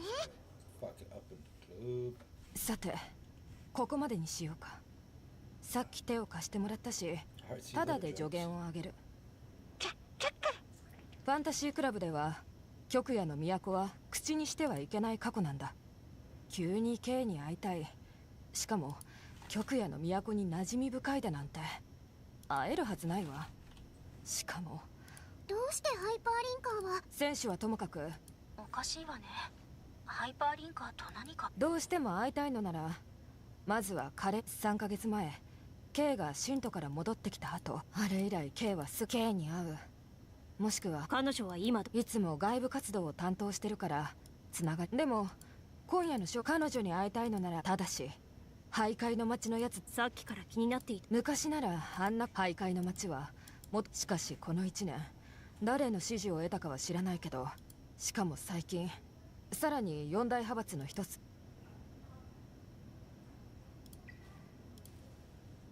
徘徊の街のやつらは手を出したのは。じゃあ話はカレー町に合わせてくれるといいですね。案内してくれるだけでもありがたい。あとは私たちで何とかしよう。これからどうしますか？ここは人がいっぱいいるし、何か手がかりを聞き出せるかも。人が集まる場所は聞き込みに最適。もうマークしてあるわ。やってみましょう。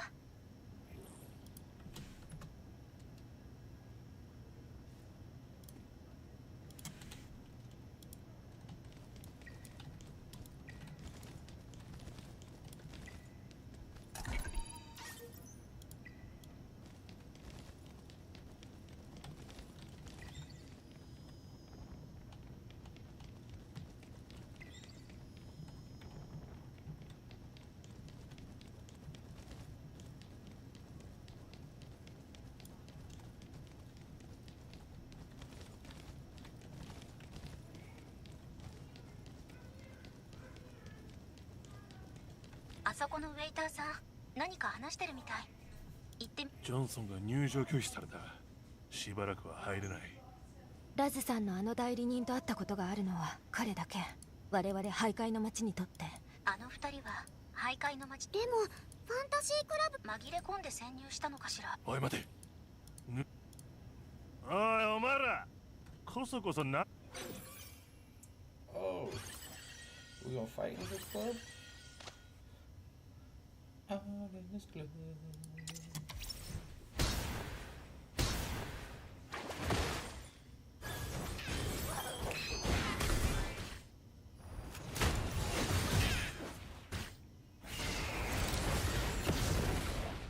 少し休憩しよう。まだやるべきことがたくさんある。どうやら徘徊の町の連中は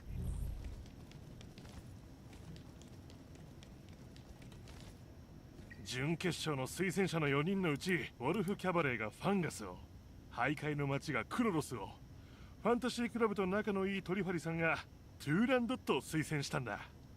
いろんな試合で活躍してきた選手ばかりだ。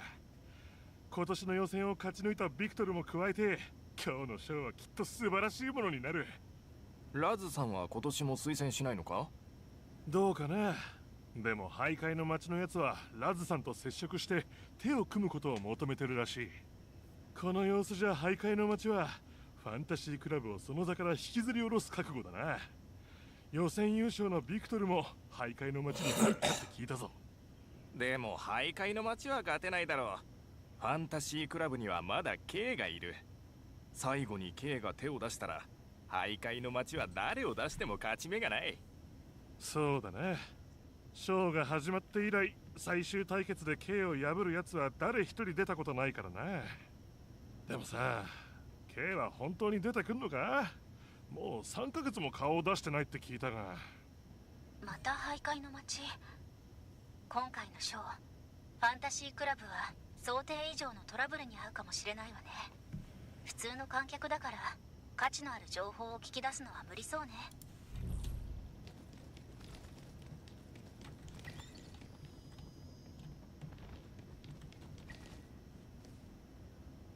珍しいね。クラブにハイパーリンカーがいるなんて。どうです？ここの雰囲気は気に入りました？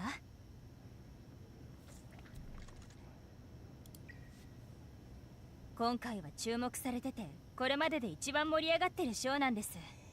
しかも選手陣もかなり見どころありますよ。ショーが始まって以来、ファンタシークラブの脅威になれるのは誰一人もいませんでした。けど今回は違う。実力者の徘徊の町が出て、しかもウォルフ・キャバレーと手を組んでますし、クロロスやファンガスみたいないろんな試合で活躍してるスター選手も彼らが招いたんです。今度こそ勝ち取る気満々って感じですよね。外もファンタシークラブと K に関する噂が広がってるんですよ。ファンタシークラブはどう対応するか、みんなも気になってるみたいです。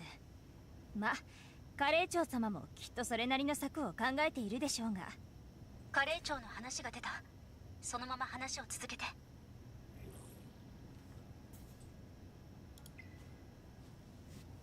カレー長様のことにご関心をお持ちですね。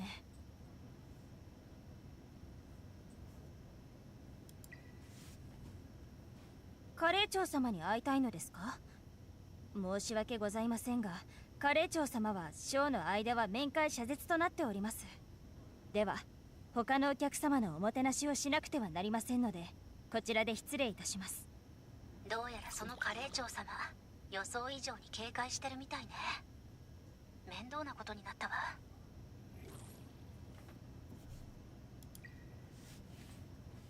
通信信号がしばらく途切れちゃってたけど、ついさっき連絡が取れたわ。こっちに向かってるわ。しばらく待ってて。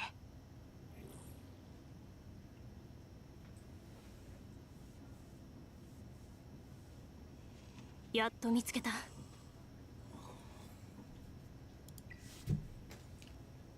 徘徊の町の潜入によりファンタシークラブは警戒を強めている。カレー長についても内情を知っている者はみんなひた隠しにしている。収穫はないが一ついい方法がある。方法ってどんな？今回のショーに出ること。賞を勝ち抜き最終戦の資格を取ることさえできれば必ず K と会える。 E07 とこの賞のルールなら K に勝てれば必要な情報を聞き出すこともできるだろう。私の知る限りだけど、出場には4大派閥に推薦される必要があるんじゃない？いや、準決勝の4人の推薦人、その中のラズはまだ人選を決めていない。なんとか私たちを推薦させられればいいのだが。何か問題が？彼は争いには巻き込まれたくないようで、一度も推薦したことはなかったらしい。噂によれば徘徊の町も彼と接触してる。もし彼の推薦を取るなら徘徊の町より先に彼と会わないと。それに選手登録の締め切りはあと3時間。残された時間はない。はあ、なかなか大変そうね。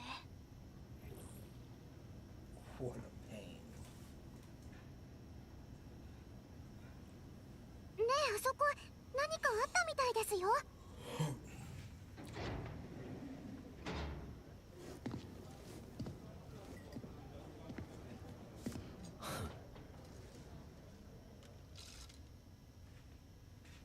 The fight box wrangler? クロロス。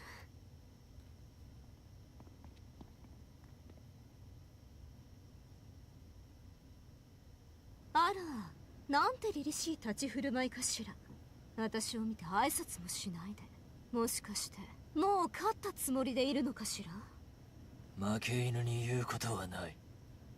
貴様、まさか自分と徘徊の町の雑魚で勝てるとでも思ってないわよね。忘れないで、ファンタシークラブには K がいるのよ。最終対決の時になって逃げないでいてくれるといいが。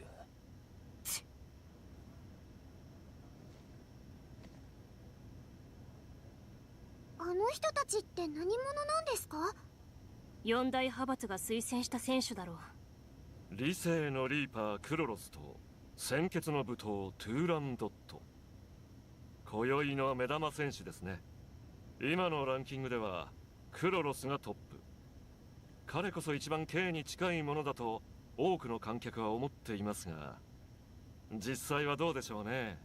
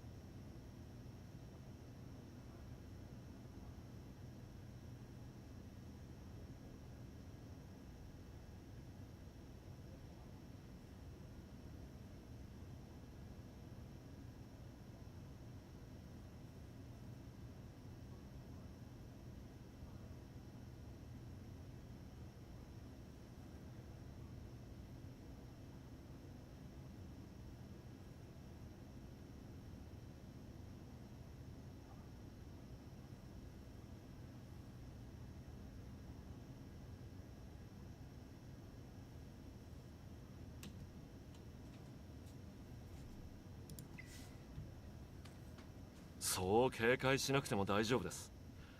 ただの熱心なファンとでも思っていてください。あなたたちが困っているところを見かけまして、ちょうどその問題解決に協力できそうでしたので。ここは人が多すぎます。静かな場所に変えましょうか。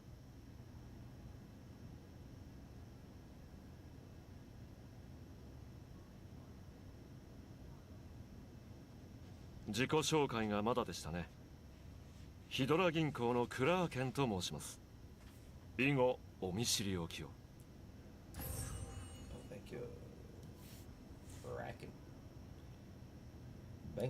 まさかヒドラ銀行の者もファンタシークラブの件に手を出していたとは。我々にとってお客様のご要望と利益は最優先です。つまりここでの活動も全てはお客様のために。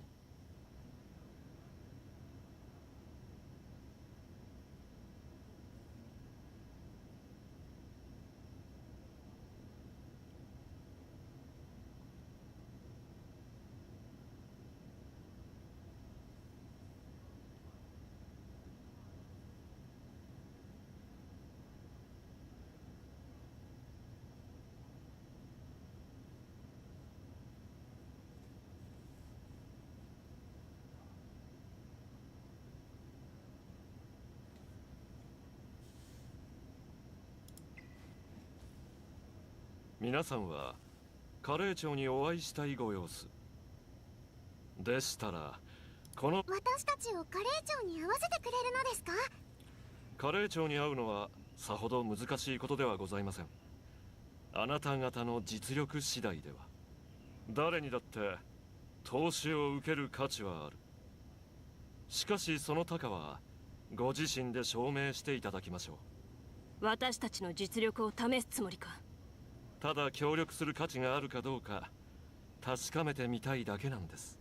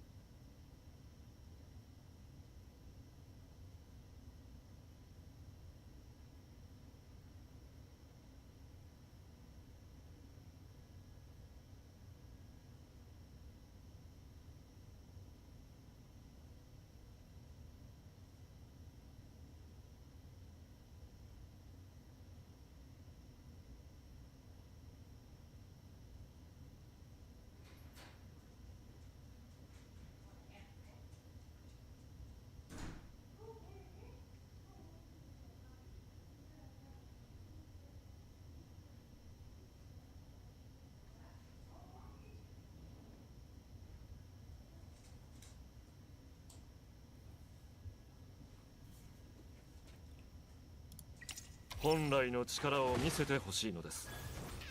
遠慮せぬようお願いしますよ。でもクラブの物品を壊さないよう弁償になってしまいますから。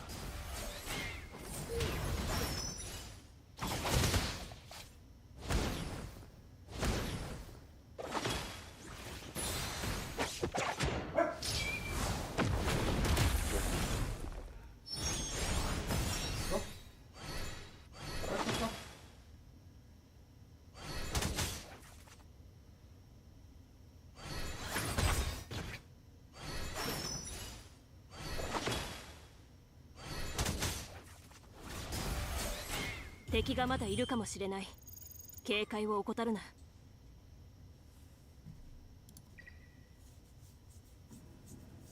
実に素晴らしい。ハイパーリンカーさん、予想以上の実力をお持ちですね。カレー長と会いたい理由をお聞かせ願いますでしょうか。私の知る限り、教会とファンタシークラブでは今までつながりはなかったはずですが。教会の指示により我々は2人の威嚇者を追っている。こちらの調査によれば、この2人の威嚇者はファンタシークラブで K と接触したことがある。そのためにファンタシークラブと K の持っている情報が必要だ。ファンタシークラブは優しい慈善団体なんかじゃありませんよ。カレー長や K に会えたとしても必ずしも欲しいものを手に入れられる保証はありません。交渉の鍵はお互い持っている手札です。しかしその手札に価値がないのでは交渉の舞台にも上がれません。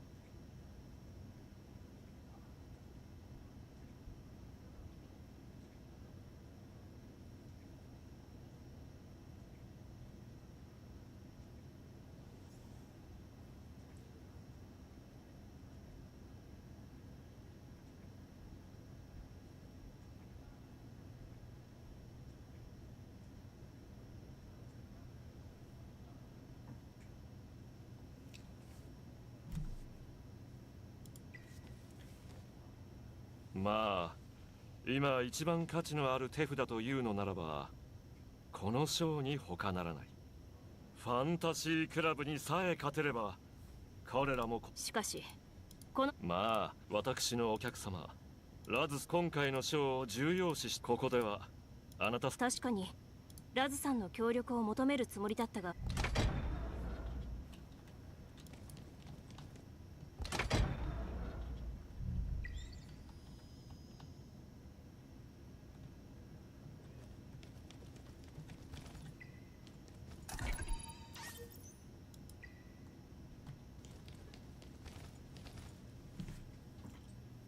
やっと来てくれたんですね、クラーケンさん。リールド、こちらの方はこれからラズさんに進めるハイパーリンカーです。手続きの方はお願いしますね。わかりました。リールドについて控えエリアで登録してください。本番まであと3時間あります。私にはまだ用事があるので先に失礼させていただきます。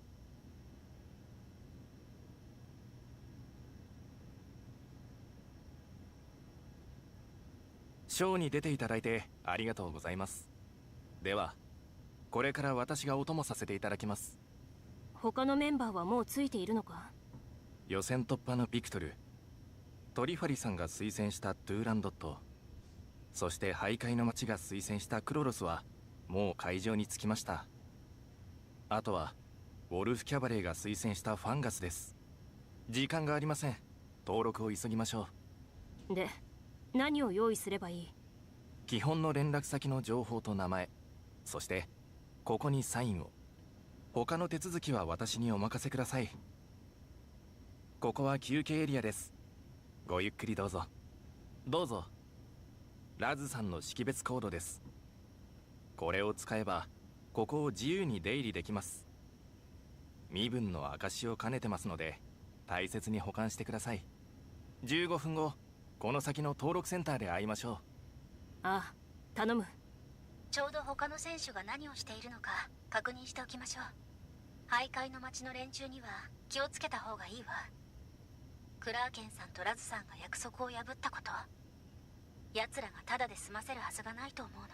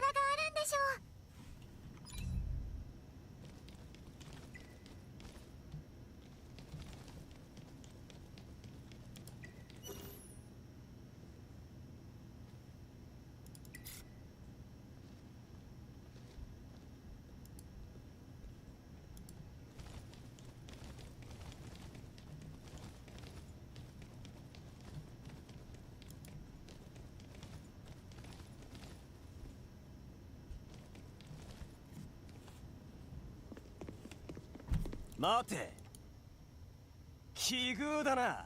まさかこんなに。徘徊の町の連中よ。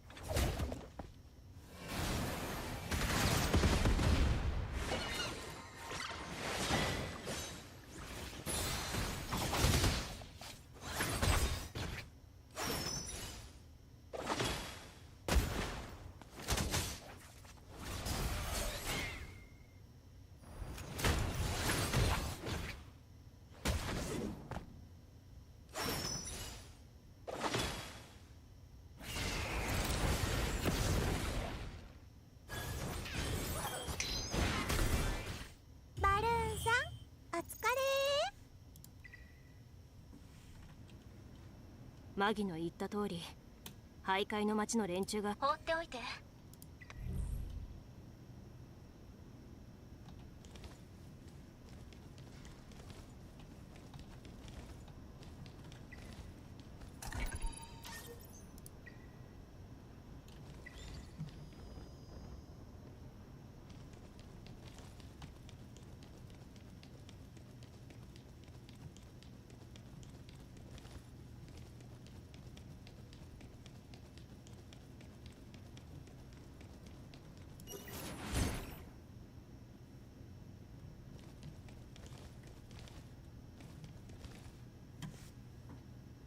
リールドさんの言った登録センターはここね。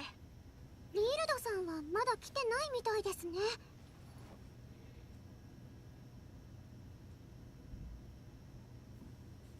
すみません、遅れました。何かあったのか。手続きが少し厄介で予想以上に時間がかかってしまいましたが、無事必要な登録を済ませました。こちらは登録証明書と選手用シークレットキーです。そうだ、ファンタシークラブには選手用シークレットキー。これが私のではクラーケンスご分を。ラズの老いぼれ、まあ確かに面白いやつを選んでくれたわね。相手にしなくていい。脅威にならないやつだ。あの老いぼれに後悔させて。例のものの用意は大丈夫よ。容量の調整もバッチリ。K の傷は簡単には回復できないわ。お前に言われるまでもない。K さえ仕留めれば。失望させないでちょうだい。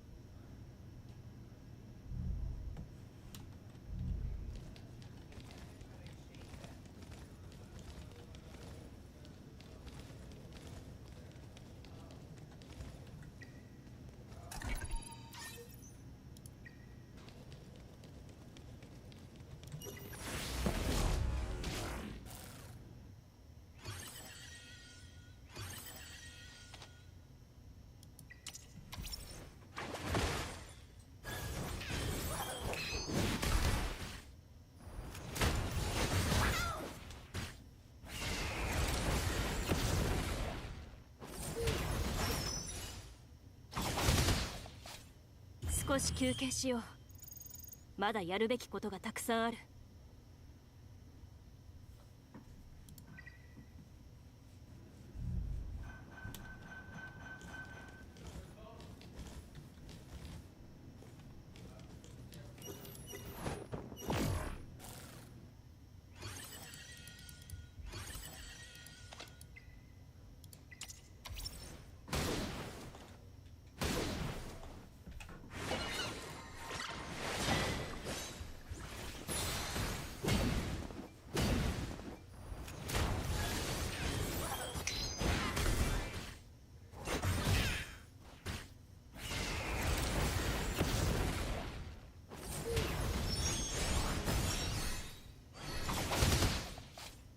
敵がまだいるかもしれない。警戒を怠るな。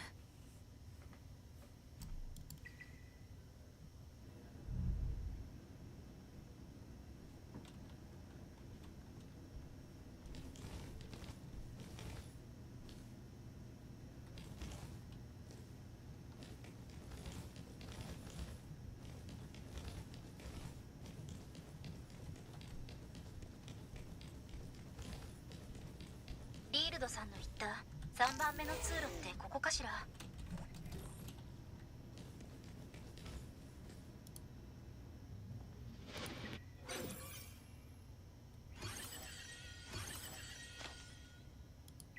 興味がある。ラズさんが一体お前のどこが気に入ったの？彼女は強い。気をつけろ。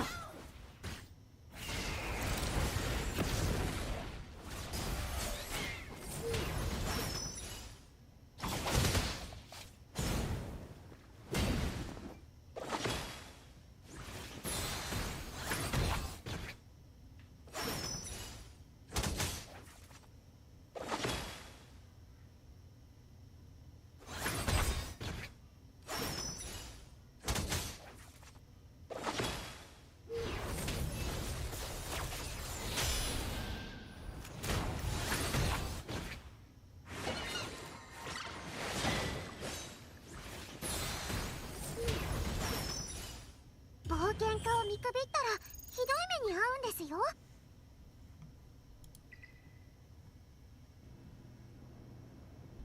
さすがラズさんの選んだもの。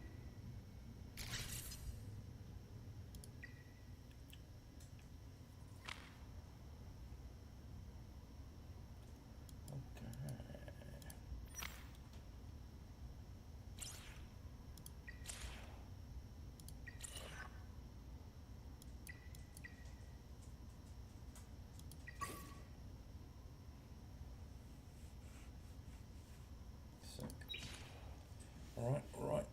I must go grab the wife. I will be back later.